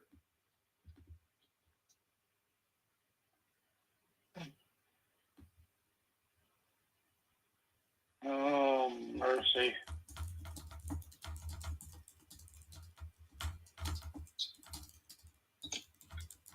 The last pick was Marshawn Keeneland from the Cowboys. Yep. This says the Panthers are picking at 72, and then the oh wait, we already mentioned the Panthers pick. They yeah.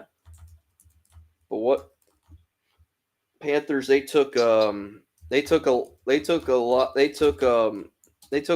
Wallace, 34 middle linebacker, Kentucky.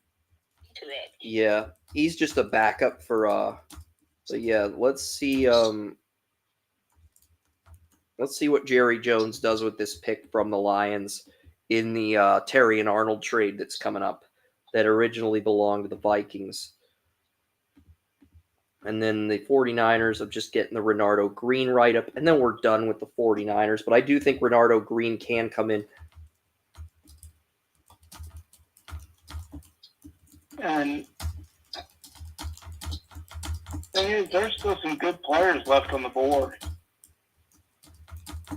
So, Yeah, I haven't literally looked at my they're board. going to be really happy. Hopefully those teams are not the Chiefs. Well, all these teams that are not the Chiefs and Ravens are basically handing the Chiefs and Ravens a hall pass to the playoffs. I love what the Jets have done. I think the Jets are probably, because not only the Jets have the best free agency, I think the Jets have had the best draft of any AFC East team right now, if I'm being completely honest, Joey. I think the Jets have had the best draft of any AFC East team right now. I don't even think it's close. Sets up the Raiders to get Spencer Rattler because if they don't pick it, if the Dallas doesn't pick Spencer Rattler, I doubt any of the other three teams would because they would be look stupid. What if just thinking here, I'm just besides the Raiders, I really don't know who needs a quarterback. That's the thing. Maybe the Giants. But they're not. The Cowboys are not going to trade with the Giants. That's the thing.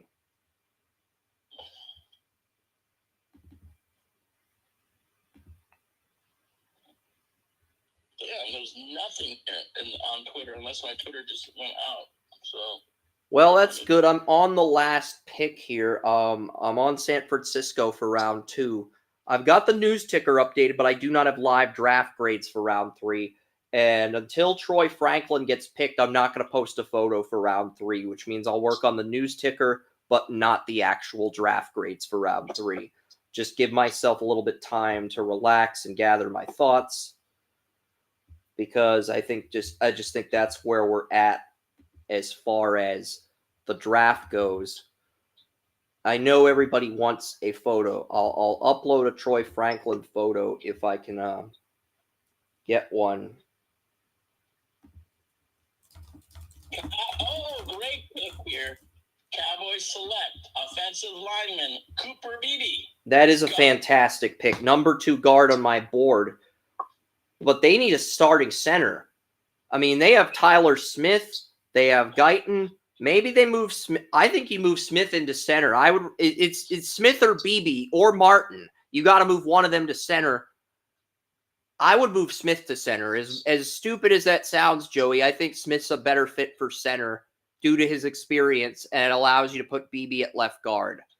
But I think they're going to have to move one of those 3 to center, because those 3 are the 3 best interior linemen on Dallas. I just don't know which one you move to center, Joey.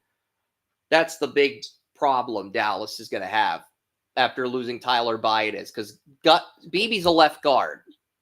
And Chris, I'm going to call you right back. You know, I do love the Cooper Beebe pick, but I just don't know who they would move inside in that scenario. You know, that's the problem. What are you thinking? Of those 3, Cooper Beebe, Tyler Smith, Zach Martin, of those 3, who would you kick inside to center? Because you have 3 really good guards, but you need a center. You lost Tyler Biadasz to the Commanders. You need a center. You got to kick one of those guys inside. I just don't know which one you pick, because you can't have one of those 3 on the bench. Those 3 are all too talented to be on the bench. So, yeah, I'm trying to keep up. My laptop's deciding. Joey, can you put your feelings toward the laptop on the back seat for temporarily while we sort this guard situation out? Because you got 3 really good interior linemen in Beebe and Tyler Smith and Zach Martin, but I'm not sure who slides into center, because one of them's got to slide into center, and all 3 of those guys are too talented to be on the bench. So it's a really complicated problem that I don't have a solution to.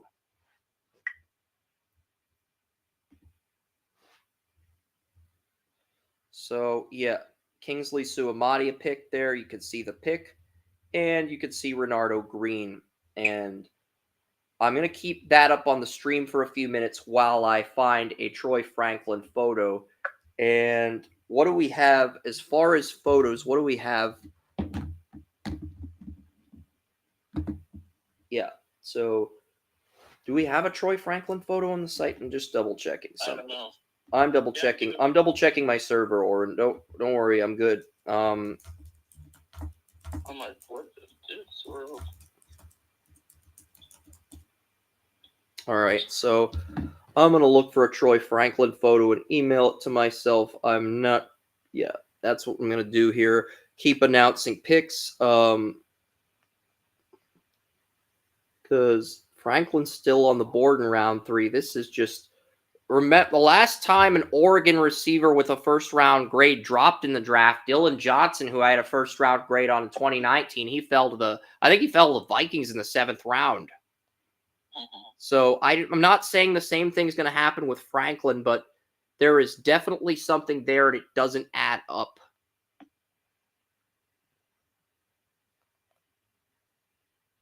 Agreed.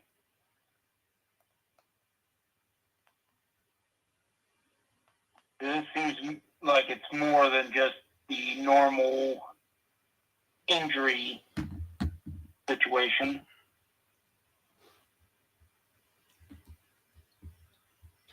And Franklin didn't have any injuries at Oregon. Yeah, that's why I'm wondering about his, when you said it was his medicals. I was saying that about Mitchell, not Franklin. And Mitchell's already off the board. No, I said that about Mitchell. Okay, then I'm just stumped about why he's fallen, because that doesn't make Tony sense. Mario has this to say about Chris Braswell. That Braswell pick sucks. He gets called for face mask and penalties at times. He's going to get called for too many penalties in the NFL with the way he hits quarterbacks. Oh, that's funny. So Tony Mario's about as pissed off as Joey when he broke down the Michael Penix pick last night. If you want any indicator of how pissed off Tony Mario is about that pick. Well, Falcons, here we Which is pretty freaking pissed off. Can I give you the Falcons pick when you get a second? Yeah, but I'm thinking, okay, if Cooper Beebe's the left guard, who's going to move inside to center? Yeah, Tyler Smith, Zach Barton. I'm just curious. Do you have anything you want to say on that, Oren, before I get to 74? Because I feel like you'd just rather talk about 74. No. I think Zach Martin could move in. I can think Zach Martin could play a few positions, actually, on the O-line.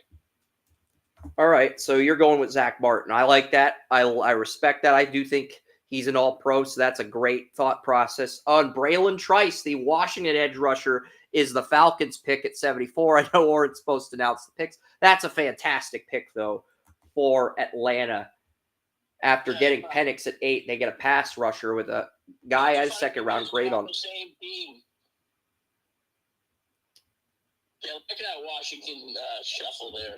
Must have loved that pro day. Yep. Atlanta.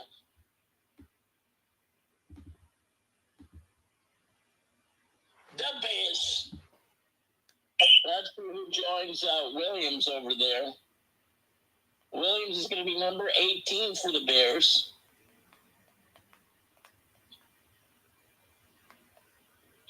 Bears have selected offensive guard Jeremy Flax with a 75th overall pick. Jeremy Flax of Kentucky. Actually, Zach Martin did take some snaps at center during his rookie year and his second year. All right. Bears are up at 75. I think Christian Haynes would be good here. You could, this is, if you want to upgrade over Nate Davis, this is Christian Haynes is a player to pick here. I don't know if the Bears go that route. I just announced the pick. You did? Yeah. The Bears select Kentucky offensive guard Jeremy Flax. I had an undrafted grade on him. I guess we're going to have to give Ryan Poles some dry cornbread.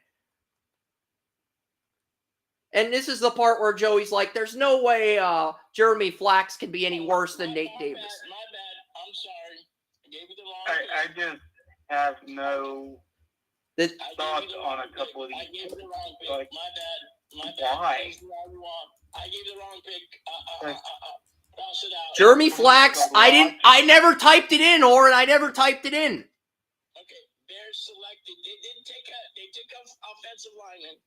Bears selected Yale. Kieran Amagaji is a Bear, and he can slot. And since the Bears have good tackles, he can slide inside to right guard and replace Nate Davis. I actually think that's a competition he can win in training camp, Joey. Kieran Amagaji out of Yale. You could develop him into a starter behind Braxton Miller, but you could also play him at right guard and upgrade over Nate Davis right now. That's the thing. I'm gonna list him to Chicago as a guard, but I'm not sure where he will be on the depth chart. But I'm gonna list him as a guard. Yeah. Now, Amagaji, I like. He's a great pick. So the Bears get another A+ grade, and Ryan Poles, good job mind fucking everyone into thinking you were taking Jeremy Flax, only to pull a 180 and take Amagaji. That's really well done.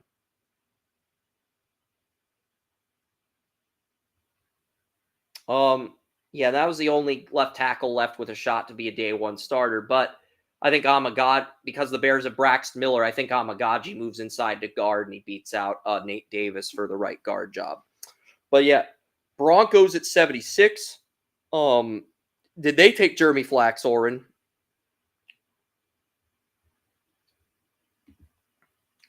I'm just genuinely curious. I mean, we could go with Cooper Beebe if we cannot get a Troy Franklin photo, but if Franklin gets picked in the third round, that is going to be the photo for round 3. And if not, I will do all the grades after round 3 ends. So you'll only get the news ticker, and then I'll, it really isn't cool for me to torture my audience that invests in me like this. It really isn't, but Franklin's the only player in my top 32 still on the board. So if he gets picked, that's who we're going to promote for round 3 as the cover photo. And if he doesn't, then we'll save him for day 3 tomorrow or whenever the hell he gets picked and just go with the best. Pick now because the Broncos selected Utah defensive end Jonah Ellis? Yes, sir. That is a great pick for the Broncos. They get a pass rushing presence at 34 outside linebacker. And he's a sack artist, son of Luther Ellis, so I really like that pick for Denver at 76. And now your Raiders are on the clock, so I will shut my mouth and let you work your magic, Oren. I hope they get this quarterback because they ain't going to get him in the fourth. Honestly, I hope they take Troy Franklin here because Trey Tucker is garbage in terms of route running. He's garbage. And Troy Franklin is light years better than Trey Tucker. He's not slightly better. He is leaps and bounds better. He is light years better. I don't think the Raiders are going to pick a receiver, but if they take Troy Franklin here for value, they will get a third consecutive A+ grade. It'll get to the tipping point where Orton will have to kiss the feet of the Raiders GM. We don't want that if the Raiders GM is uncomfortable with that, but that is how good the Raiders have drafted.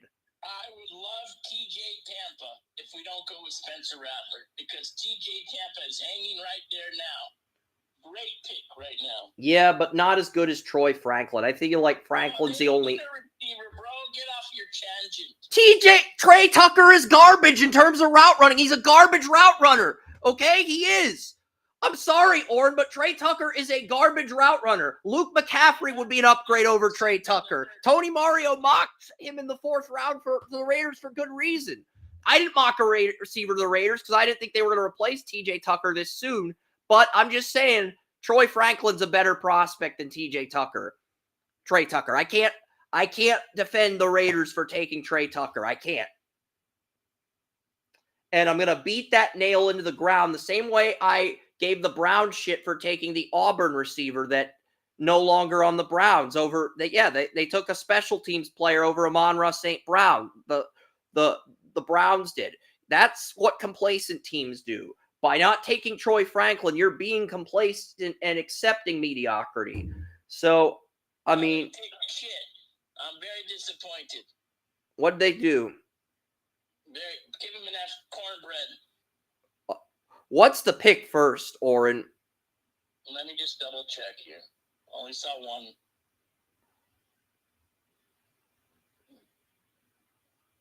God damn it, Raiders.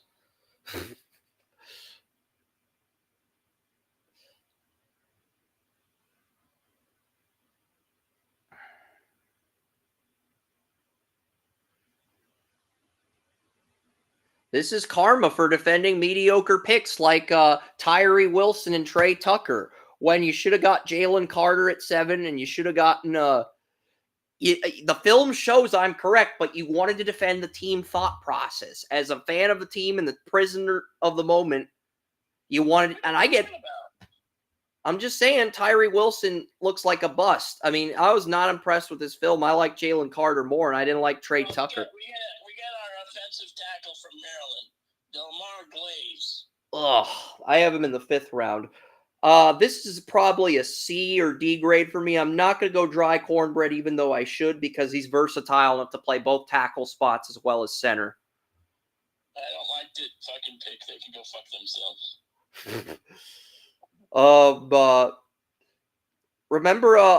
Remember in Master of Disguise when the guy comes out of the hoodie and says, "Turtle, turtle." I think I'm going to give the Raiders a turtle grade here at. I don't know what Pierce was thinking. Did he go to the bathroom or something?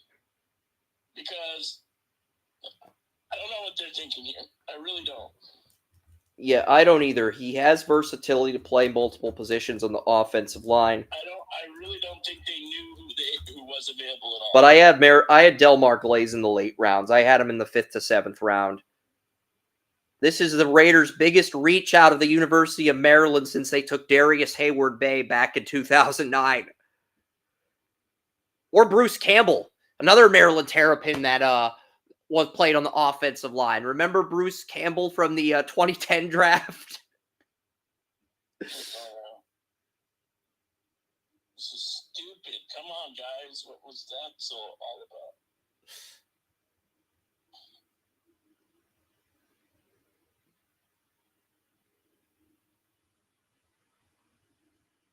about? I might give the Raiders I thought about giving the Panthers a Cheat Cheese grade in round 1 because of the salmonella outbreak from the Cheat Cheese Mexican restaurant back in 2006. I might go with a wet rice grade or something different, but something really I got to think of something about as bad as dry cornbread, but fitting for the Raiders. Feel free to brainstorm some of these ideas in the meantime, Joey.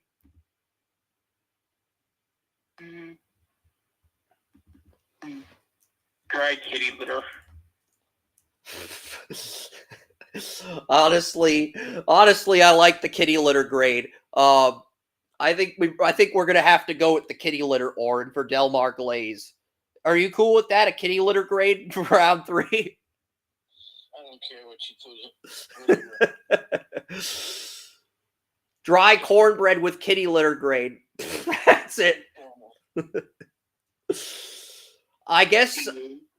See, when I stopped caring about Vegas embarrassing Dallas, God decides, you know what? It's time to curse the Raiders. They've had too much good luck. And this is the part where if Joey were a Raider fan, he would blame me. Well, I guess they do want... I'll let Oren do the honors. The Eagles have traded this pick to Houston. I guess he wants O'Connell to be the quarterback. There's no doubt about it in my mind now.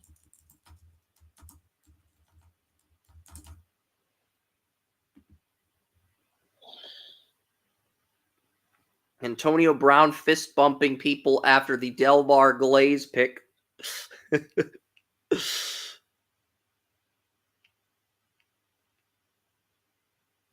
Oh, man.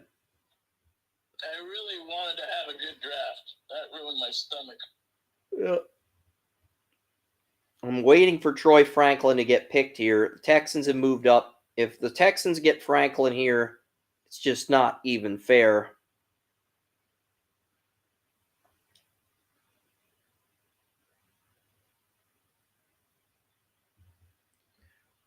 Oh wait, I have 2 players. I have Cam Hart and Troy Franklin. So if Cam Hart comes off the board, I will go with him for round 3. That'll be the backup plan because it's at the point where I need to start typing grades or I'm going to be up all night if Cam Hart or Troy Franklin doesn't come off the board. So I'll get a Cam Hart photo as well, and whichever guy gets picked first will be the cover photo for round 3. Because Cam Hart is also still on the board. The Notre Dame corner you took in the group mock, he is still available. I ended up mocking him to the Lions at 29. But yeah, it's Cam Hart and Troy Franklin are both bargains at this point in the draft. And I've got a feeling Cam Hart's coming off the board pretty soon. Him or Franklin, one of them is going to come off the board. Franklin should be off the board by now, but yeah.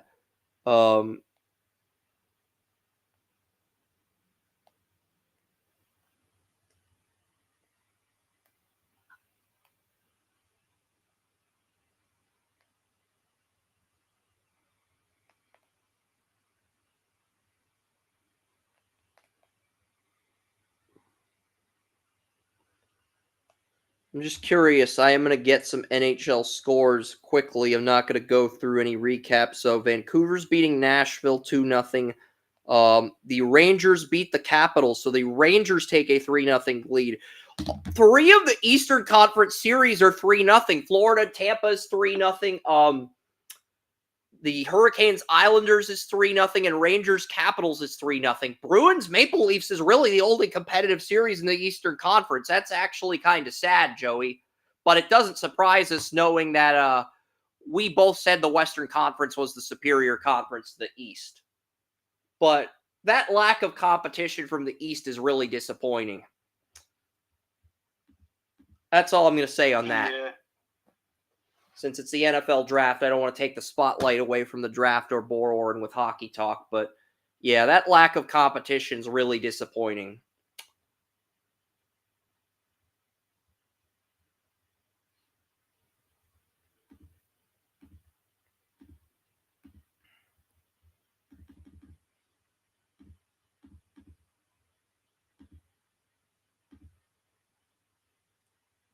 Because those other teams like the Capitals and stuff are all losing by multiple goals. Dallas is down 2-0, but at least they lost each game by 1 goal. That's more than you can say about these teams that are like the Capitals and Lightning and the Islanders that are losing like 2 or 3 goals.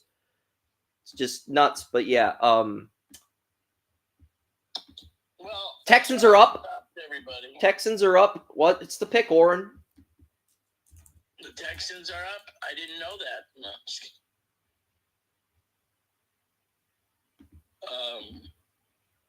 Let's see. I've got a Cam Hart and Troy Franklin photo ready to go for round 3 as soon as either gets picked because I had both going in the first round. One's got to come off the board soon. Texans are selecting Kalen Bullock, USC. Kalen Bullock, he's all speed, no coverage, and he sucks at wrapping up tackles. I think I might have to give the Texans some... let's give the Texans dry cornbread. It's time. We're giving the Texans dry cornbread for that.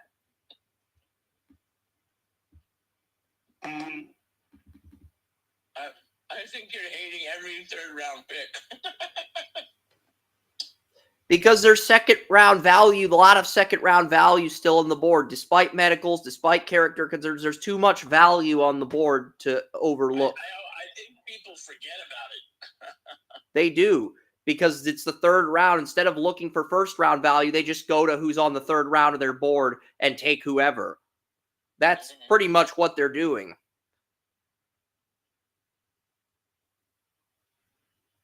The Colts have traded up with the Cardinals as Chris Ballard bitch slaps Monty Ossenfort with his anime mullet.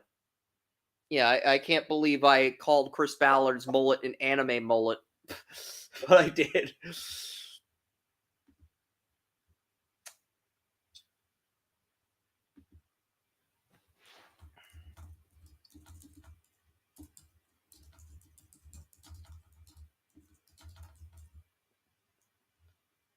And the Colts got this pick from Atlanta because Atlanta originally gave this pick up when trading up to 35 with Arizona, and Arizona trades that pick. The Colts. Wonder if the Colts are going to get Troy Franklin here. Or Cam Hart. Barclays. Who? Pittsburgh. Is it Matt Goncalves, the Pitt tackle? Yes. I had him at the end of the 4th round. That's not a bad pick. But one reason Tony Mario mocked a right tackle the Colts is because Braden Smith, you could save over $11 million by buying him out of his contract next offseason. That was his thought process, and that's probably what the Colts are thinking too. This is the point in the draft where you start to look at, okay, what contracts do we have in 2025 that are buyouts? Can we draft someone at the same position and develop them for a year? And that is probably what the Colts were thinking here. Not giving them I think it's a reach, but I'm not giving the Colts dry cornbread here. I'm going to give them a C grade. I think you can argue it's a C+. I'll revisit my offensive tackle rankings to grade that pick accordingly later in the show, but I'm not doing any grades until we get some good value picks. And I know people want me to start. Jack, hey,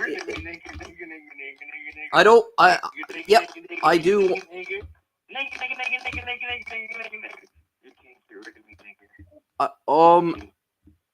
What's going on, man? I just did, Jack. Fucking racist. Get out of here.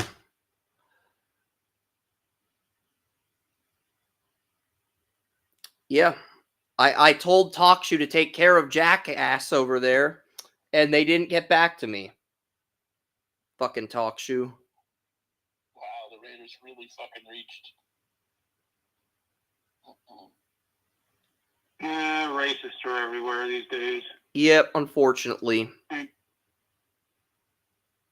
Well, just wants attention, probably doesn't get any at home. Yep.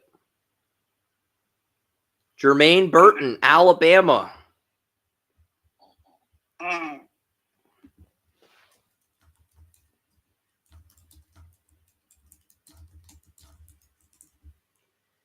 If this is the Bengals' contingency plan for T. Higgins, this is going to be an absolute disaster waiting to occur in Cincinnati.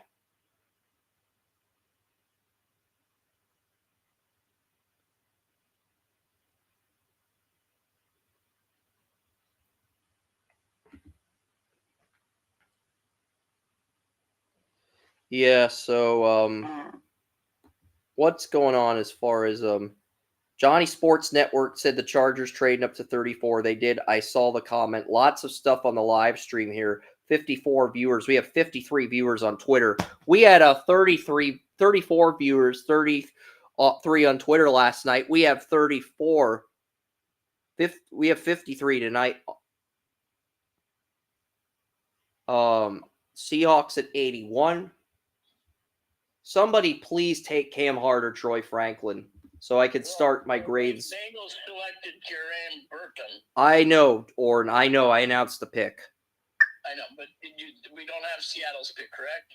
Yeah, I'm gonna start looking for picks on Twitter because this is getting ridiculous. I'm getting bored out of my mind here because of the incompetence of some of these teams. Christian Haynes, UConn.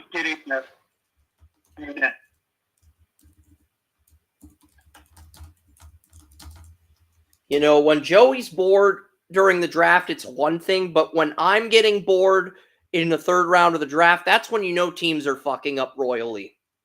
Christian Haynes. Christian Haynes is an excellent pick for Seattle. At this value here is excellent, and you're getting him as a guard for depth because you have Laken Tomlinson at left guard. You also have Anthony Bradford Jr. and Tremaine Ankrum competing for the right guard job.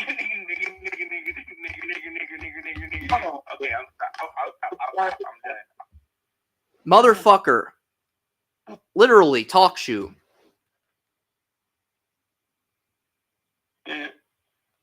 What happened?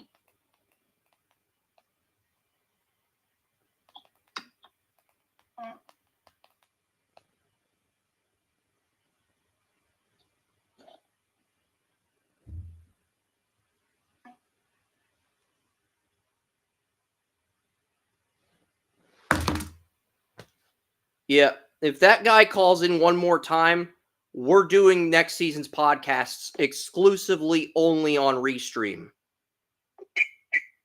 I know you don't like transitioning to Restream, Joey, but that's what we have to do to get rid of shit like this. I'm putting...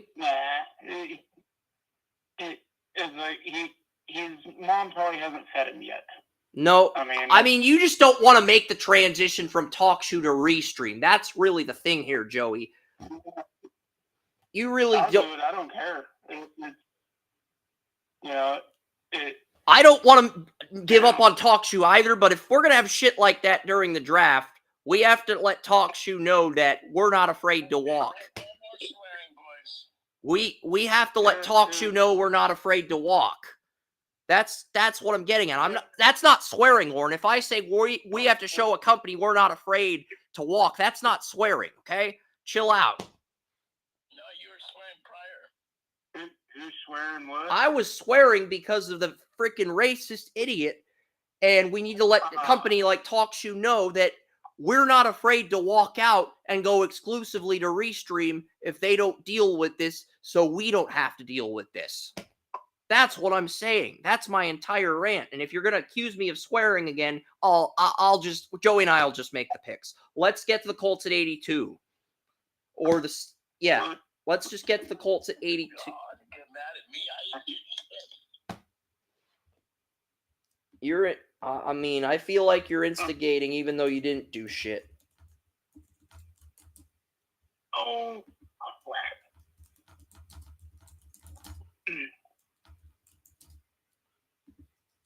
Rams are on the clock. Cardinals are on the clock at Cards are already picked. what'd they pick? Haynes went to Seattle. Who the hell the Cardinals pick? Because it hasn't been announced yet.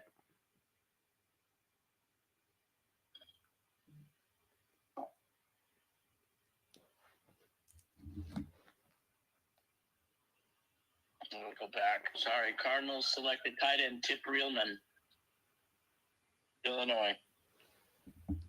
Tip Raymond, freaking the bench press tight end, when you have Sanders, Stover, and Holker on the board. I had I don't even think I put Raymond in my rankings. I think Tony Mario had him in like the 6th round. I think we're gonna have to do something double dip.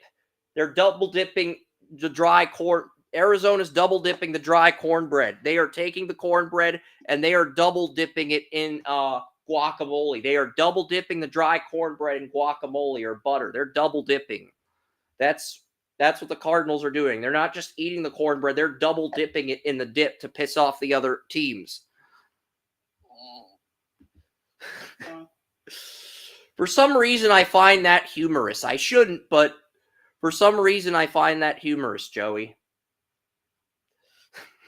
You're good.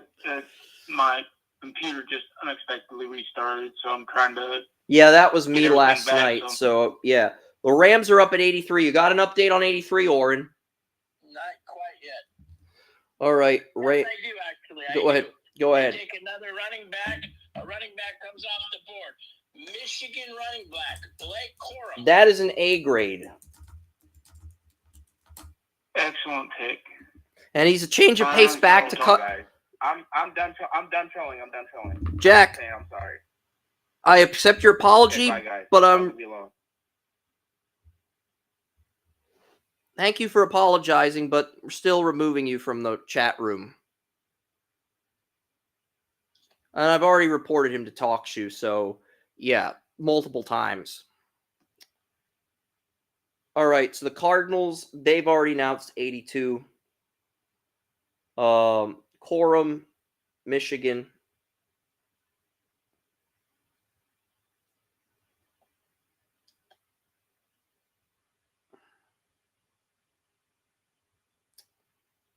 Steelers. Steelers are going to have, let's find out what the Steelers are going to do here. Are the Steelers going to take a player that makes Joey upset? Yeah, I'm playing the Unsolved Mysteries music. Roman Wilson to the Steelers. That's what we're hearing, is that Roman Wilson, the Michigan receiver, could be the Steelers' pick here. Yeah, there are a couple nice receivers left. I'm not sure why Franklin's still there. Roman Wilson's another really good one.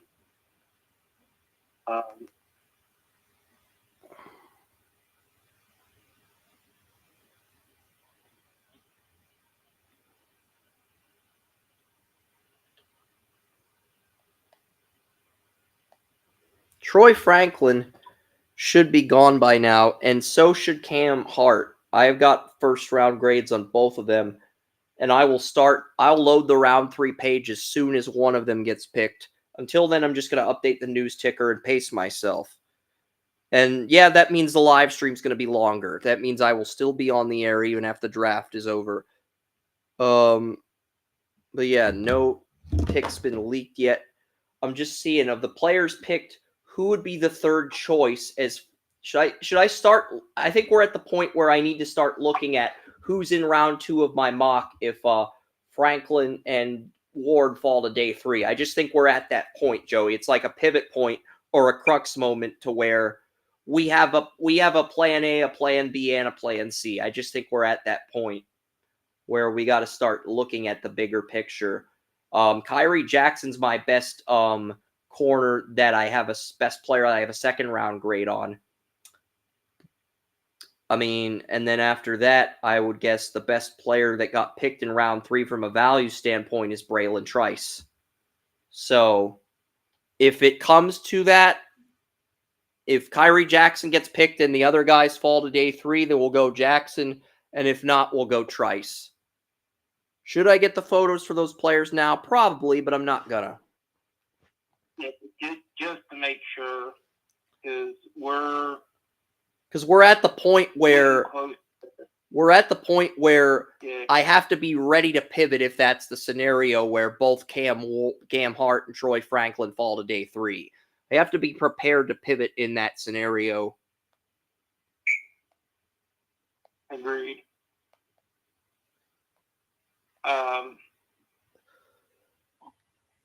Still think I've got the Quorum pick was amazing. It was an amazing pick. We have an official update on the Steelers draft pick yet. Not that I've Roman Wilson, according to Sports Tribune. Yep, it is Roman Wilson. So Roman Wilson's a Steeler. Yes, Roman Wilson is. Yes, that's the pick.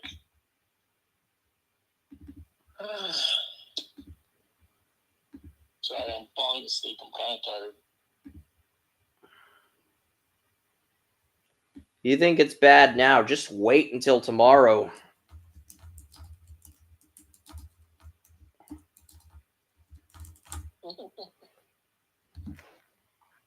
I'm going to look at the pick, but I'm not going to say what it is because I don't want to ruin the surprise for Joey. Brown? Yep.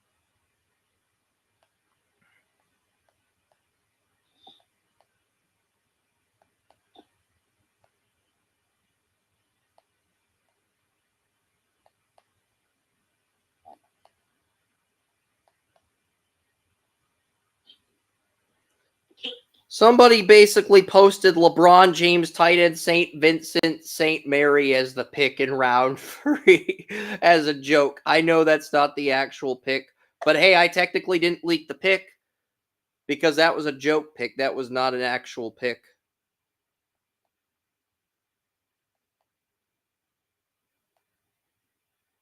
The 40-year-old tight end is probably not the person we drafted at this point. Well, I think he's 38 or 39. I don't think he's 40 yet. But I hear you. It feels like he's 40 because he's been in the league so long. Yeah.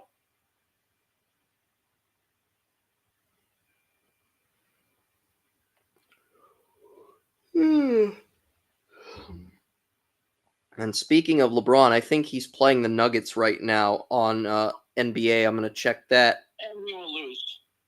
Probably. The Mavericks are beating the Clippers. The Pacers beat the Bucks. They lead that series, and the Timberwolves play it to. The Nuggets beat the Lakers last night, so the Lakers are down 3-0.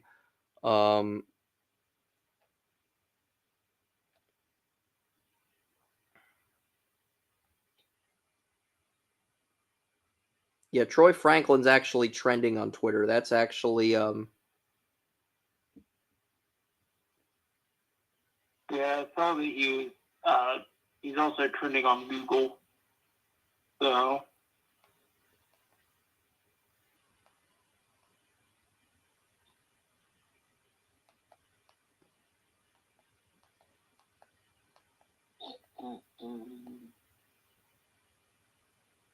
No, the Commanders are not crushing this draft. The Ben Sano pick was a massive reach, yet people are praising the pick. There's 3 tight ends that can run every route on the route tree, and you passed on all of them. Oh, do you want to announce your pick, bro, by the way? It's Joey. The Browns pick is in. We will not be announcing picks unless Joey. I'm not going to announce the pick because my Wi-Fi on Twitter isn't. Says home six. It says home. Says my Wi-Fi number, but yeah, that's the thing.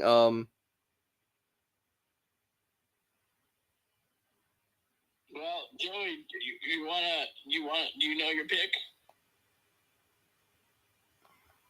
Joe, do you know your pick? no, I do not.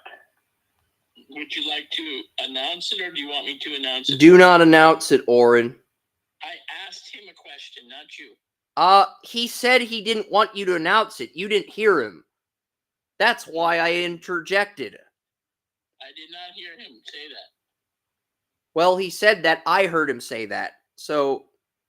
Fine, I won't announce anything. I'm just asking him. The hell is that? I don't know. Joey's just anxiously awaiting the pick here.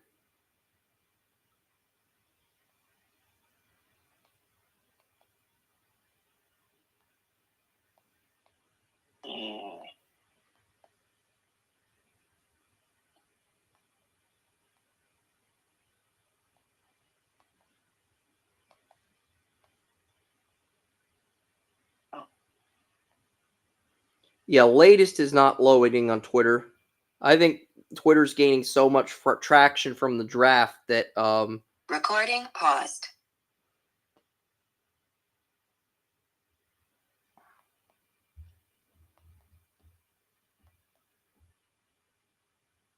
Man. Yeah, man.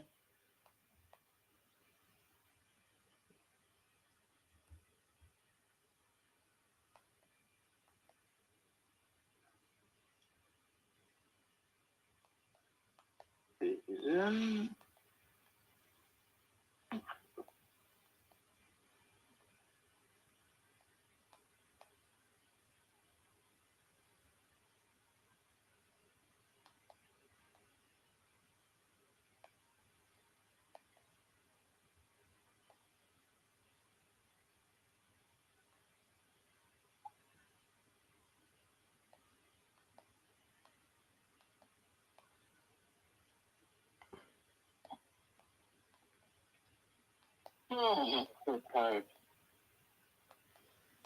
yeah, well, think about how I feel. I've got to post all the picks, all the grades, all the write-ups as soon as the draft is over.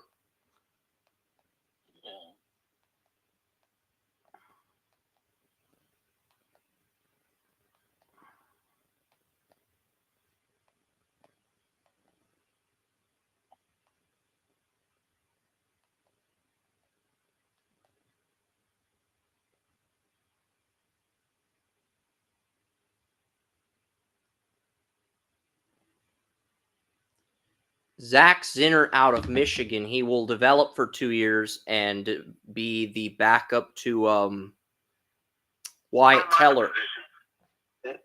I like Zach Zinter, but at the same time, it's like, man, Troy Franklin's still there. I mean, I did have a 3rd round grade on Zach Zinner, and he's the best guard on the board.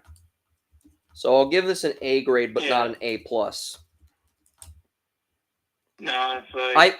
At the point, there's 2 players with 1st round grades still on my board, Cam Hart and Troy Franklin. If one of them is not the pick, you're not getting an A+ grade, period, because both need to come off the board by now. Franklin needs to come off the bare minimum. So... And I agree, it's like, it was a good pick, but at the same time... I think anything besides those 2 doesn't qualify as an A+.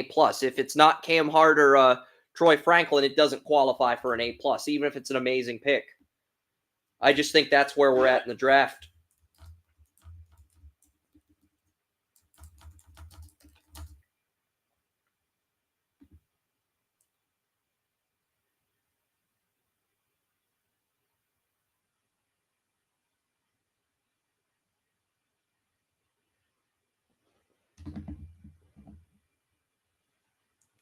Yeah, I mean,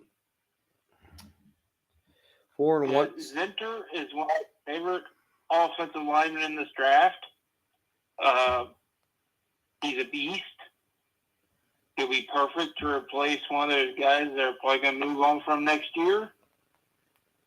But there's still, I mean, there's that giant elephant in the room right now at wide receiver. And it's like, who's going to do what for it?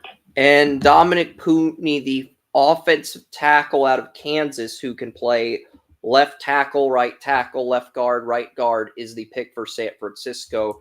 He is going to San Francisco as a right tackle. There's better value. That's not a bad pick, but there's better value on the board here. I'd give it a C+ grade, another C+ for San Francisco. I don't know how they do it. Hey guys, I'm gonna sign off for tonight. All right, Oren, feel better. Tomorrow's a long day, so get your rest. Okay, thanks, man. Okay, see you in the morning. Bye. All right. Hopefully, somebody takes Troy Franklin or Cam Hart here. And it's just been. I don't remember a round 3 with this many reaches in all my years of covering the draft. There have been some good value picks, Joey, but at the same time, it feels like at least 60% of the picks have been reaches. At least 60. It doesn't seem like... It seems like the teams in the bottom half, or the later mid to bottom half of the 3rd round, are going to be getting their pick of the litter at this point. Because it's just... This has probably been one of the most boring 3rd rounds I can remember. And it's just because there are so many reaches. I think the only team with 3 consecutive... Chargers got an A- for Ladd McConkey, but they got an A+ for Colson and A+ for... They got an A+ for Alt at 5. So, I mean, I haven't done any write-ups for round 3 yet, but, like, it just feels... You know, it's been a less than impressive round 3, and if I'm being this subjective about the 3rd round, you know, I'm usually more objective about the 3rd round at this point, but it's just the value teams. It's almost like teams are saying, you know what, we're not going to go for players with 1st or 2nd round grades that are still on the board. We're just going to go with the best 3rd rounder on our board. It just feels like that kind of carbon copy laziness is being applied here, even if it isn't. Yeah, it's, you know. This is advanced AI just helps stop a fraudster from using grease. I have no idea what this is. It just came on my computer. No worries. Maris Liafu, the Notre Dame inside linebacker that I did a film cut up. He's a really good in coverage. He's fast. That is the pick for Dallas. Notre Dame middle linebacker Maris Liafu. He can play inside or outside with his versatility. Very good in coverage. I like this pick a lot for Dallas. I had him at the end of the 4th round to San Francisco, but this is a good pick for Dallas in terms of value here in the 3rd round. I'm going to give it a B whenever we get to but yeah, the Packers are up at 88.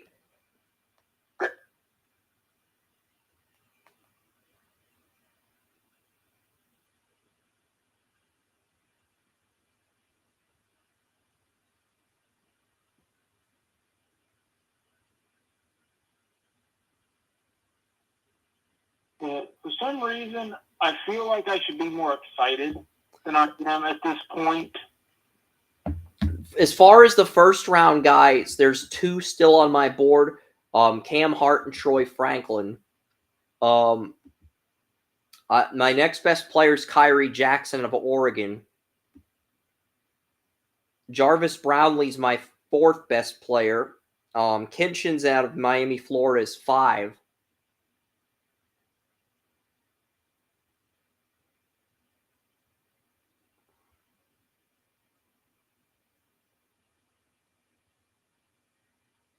Sanders is 6. Jatavian Sanders is 6.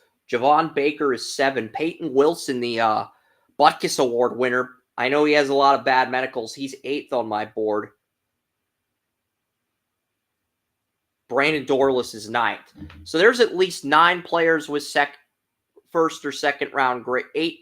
There's 9 players with 1st or 2nd round grades still on the board, and Abrams Drain is 10. So there's 2 1st rounders and 8 2nd rounders available for the picking here at 88. There's too much talent to be neglected at this point in terms of value. Yeah, I mean, I'm looking at Marshawn Lloyd. Ugh. I know Nagy in the Senior Bowl hyped him up and said this is the best Senior Bowl running back, but no. He sucked against San Jose State in USC season opener. He sucked in that game. He did better as the season progressed, but you cannot justify picking him over Audric Estime and Braylon Allen this early in the draft. I like him on day 3, but not here. Horrible pick by Green Bay, because I don't even think he beats out A.J. Dillon. At least with Braylon Allen, he would have pushed A.J. Dillon for that backup job. This guy's going to be 3rd string, and the Packers are basically saying, we're cool with a 3rd string running back at 88. I would not be cool with that as a Packer fan, but that's just me. I'm not sure why the Packers even took a running back. You have Josh Jacobs on a 4-year deal, and you have AJ Dillon on a 1-year deal. You don't want to pay AJ Dillon after this year. You draft a running back on a rookie deal and stash him as a change of pace back starting in 2025. That's the thought process, Joey. I had a running back at 92 for that reason.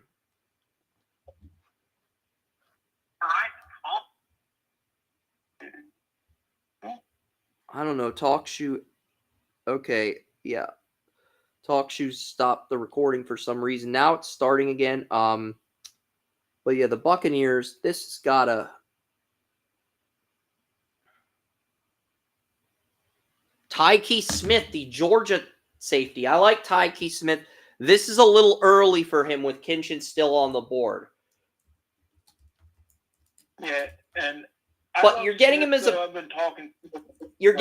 backup though. You have Jordan Whitehead and you have Antoine Winfield Jr. So you're getting him as a backup. I'm going to list him at strong safety here. Recording started. But you're getting him for depth. So that's why I'm going to give it a B grade. You're not getting him as a day 1 starter, but you're getting him for depth as a number 3 safety. And I like the value in that. And he's going to get some turnovers. He is a very good athletic ball hawk. So, and I'm a big fan of his. Yeah. So I think in this role, As a number 3 safety to Whitehead, he can come and develop for a year and then take over for Whitehead as the strong safety next to Winfield. I think that's about the right development path in terms of how you use him. Can Arizona triple dip at dry cornbread? I mean, we gave them 2 dry cornbread grades here.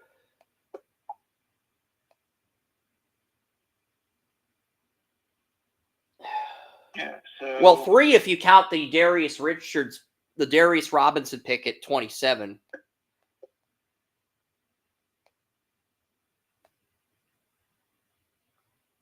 I know NFL teams have a drop-off in talent after 120, according to Albright, but I don't think the drop-off takes place until I don't think the drop-off takes place until the 193. But teams are just lazy. They are set in what they want to do, and I don't think what they're doing is necessarily the correct thought process or decision. With 10 players with first or second round grades are still on the board. Yeah, I think the 3 Michigan players got my interest back because I liked all 3 of those guys. I thought all 3 of them could go in the second. Then Tyke Smith, just a player I love. I like Dominic Pooney to San Francisco at 86, but I like Liafu to Dallas because it filled a need. Marshawn Lloyd was the buzzkill pick because we had that run from 83 to 88 where there were some good value picks, and then the Marshawn Lloyd pick happened, and that was a buzzkill pick. Yeah.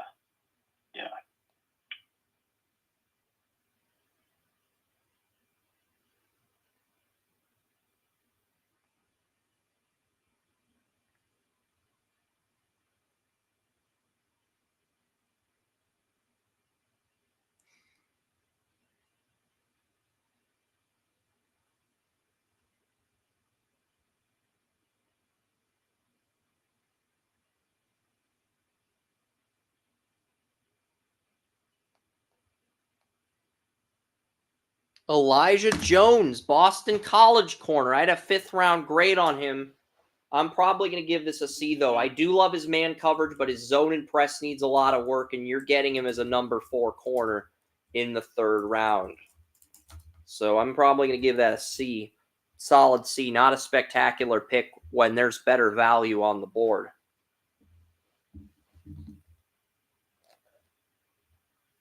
This feels a lot like the NHL draft, Joey, where we might see it, the 2023 NHL draft, where we might see a team get 4 or 5 A-plus grades over the course of 7 rounds, but it doesn't feel like we're going to see a team dominate rounds 1 through 7 of this draft like Pittsburgh did last year.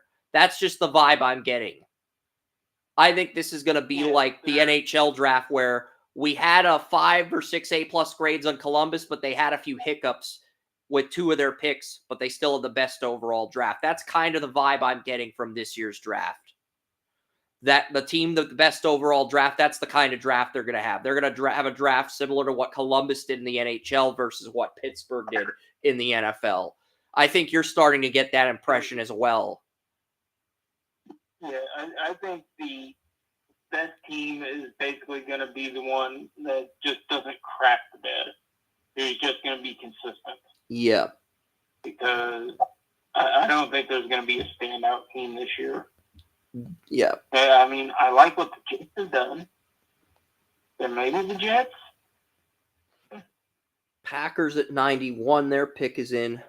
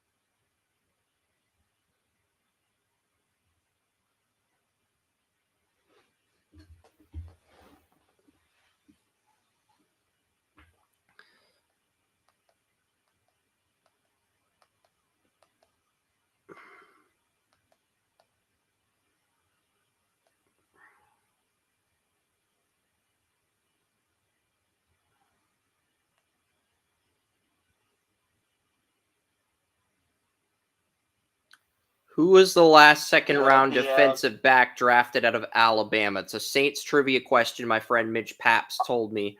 Last defensive back the Saints drafted out of Alabama before Kool-Aid McKinstry. I honestly don't know. I should know.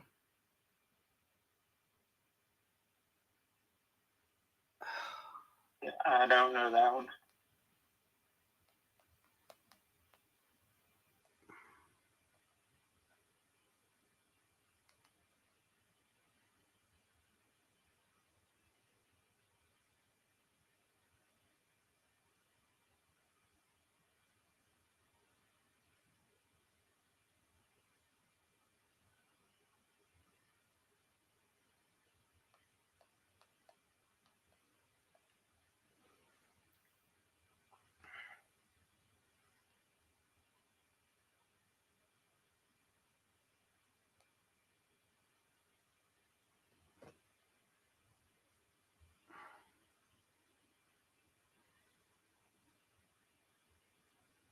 Yeah. We don't know what the Packers are going to do here, but I would think Cam Hart or Troy Franklin, one of them has to come off the board soon. And I think if Spencer Rattler goes in day 2, I'm guessing the Buccaneers at 92 as a backup to Baker Mayfield long-term project would probably be the most likely landing spot. You got the Steelers at 98, who could also be a team, but if neither of those teams picks Rattler, he's probably dropping to day 3. Because I look at the rest of this draft, the Ravens, 49ers, Bills, Jaguars, Bengals, Steelers, Rams, Commanders. I think the Rams may have traded 99 if they didn't. Tyron Hopper out of Missouri. Had a third-round grade on him. I do like this pick, and you're getting him as a backup to Quay Walker. So, because Quay Walker's moving to weak side linebacker in the Packers' 43 defense. So, and Edgerrin Cooper's going to be the Mike linebacker. So, you're getting him for depth, and Hopper's got more experience at Mike linebacker than Walker, and you're not even starting him. You're getting him just as a depth role. And, that's not a bad pick. Isaiah McDuffie's in the final year of his contract. You're probably going to let him walk because he's a guy with backup ceiling, whereas Hopper, I think, has ceiling to develop into a starter. But I think Hopper's going to start out as the backup, Joey. And if Quay Walker slips up or has another off-the-field incident where he gets suspended during the season like he did his first 2 years, I think this is Green Bay's weighing, look, Quay Walker, you're our outside linebacker, but it's strike 2. You slip up, you get suspended, you do something stupid again, strike 3, motherfucker, it's Hopper's team now. I think this is Green Bay's way of saying that without actually saying that to Walker. That is probably why I think they took... Yeah, bring in insurance. Yeah, Don Aponte's, and this is the second year in a row that Don Aponte has announced the third-round picks. I think when Goodell's been renewed as commissioner until 2027 or 2029, but whenever they have a meeting whenever they have Goodell's next contract negotiation, I expect them to appoint Don Aponte as the successor, because if she had just done the draft for the third round for 1 year in a row, okay.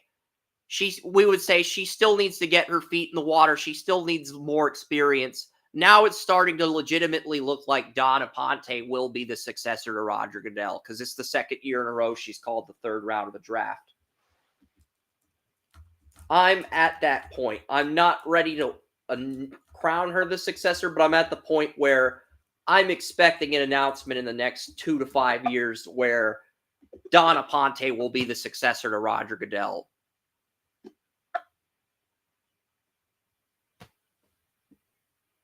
I can see it happen. The Ravens pick is in. What are the Ravens going to do here?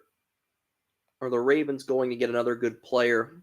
Are the Ravens going to get...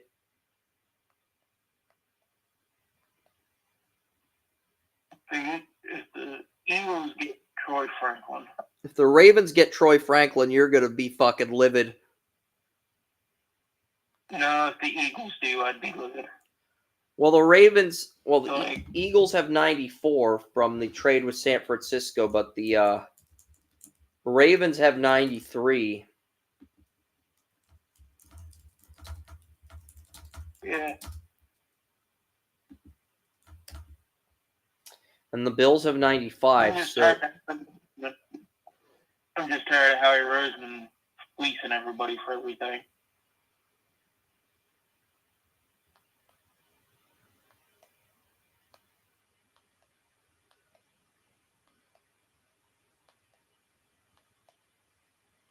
And Jalen McMillan was a good pick for Tampa Bay. not a bad pick. Not going to post any grades until we have a definitive answer on what we have here at this spot for the Ravens. It's almost like the NFL teams know people are leaking the picks, so now things are just quieting down on purpose. Yeah.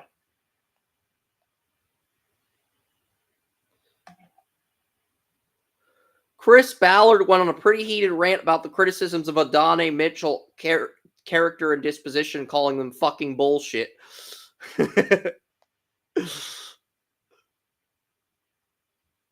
Yeah, pretty straightforward of him. If you felt that strongly about him, could have traded up to get him.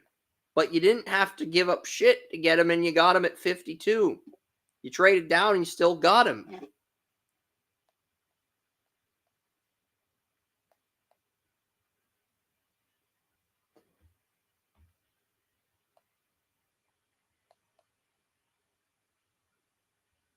Adisa Isaac, the edge rusher from Penn State. I have a 6th on Isaac. This is a reach by the Ravens here. I mean, guys, this is just, I think the best value pick as far as is Braylon Trice, and I'm at the point where Kyrie Jackson could get picked. That's the only reason I haven't really emailed a photo to myself. But I also feel like I'm at the point where we're just gonna forward a Trice photo to email a Trice photo to myself and just post that for the round 3.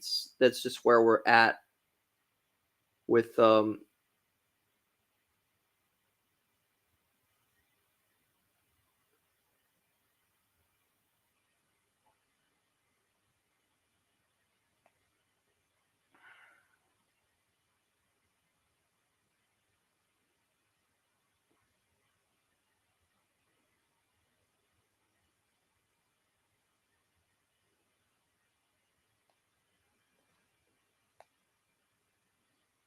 yeah, so I'll email a Braylon Trice photo to myself, and we'll put that up if we do not get and then if Kyrie Jackson gets picked, then I'll probably get if Kyrie Jackson, Cam Hart, or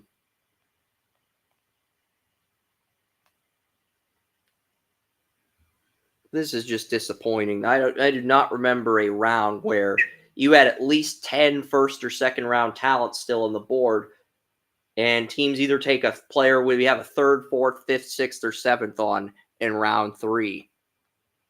I really don't remember a 3rd round this underwhelming. Yeah, on one end, it does make day 3 a whole lot more exciting, but at the same time, day 3's not going to have us up till 11:30. it's just, yeah, I'll still be on restream as soon as the picks, as soon as this draft ends. But yeah, I'm just gonna get a Kyrie Jackson photo just in case he does get picked here.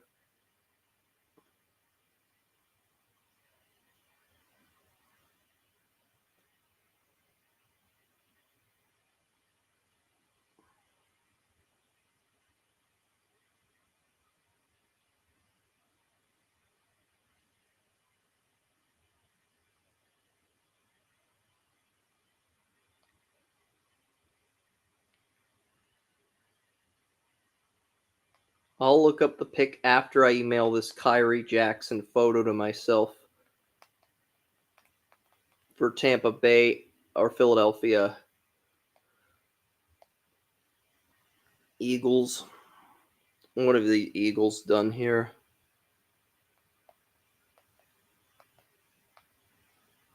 Jalix Hunt out of Houston Christian? That's a reach. I feel like all the Senior Bowl all the guys who went to the Senior Bowl who had underwhelming tape, they're getting picked here.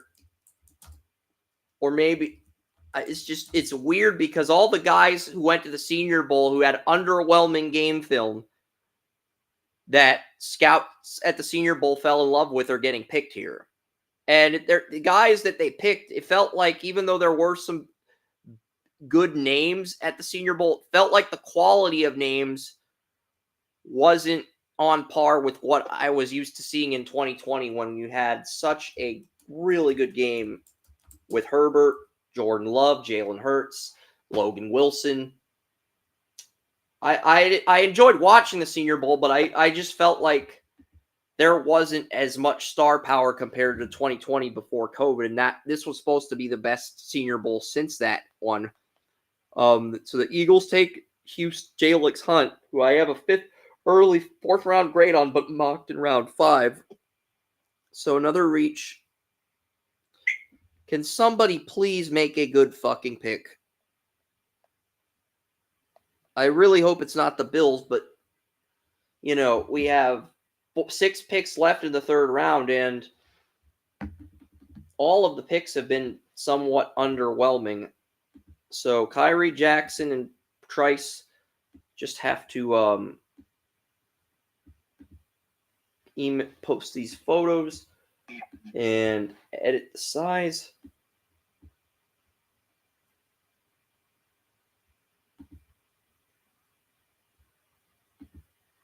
Okay. Getting ready to.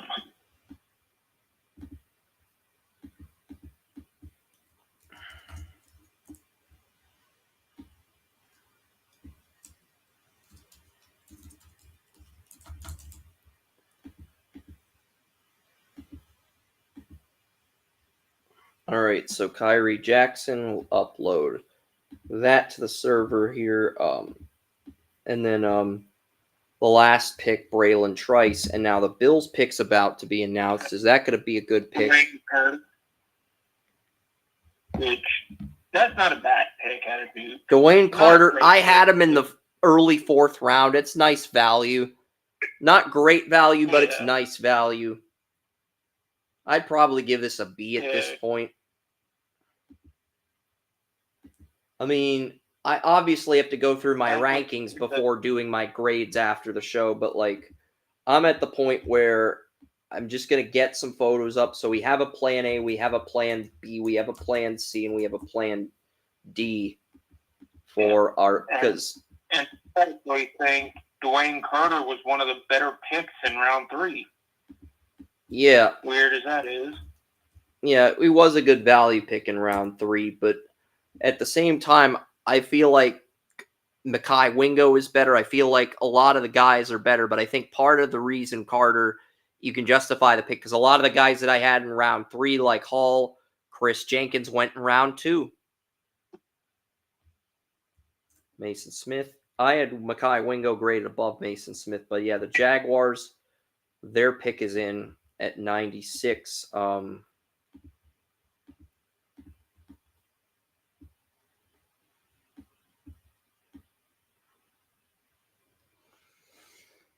The Jaguars.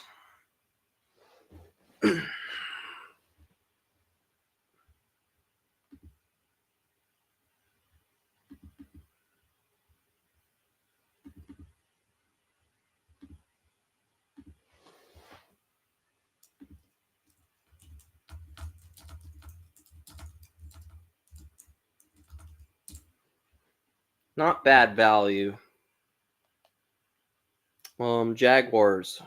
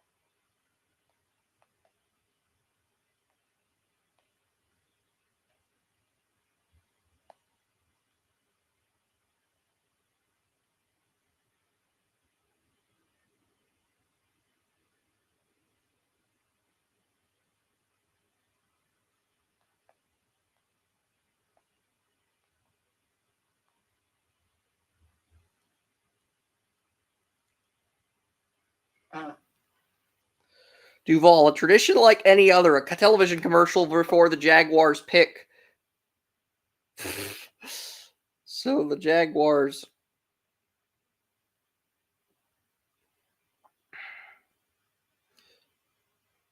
You know, if you're the NCAA and you want to promote the transfer portal, you should make a commercial with Leon Sandcastle entering the portal, or Leon Sandcastle Jr., and it could be Shadur, and he's Leon Sandcastle Jr.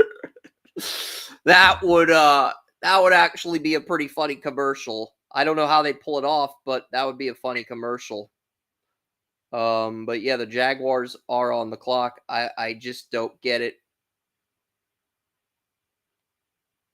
No, Jalix Hunt is not a steal. The tape is not good with Jalix Hunt. I mean, I was more impressed with Javon Sullivan, if we're being honest.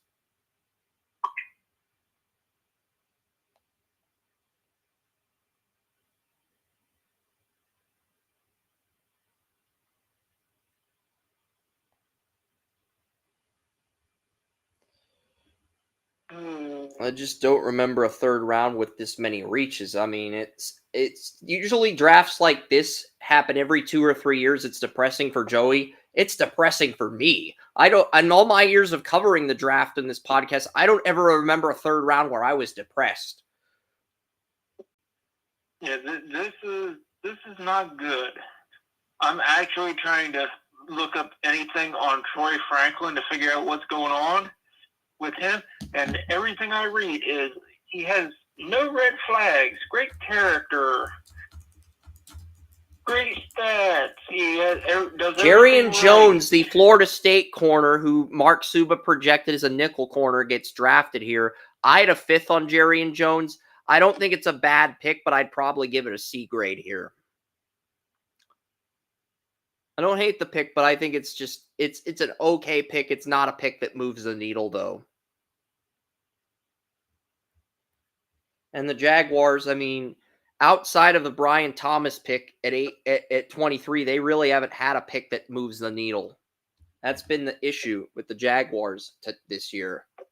And that was the issue with them last year after they took a 2023 first round pick. I think they traded down to 27, I believe. They traded down with the Bills, and the Bills moved up for Kincaid.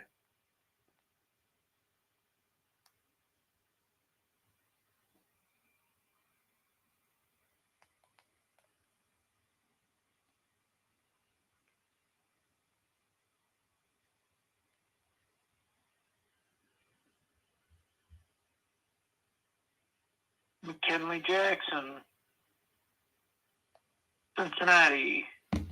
Texas A&M, that's a decent pick. I would give that a B. That's a decent pick in terms of value here. Yeah. It's been a very underwhelming draft. I'm just hoping anybody takes Cam Hart or Troy Franklin at this point. Yeah, because right now I'm looking forward to round 4 because it's got to make up for round 3.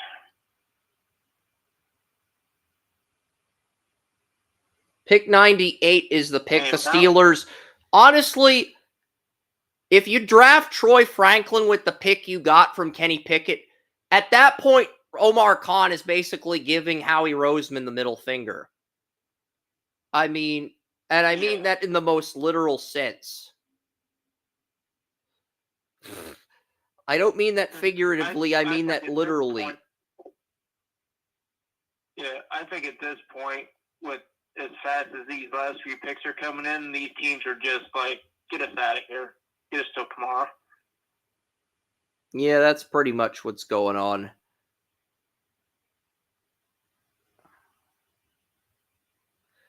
I feel like a lot of these NFL teams are like, after round 2, there aren't any day 1 starters. Let's half-ass these picks. I know there's a drop-off in talent, but it's not until, like, pick 192 if you objectively watch the tape and evaluate all the players. But these teams are like, after round 2, there's not really that A1 starter, so let's just half-ass this shit and take whoever. That's just been what round 3. They end up a top 100 and a top 150. And Peyton Wilson is a Steeler. That is actually a good pick. I had a second on Peyton Wilson. That is actually an excellent selection here. Peyton Wilson, the North Carolina State middle linebacker, heads to Pittsburgh. That's a good pick. I like that pick. Yeah. Wilson's probably one of the better overall linebackers in this draft. So that was a really good pick. Yeah, you can definitively argue that that should be the cover photo instead of Braylon Trice. You can legitimately have that conversation because that was one of my 8 second round talents still on the board. So, yeah. Yeah, and there's still a lot of talent there. A lot of freaking talent.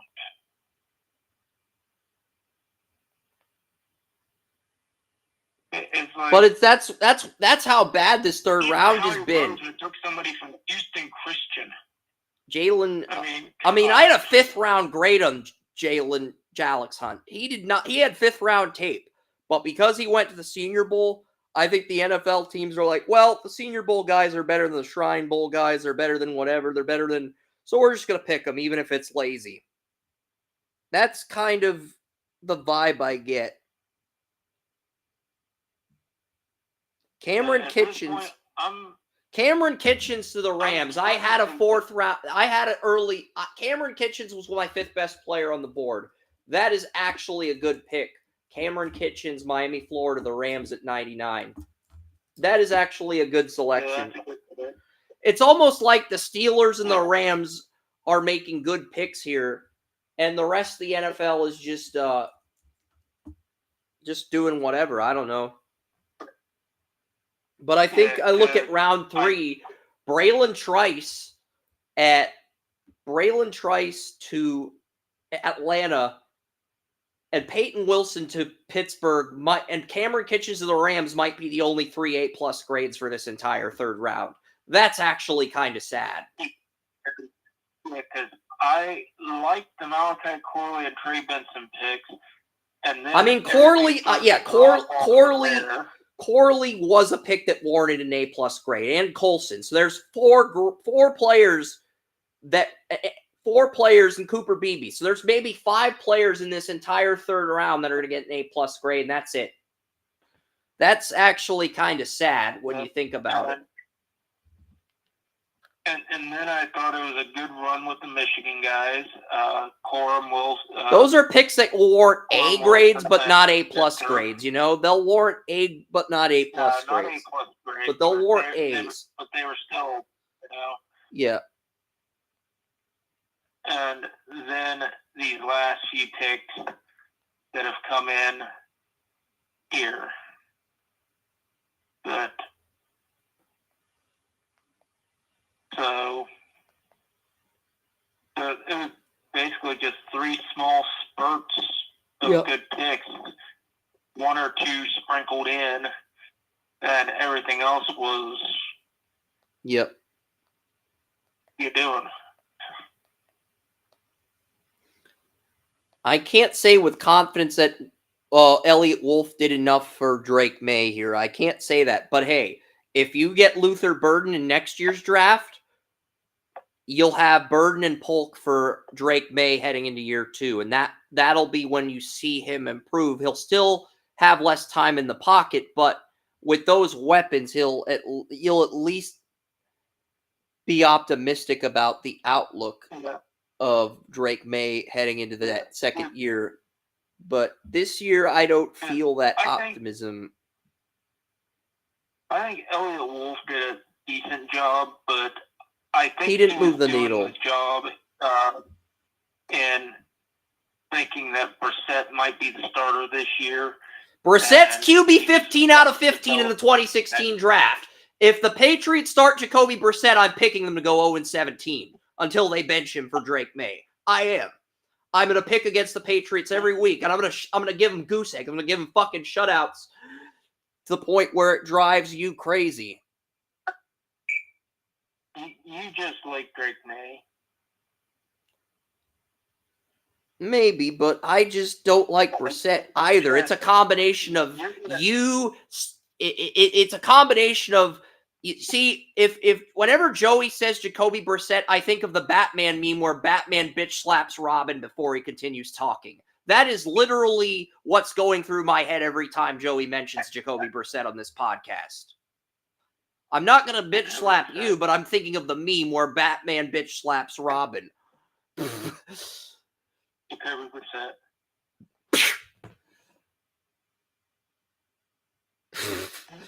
You're going to go to bed and you're just going to have that meme stuck in your head because I'm just going to keep saying his name over and over and over. I'm just going to make that bitch slap sound effect every time you say his name. And Luke McCaffrey.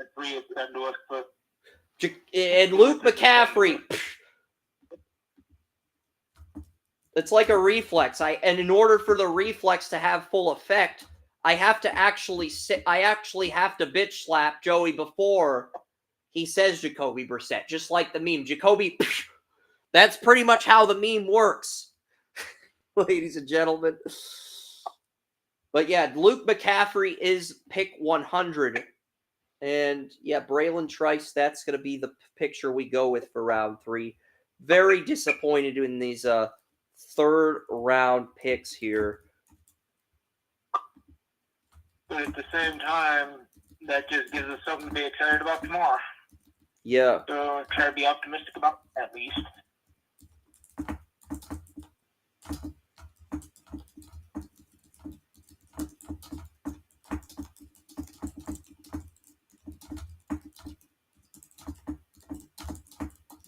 Yeah, folks, and while the draft is officially over, the live stream isn't, and that's because I only typed the news ticker. I didn't really type anything as far as draft grades go. I didn't really type anything, but yeah, I'm just seeing who's ahead of Core. Who the hell did we put ahead of Corley in the receiver rankings? That's really what I'm looking at before I actually do type the grades on the live stream. And yeah, I'm still going to be here. I know it's 11:23, but these picks keep flying in, and that's basically how round 4 is going to be. I'm not even going to get time to do. And you think that's brutal? Just wait. So Franklin was on the board. Yeah, Malachi Corley was the only receiver. Franklin was the only receiver ahead of Malachi Corley on the board entering round 3. So that is an A grade. Not an A+, but an A grade to start round 3. That's a rare thing in round 3 this year. It is. It is. I mean, it is. It's actually kind of sad how badly these teams have screwed up in terms of capitalizing on value here. 38 picks, and you might have had 10 good ones in the entire third round. That is stupid bad.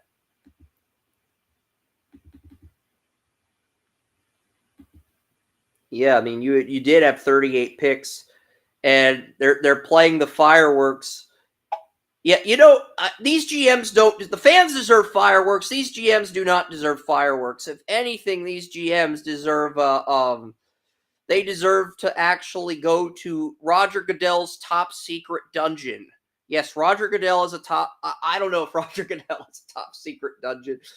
I don't know. I really don't. I feel like I'm on the. I really don't feel like I can comment further on this because I feel like I'm right on the border of entering Roger Goodell slander territory where I might receive legal action. So I'm not going to comment any further on that. But yeah. Yeah. So we do have a long day ahead of us tomorrow, and we got a lot of stuff to do. So I'm going to sign off, and I figure you're not going to be too long after that. Actually, I'm going to be staying on the live stream. Maybe at least another hour, maybe another 2 hours, because I've got to get these grades up for round 3 on the live stream. And Restream only lets you do up to 6 hours, but they let us do 7 for the combine. So if they let me stick around, I will. And if they don't, Well, then I will talk to you in the morning. yeah, I haven't set up the live stream for TalkShoe for tomorrow, but I will do that as soon as we're done with round 3 on Restream. I'll talk to you later. Good night. And that's it on TalkShoe. We're still live on Restream. I'm getting draft grades. I'm getting visuals up. Yeah, there's a lot going down here. I might grab a snack. I haven't decided yet. I'm sort of undecided on whether or not to grab a snack.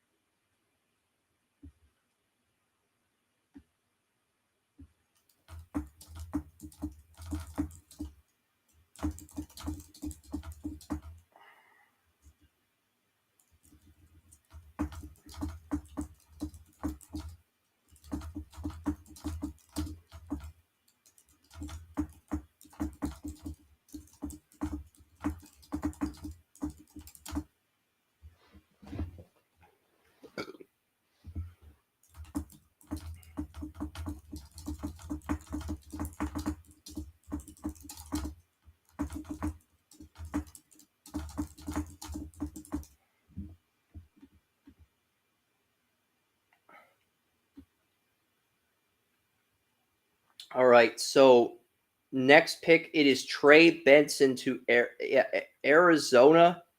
Got Trey Benson. I mean, I like Trey Benson as a change of pace running back, but I think in terms of value, this is a slight reach.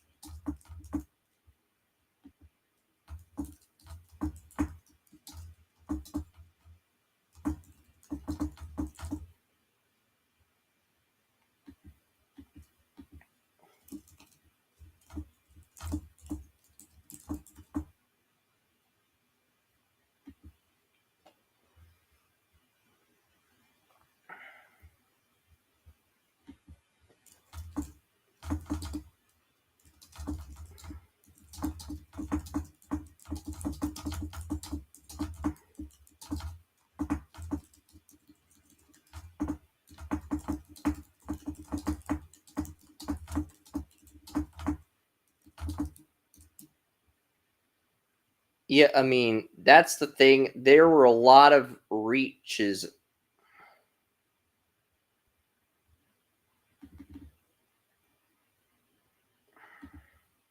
terms of value, there were a lot of reaches here.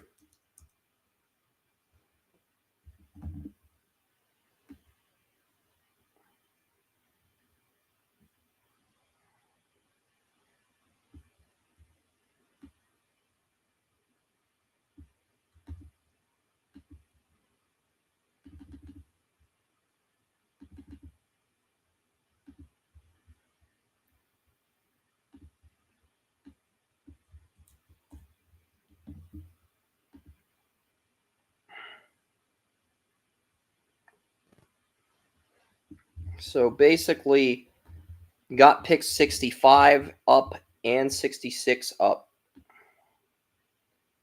And 67 was a Commanders. They took, yeah.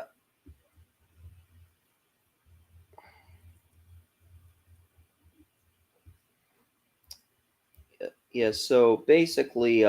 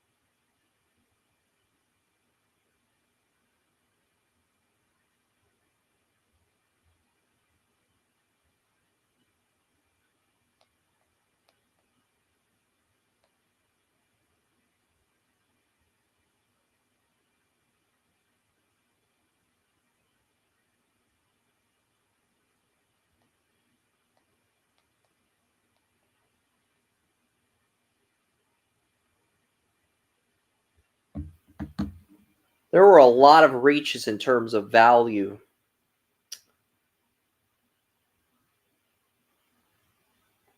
Yeah, so what the hell did Washington do?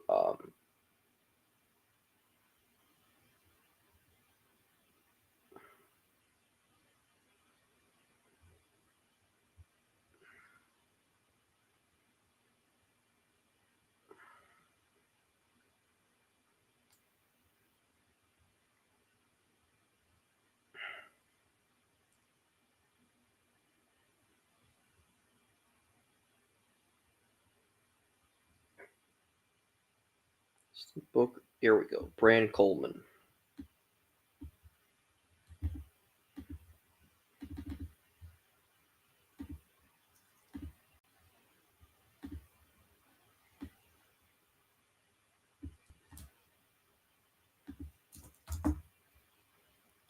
And we're going to go into the guard rankings here and figure out where we ranked Brandon Coleman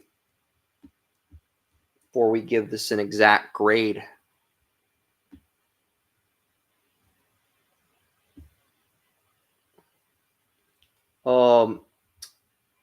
Cooper Beebe on the board, Haynes on the board, Zach Zinner on the board, Mahogany on the board.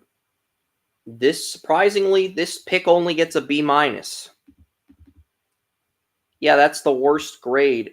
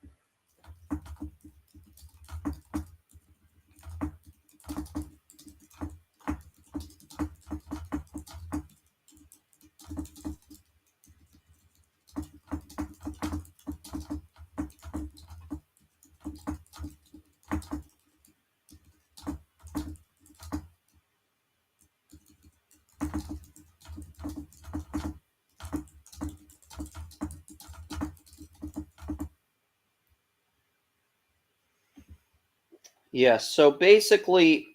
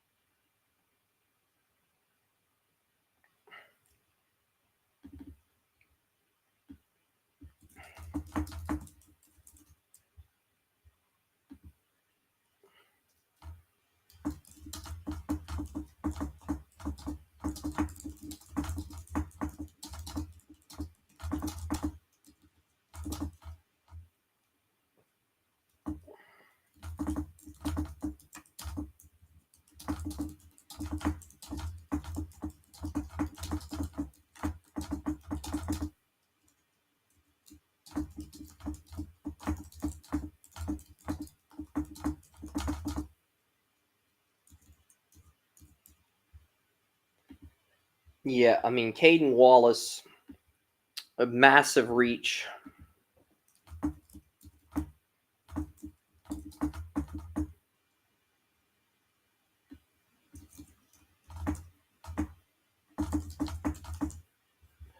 Yeah, a draft gate grade for the Patriots. Caden Wallace in the third round was not a good pick. There were better tackles available. And we need a left tackle, not a right tackle. So that was a reach. Even if you like the pick, like the value, that was a reach in terms of the overall value of the selection.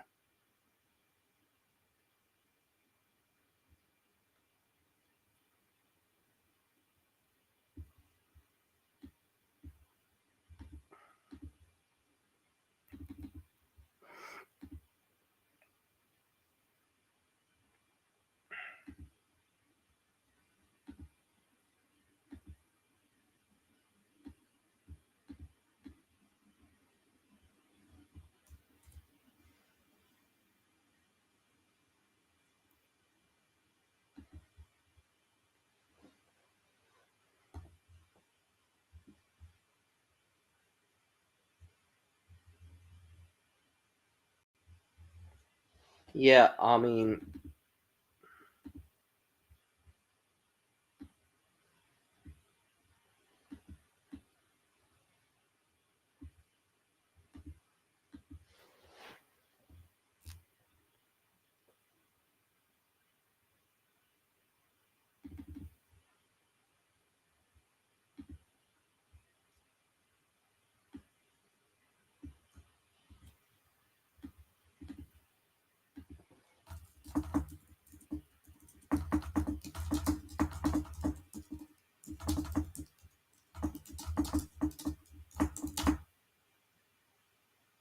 left tackle is Okorafor, Cole Strange.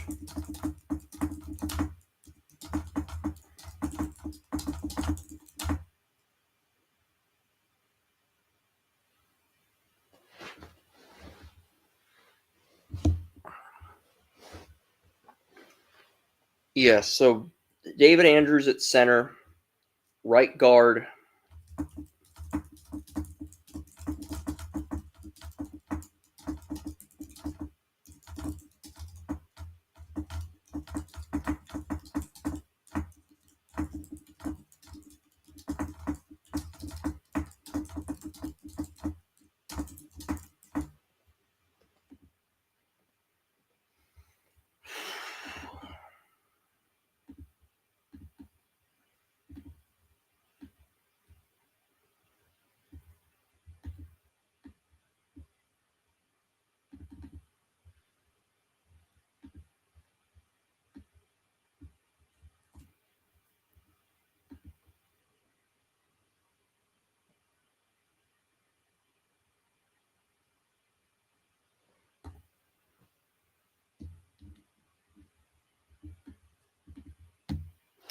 Yeah, the Chargers took Junior Colson at 69. That was an excellent pick. Junior Colson, the Michigan linebacker.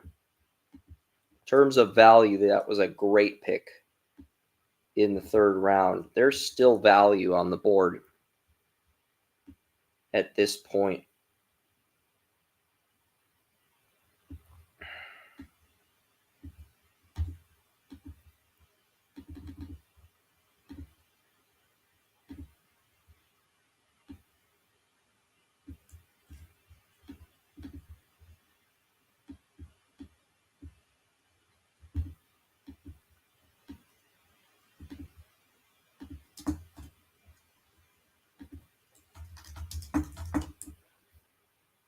Chargers have crushed this draft so far. Yeah, and you get Junior Colson.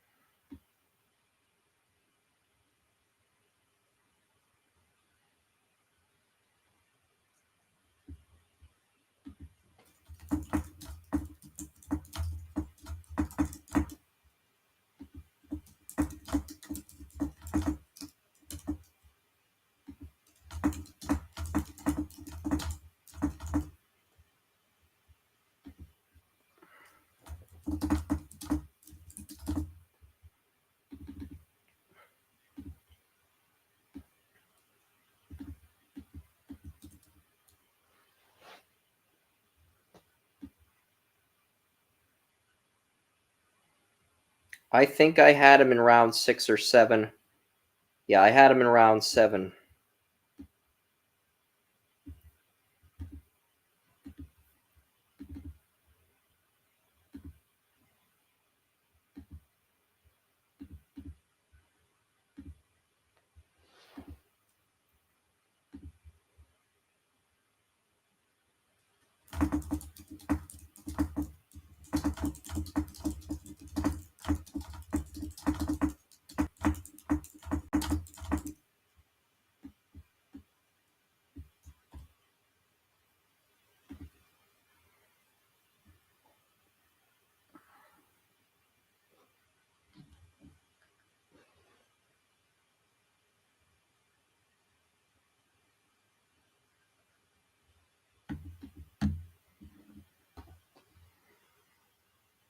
And then 71 was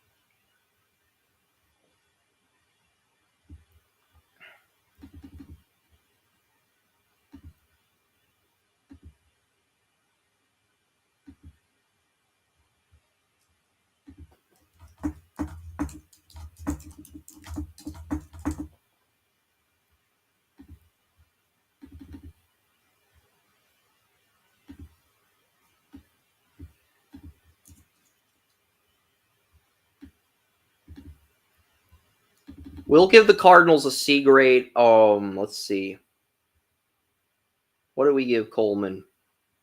We give that a B minus. We will give this a C grade.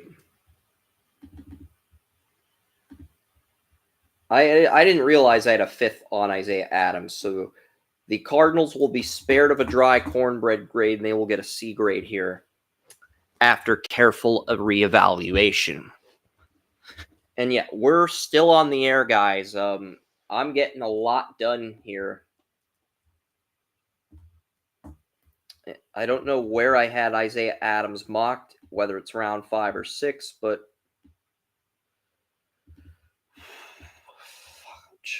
I just like Julian Part more.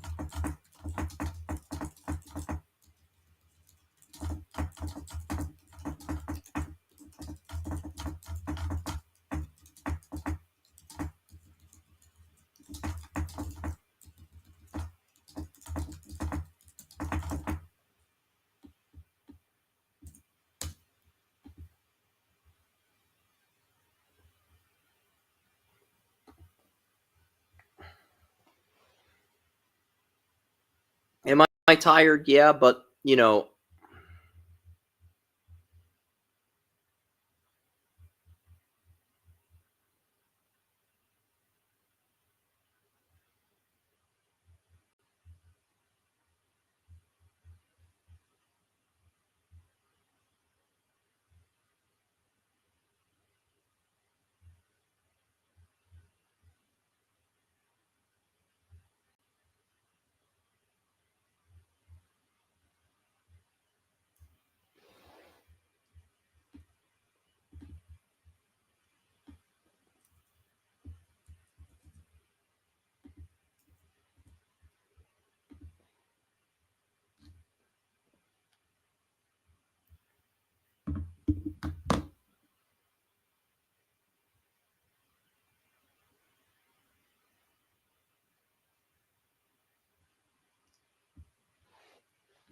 yeah, I am gonna look up the Cowboys depth chart here before I type the pick in.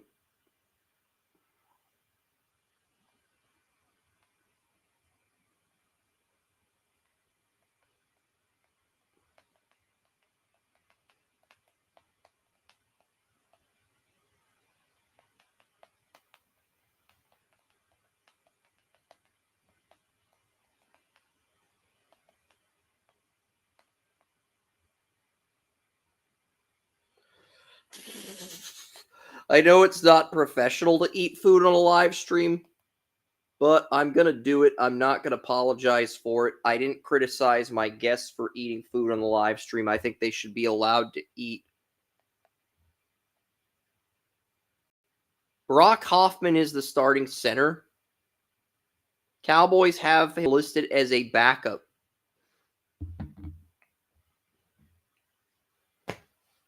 All right, so, you know, he is listed as a backup left guard. But yeah, you know, I really don't understand not plugging one of those guys in at center.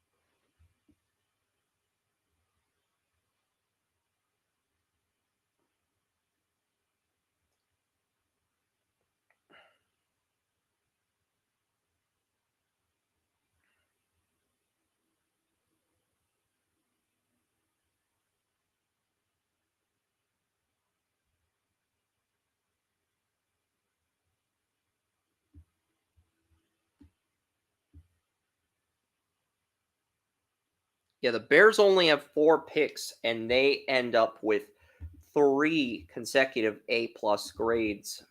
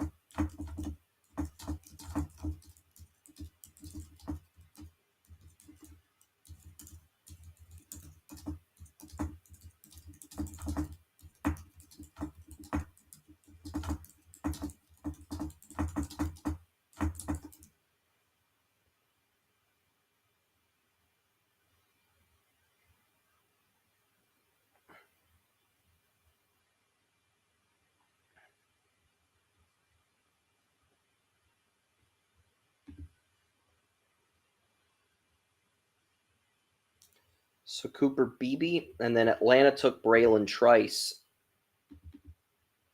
So I will get that pick up.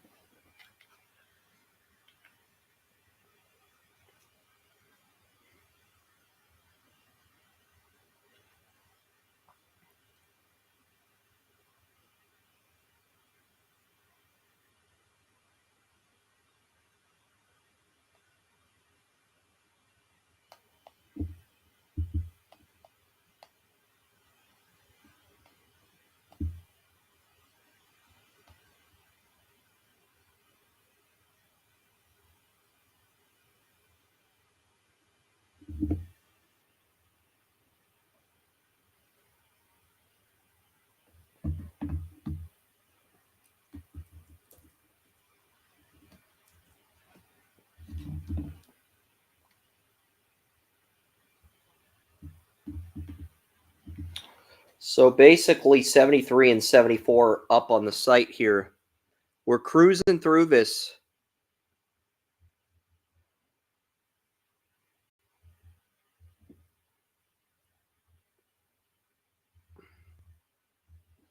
All right, 26 picks left. 26 more freaking write-ups, and we're done for the night. Bears took Kiran Amagaji, the Yale left tackle, and they're kicking him inside to right guard.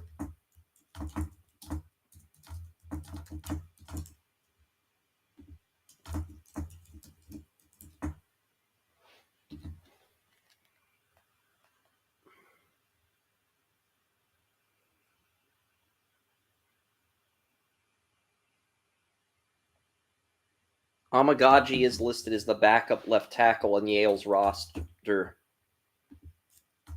The Bears depth chart has him listed as the backup left tackle. So I do think he's good enough to beat out Nate Davis for the right guard job in camp, but he is technically listed as the Bears backup left tackle on the depth chart. So, yeah.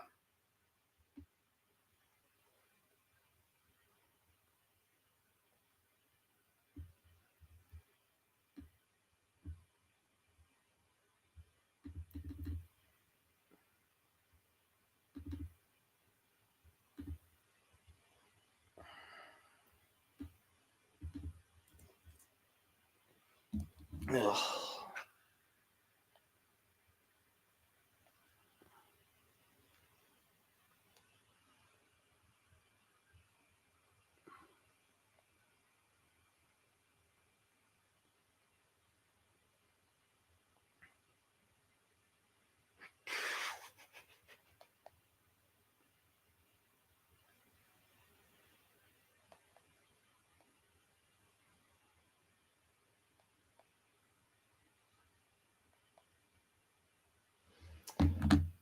Yeah.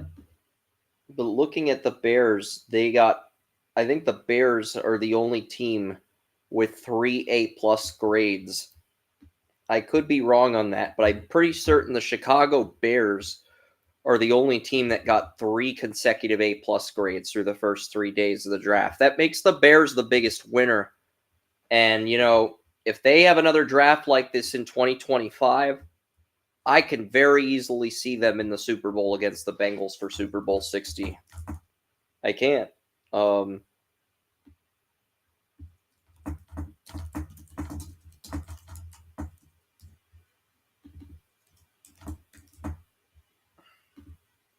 So 75 and 76 are up.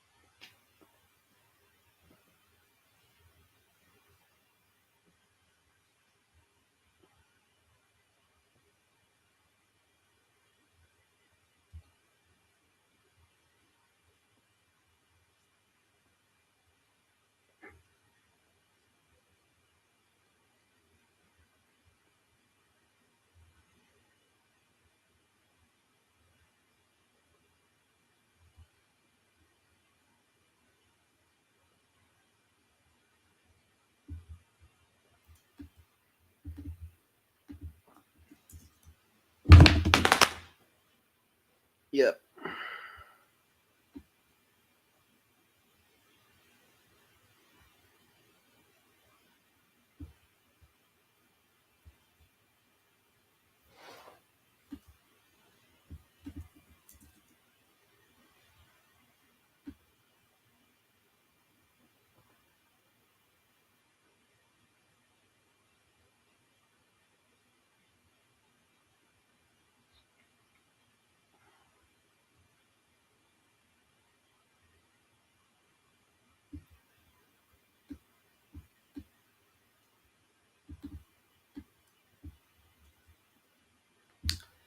Yeah, so 26 picks left.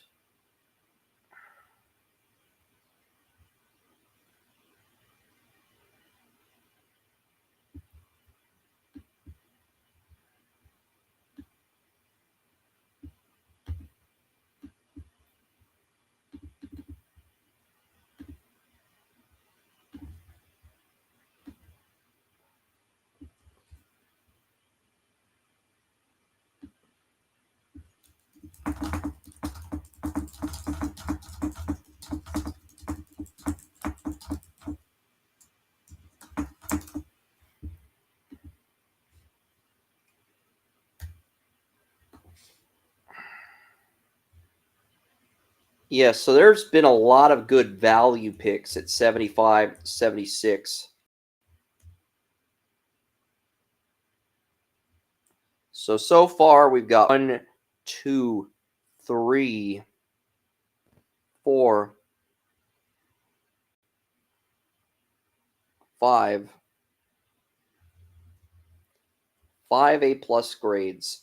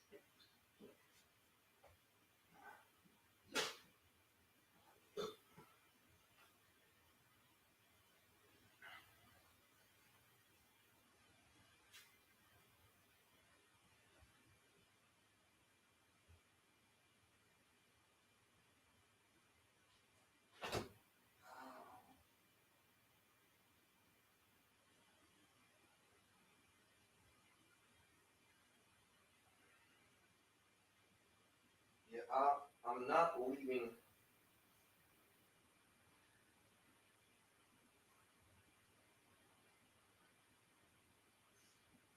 So Jackson Powers Johnson is going to be their right guard. He did show the ability to play right guard at the Senior Bowl. But yeah, he got drafted as a right guard.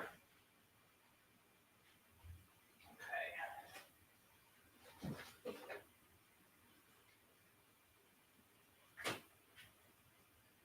All right, so as far as Delmar Glaze goes, and we are going to edit something here.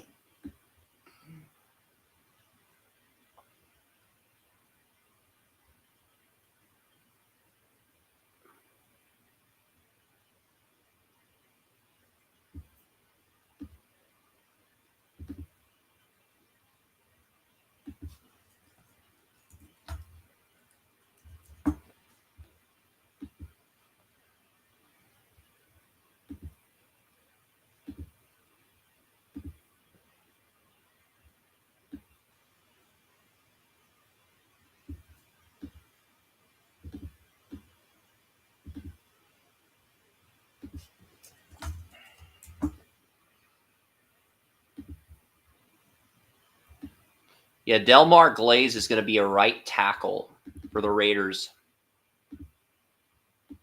And it's going to be a round 5 or 6 pick. I can't believe 96 of the top 100 picks in what the Owl did is he used an algorithm combining Daniel Jeremiah's board and Dane Brugler's board, and 96 players in the top 100 of the Brugler Jeremiah board combined got picked, according to the Owl. So, yeah.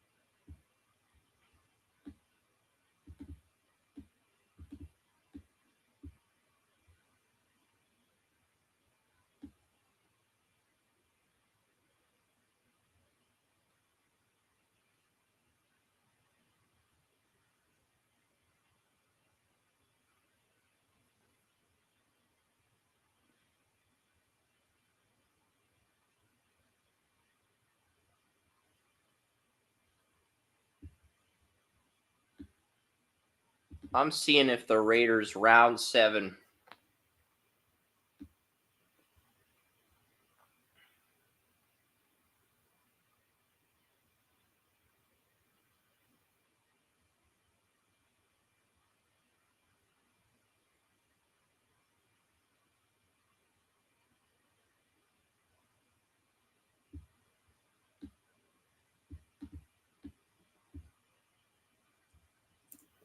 Yeah, I'm still live, folks. I just are we getting to a point where Restream's going to cut us off?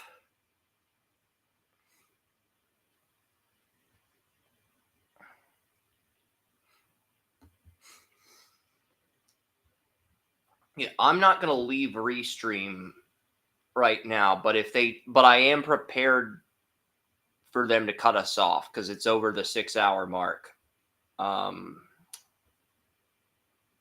Yeah, I'm just looking for Delmar Glaze because I swear we mocked him in round 5 or 6. I know we did not neglect to put him in the mock. It's just, I don't know where we put him.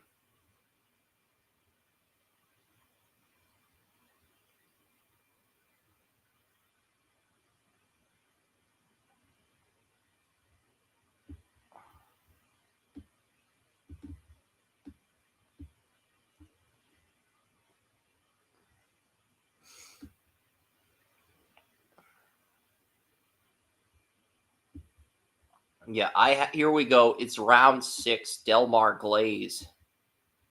I had him in round 6, so that's a D, I guess, at this point in the draft. And he's competing with, I'm not going to give it a dry cornbread grade. I'll give it a D grade.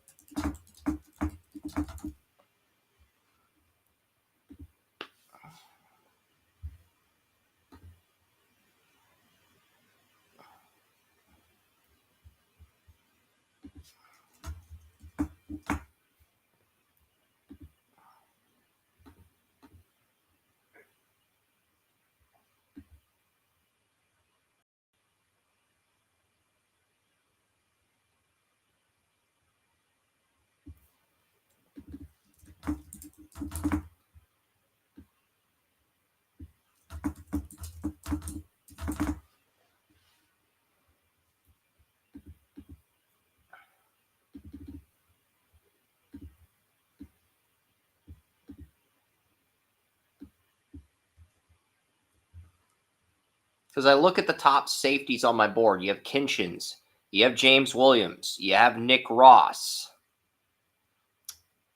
Bullard was my number 4 safety. You have Nick Ross. You have, Kalen Bullock is probably, I do a 4th round grade on him, but he is not someone you pick here this early in the 3rd round.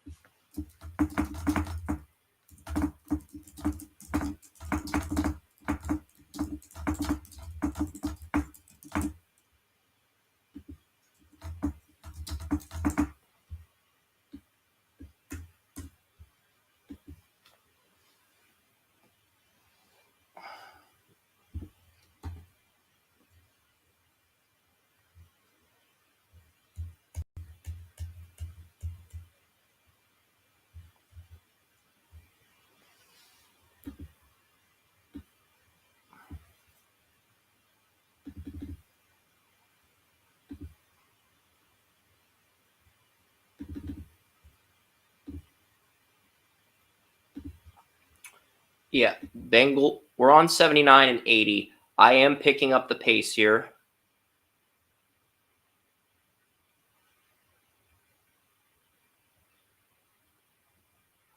The Colts traded up to 79, and the Bengals took Jermaine Burton. Matt Goncalves. Look at my tackle rankings. Even though I do need to, yeah. We're at the halfway point of round 3. I am going to use the restroom, and then I will come back and edit the Colts.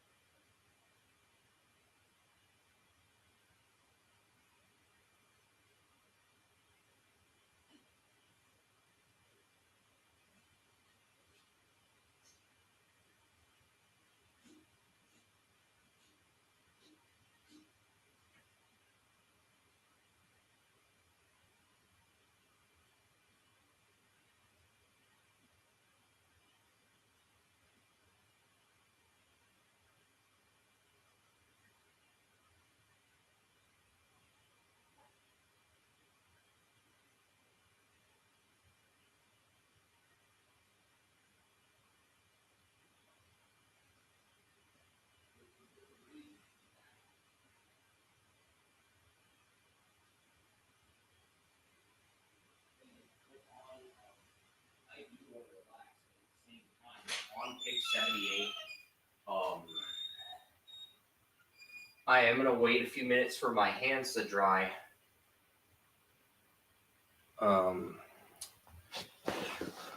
I'll still be on Restream, folks, but I'm starting to get to that point where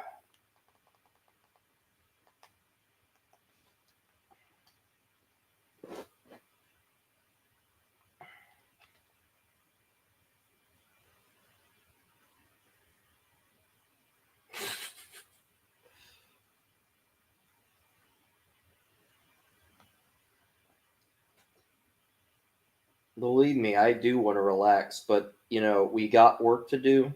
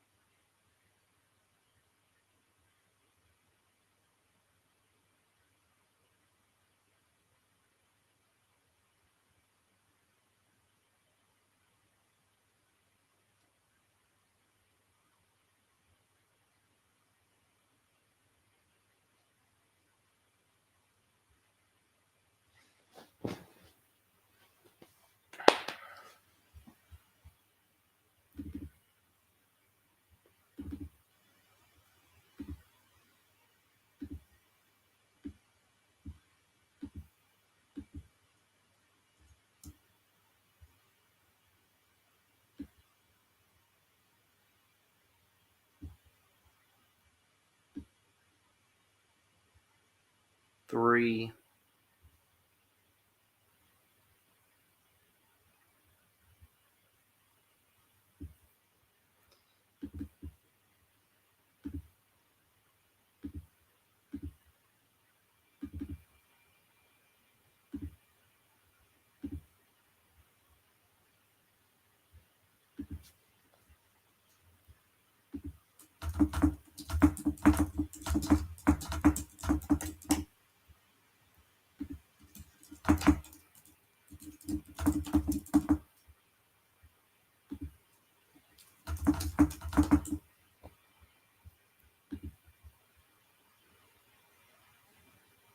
Yeah, and what I'm probably going to do is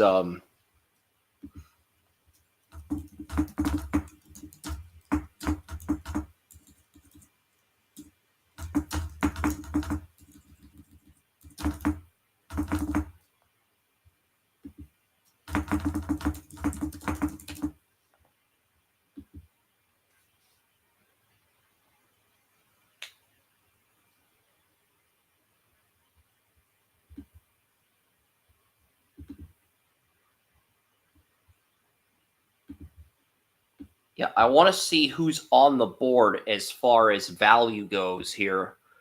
Who the Bengals took. You passed on Franklin, you passed on Wilson, you passed on Baker, you passed on Wilson, 3, you passed on McMillan, 4, you passed on Coker, 5. It's a B minus. It's a B minus. This is not a draft where I've handed the Bengals a 2 B plus grades and a B minus. That's not good. It really isn't. But yeah, it's been a very underwhelming draft in that respect.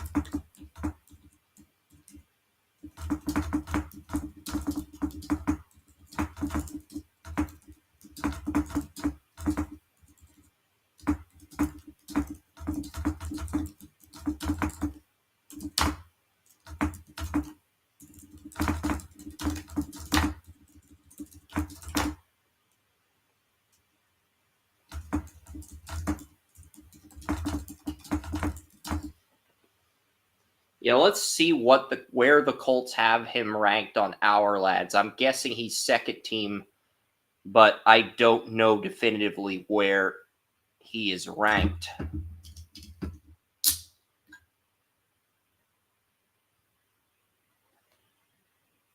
Yeah, he's the backup left tackle, so we can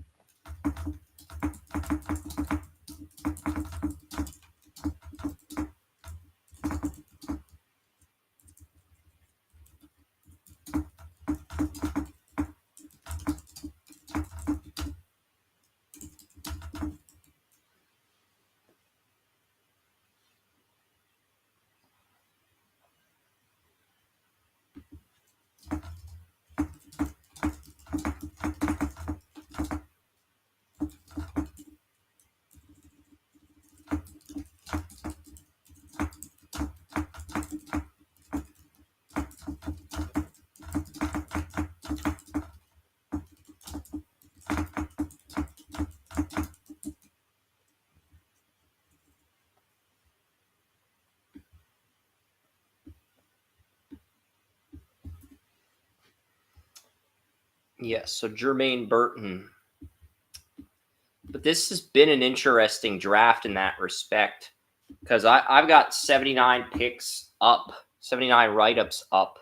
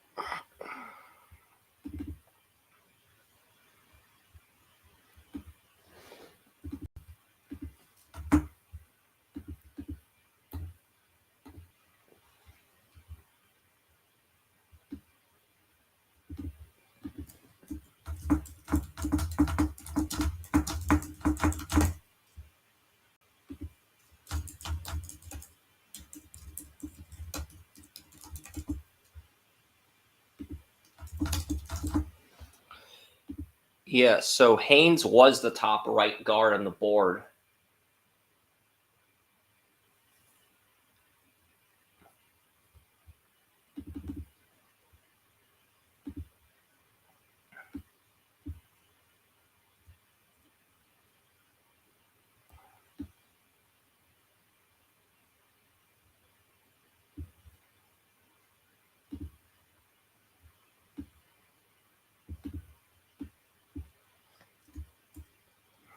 So that's the sixth.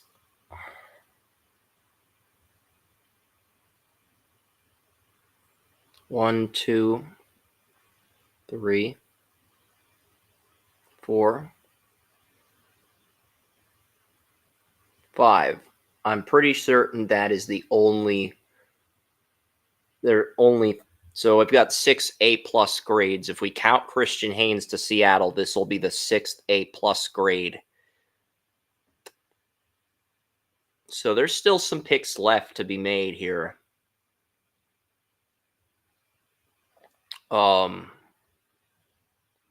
We still have a lot of picks left to make here.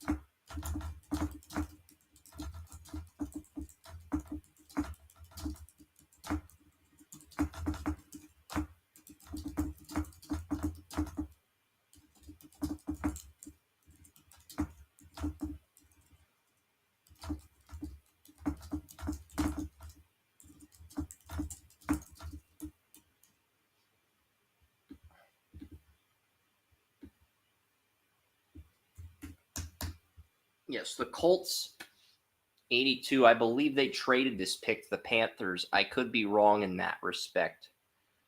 Colt 82. Yeah, they traded the pick to the Cardinals, and the Cardinals reached massively. Tip Raymond.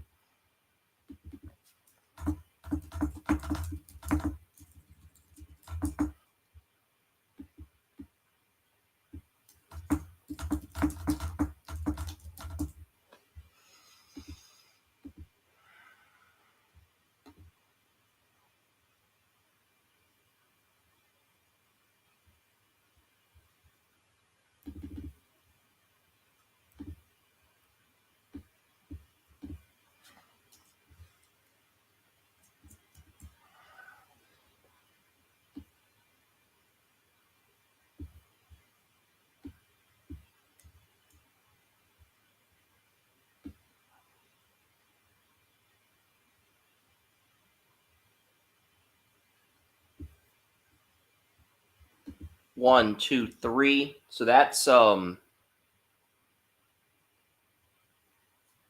B plus, B, B minus, B minus, C plus, C. Yeah, I feel like since it's a 6th round grade, we'll give it a D grade. I'm not going to give it an F grade.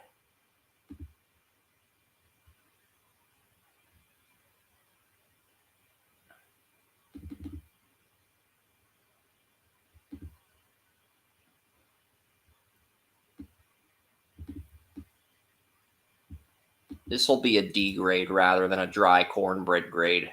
I know I said dry cornbread on the live stream. I ultimately went back, revisited the tight end rankings, and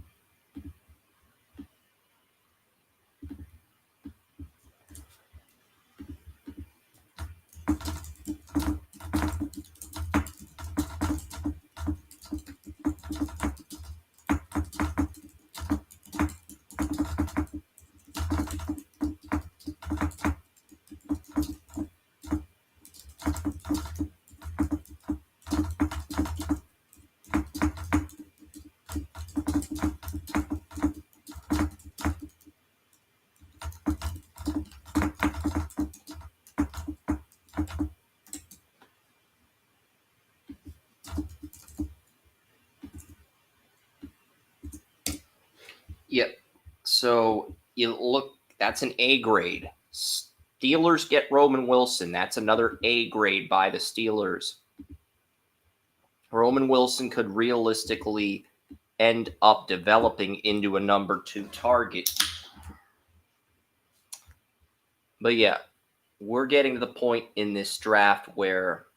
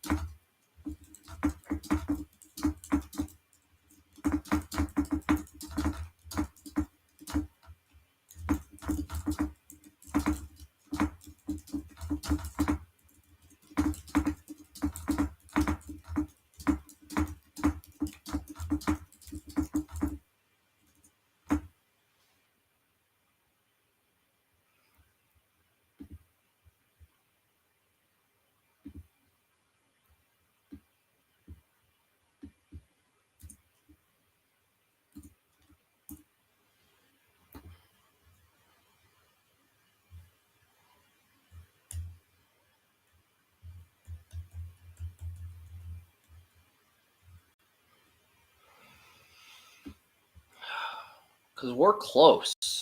We're very close in terms of where we are.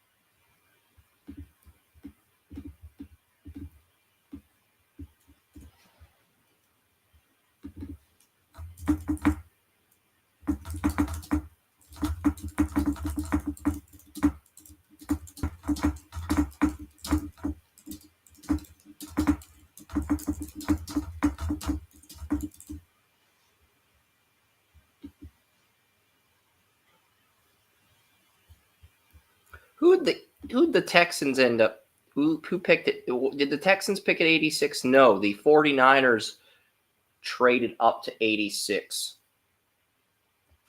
And we're gonna check out We're gonna check out the Niners depth chart because I think Dominic Pooney might be a backup on the depth chart, but I want to double check here.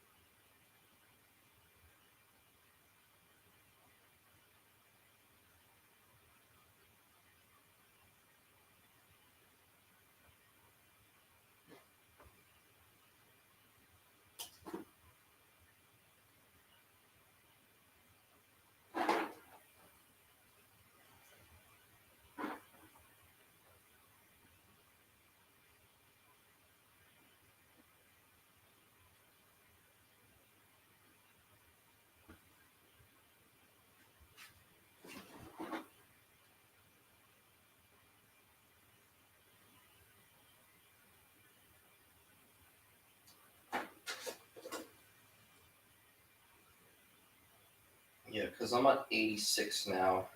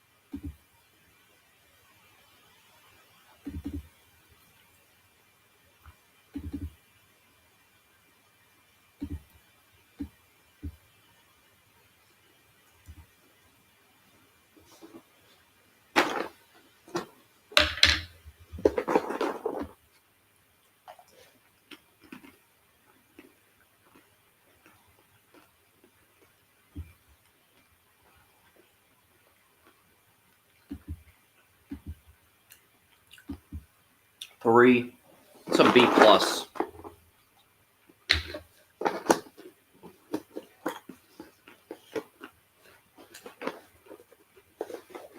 Actually, it's a C plus because it's a 5th round pick in round 3.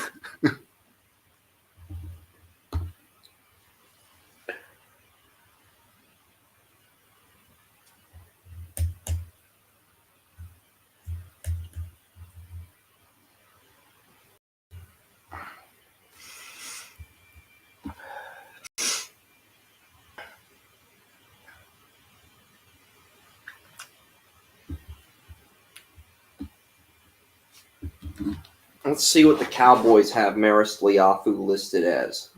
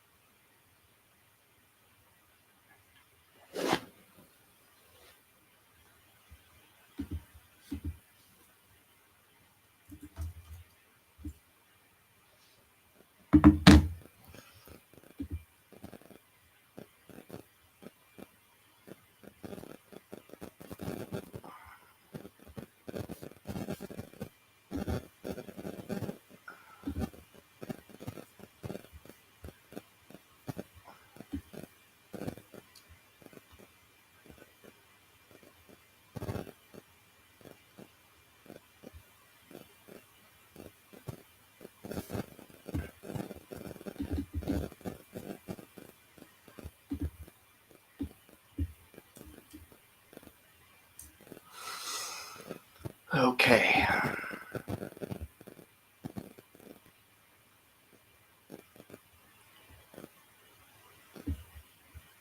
One, two,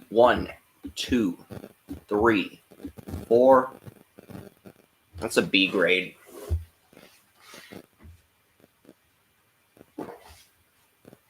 Yeah, that's a solid B grade for Dallas. Maris Liafu at 87. That's a solid B grade for me.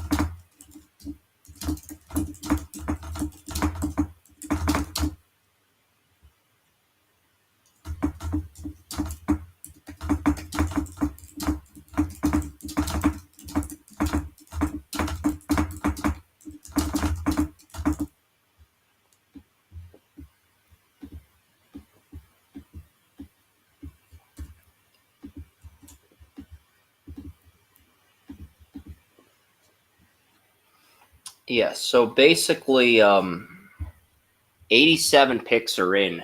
We're just updating the last 13 picks. And then 87 grades are in.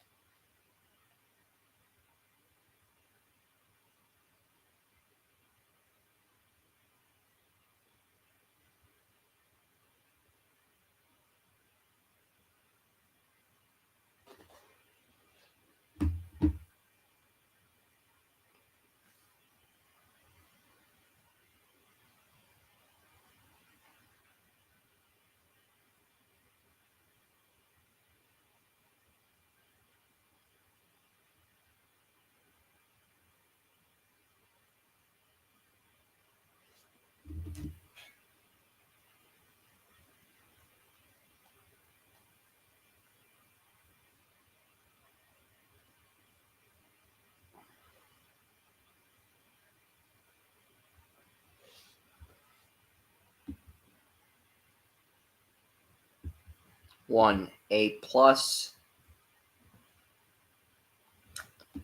A minus, B plus, B minus, C plus, C minus. So I had a 6th on him. Very reluctant to give the Packers a C minus grade in the 3rd round.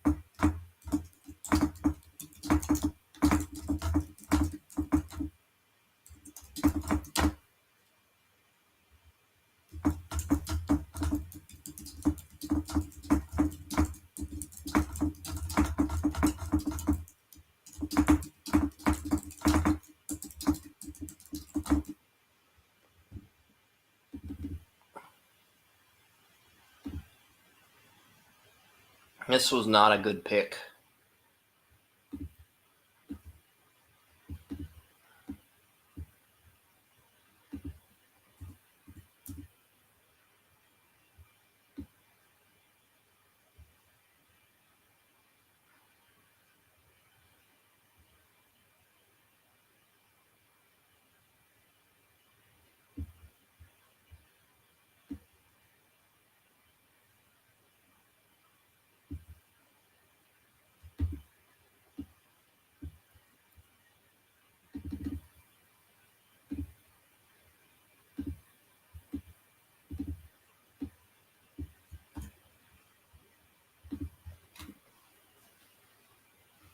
And those were the two worst defenses in the conference. So don't let the mainstream media's hype on Marshawn Lloyd fool you. This is not a legitimate running back prospect. This is a guy who got massively overhyped.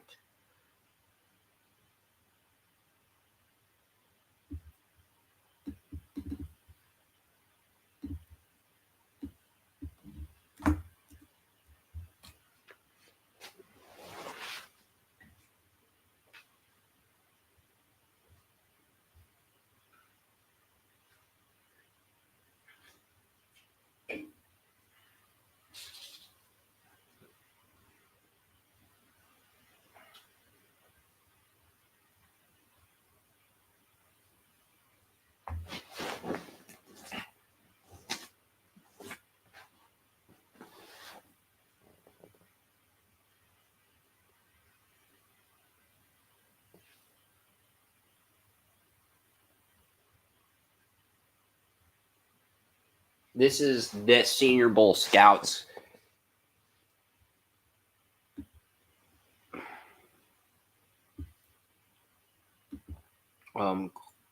So Bullard gone, Nick Ross, A minus, A B plus, B plus for we'll give the Buccaneers a B plus here for the pick of Tyke Smith. I do like Tyke Smith, but it doesn't warrant an A.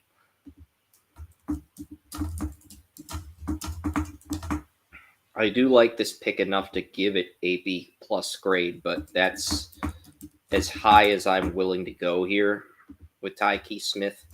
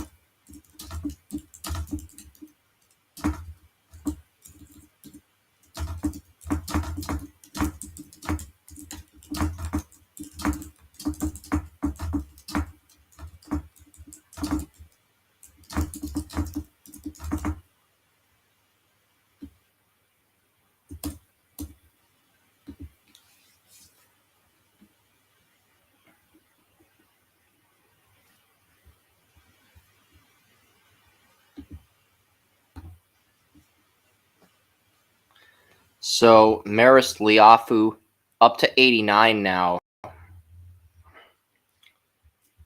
I'm seeing if the Cardinals kept yeah, the Cardinals took Elijah Jones, Boston College corner, at 90.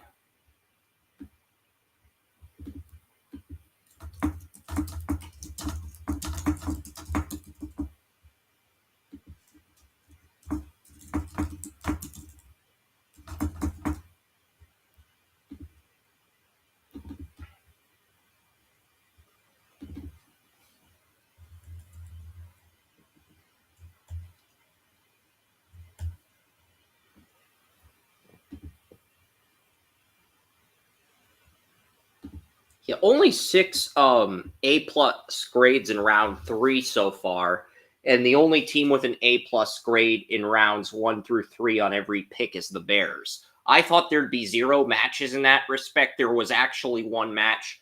Pleasantly surprised we actually had a match in that respect.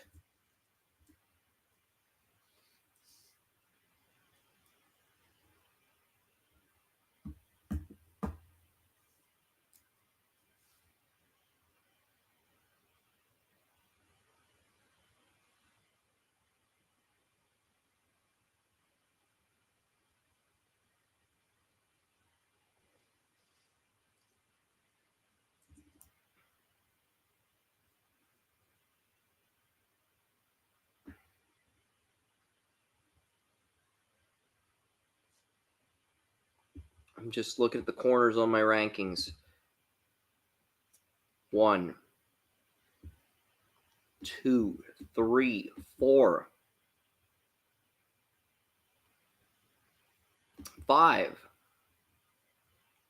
So this is a C plus grade at the bare minimum. C, C minus, D plus, D.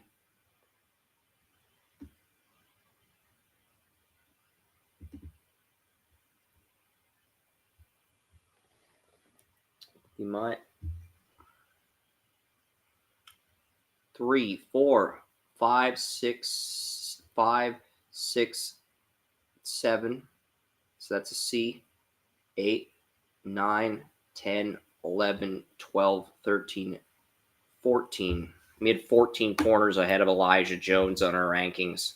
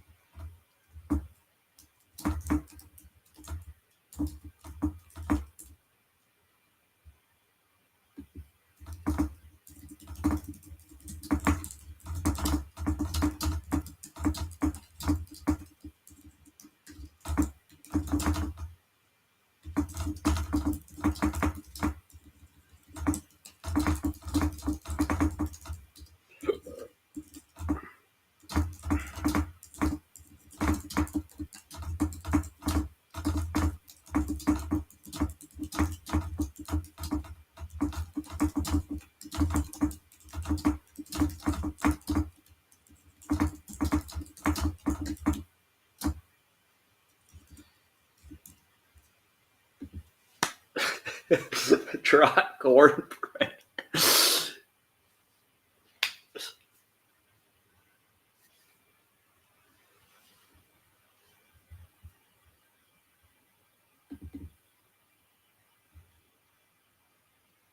Your joke has now become yeah, it's like that's how big the joke's gotten.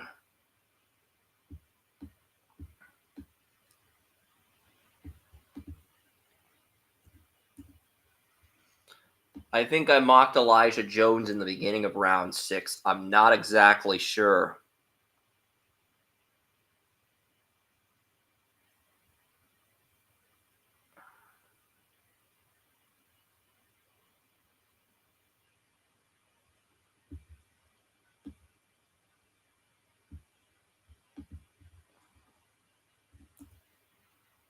Yeah, because we're on.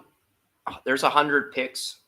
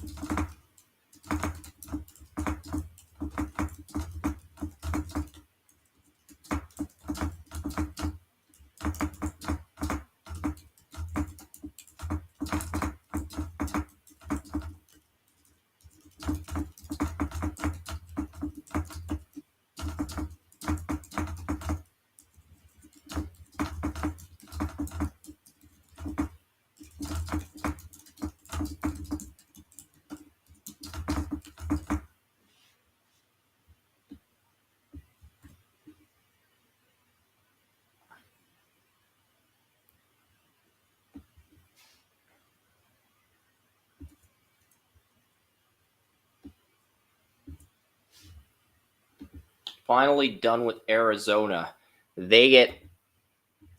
Arizona, they get an F grade here at 90. Elijah Jones, massive reach. Not really massive reach at 90. The Packers at 91. What do the Packers at 91 do? Tyron Hopper. I'll give this an A grade. I do really like the value. I had a third on Tyron Hopper. I'm not going to give it an A+. I'll give it an A grade, though. I do really like the value here.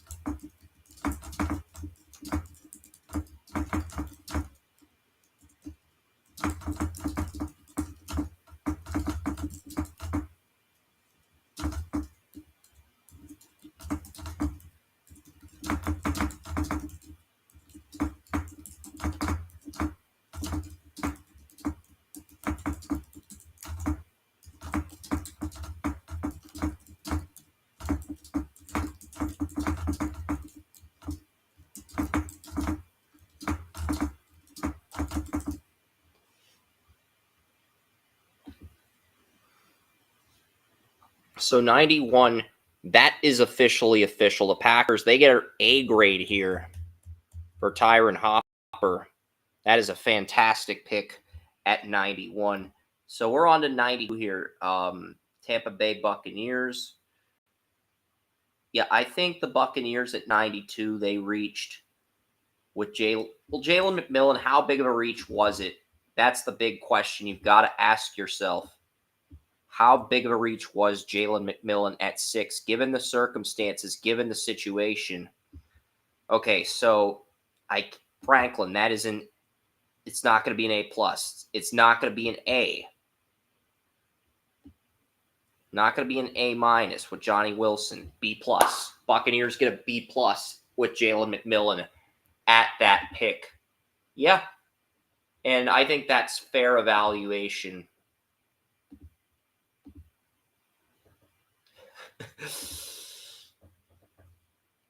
And then Adisa Isaac.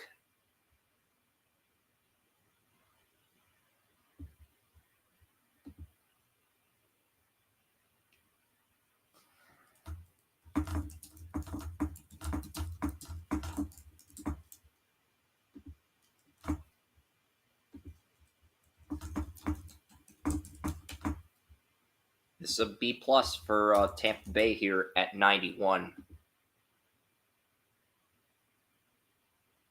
But yeah, Jalen McMillan, this is going to be a 9. Yeah, this is going to be a B+. I will get some notes on McMillan.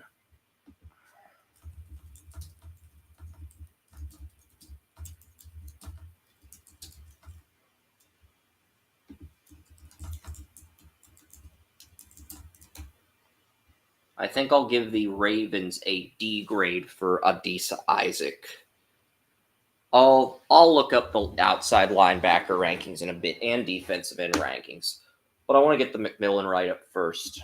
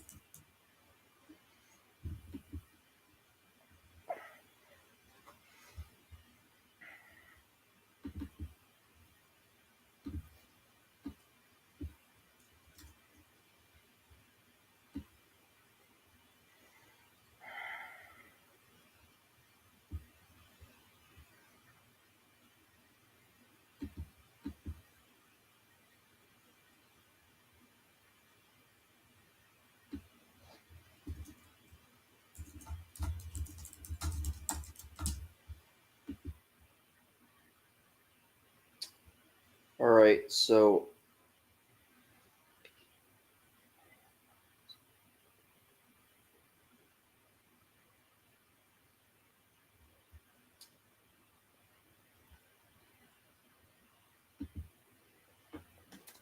yeah, because I have Isaac in round 6 of my mock draft. So B minus C plus C, so that does average out to a C plus for Isaac here at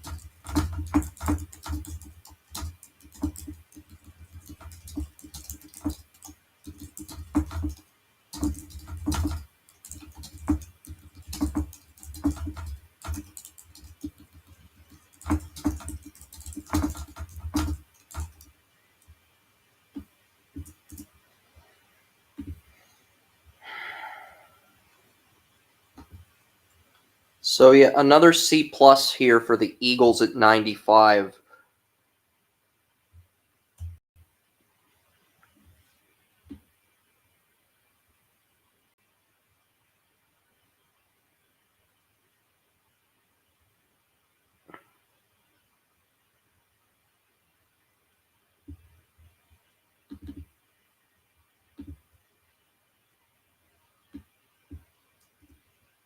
Let's see what we got here. Top 3. 1, so that's A. That's no A plus.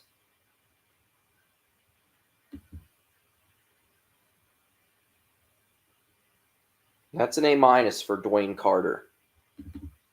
That's an A minus for Carter. I was thinking B plus. And that's an A minus for Carter.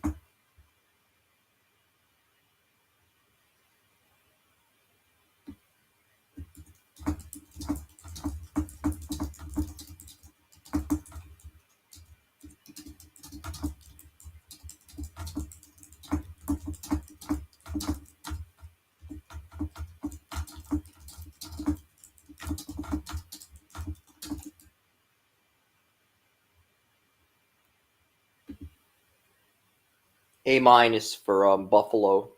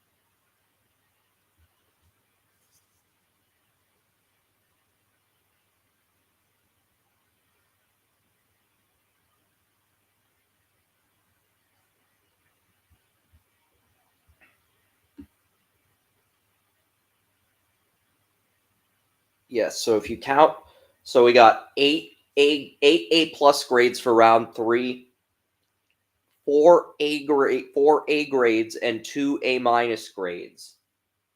So that was 4. So out of 38 picks, only 14 had an A minus or higher. Only 8 of those 38 picks got an A plus grade.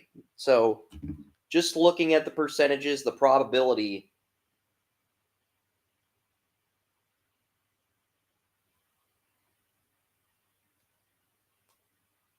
That means only 21% of the teams nailed their pick in the 3rd round.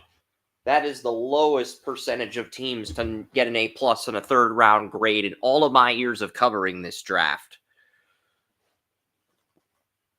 Like, when we do the NHL draft stream on a Saturday, the last Saturday in June, I think we're going to have more teams get A plus grades. I'm calling it now because there's 32 teams. I think we will have more teams correctly get picks right in the 3rd round compared to the NFL draft, which is actually kind of sad when you think about it.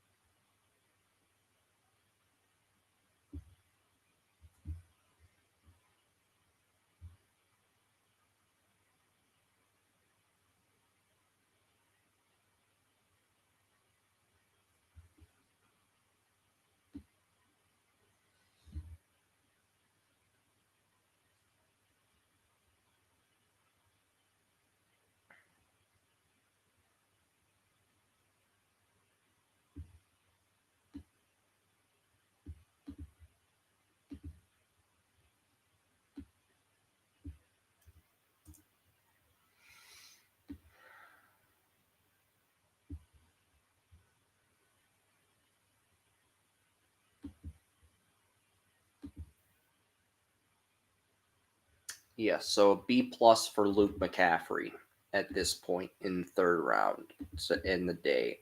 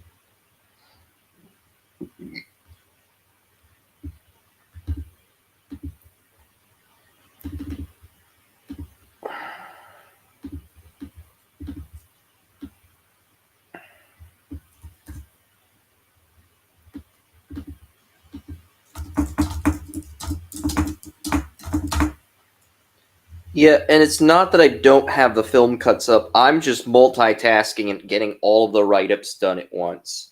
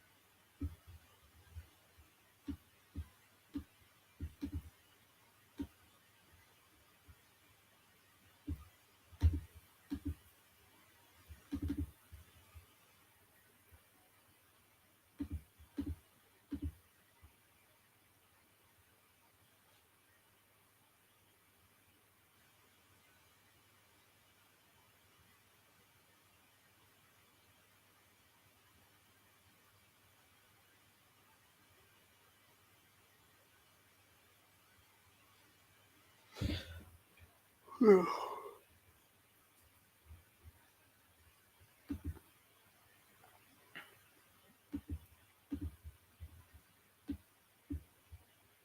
because I am about to pass out.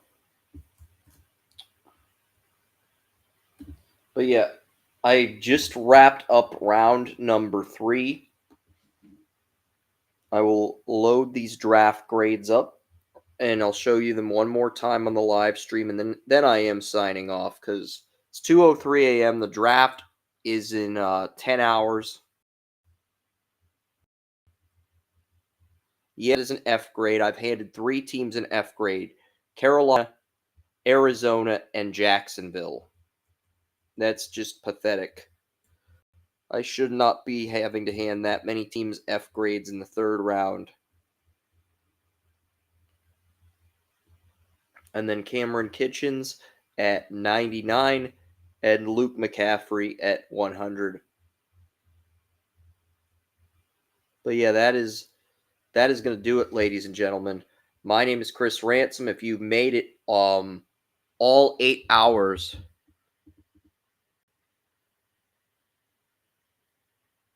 if you've made it all 8 hours through this, I thank you.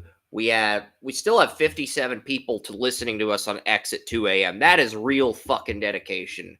Sorry about the language, but that says volumes about how dedicated our audience is. If you're willing to stay up to the 8-hour mark with me as we keep up with these draft grades, that really does mean the world. But yeah. All right. I'm Chris Ransom. Joey Norm will be joining me tomorrow at noon, and it's crazy to think that our day 2 draft streams 8 hours, 1 minute. And then tomorrow, I will just have picks. I do not think I'll be able to update all the picks as they come in like I have the first 2 days. So there's that. All right, so see you guys tomorrow at noon, and I'll make sure to get a Troy Franklin thumbnail. So long.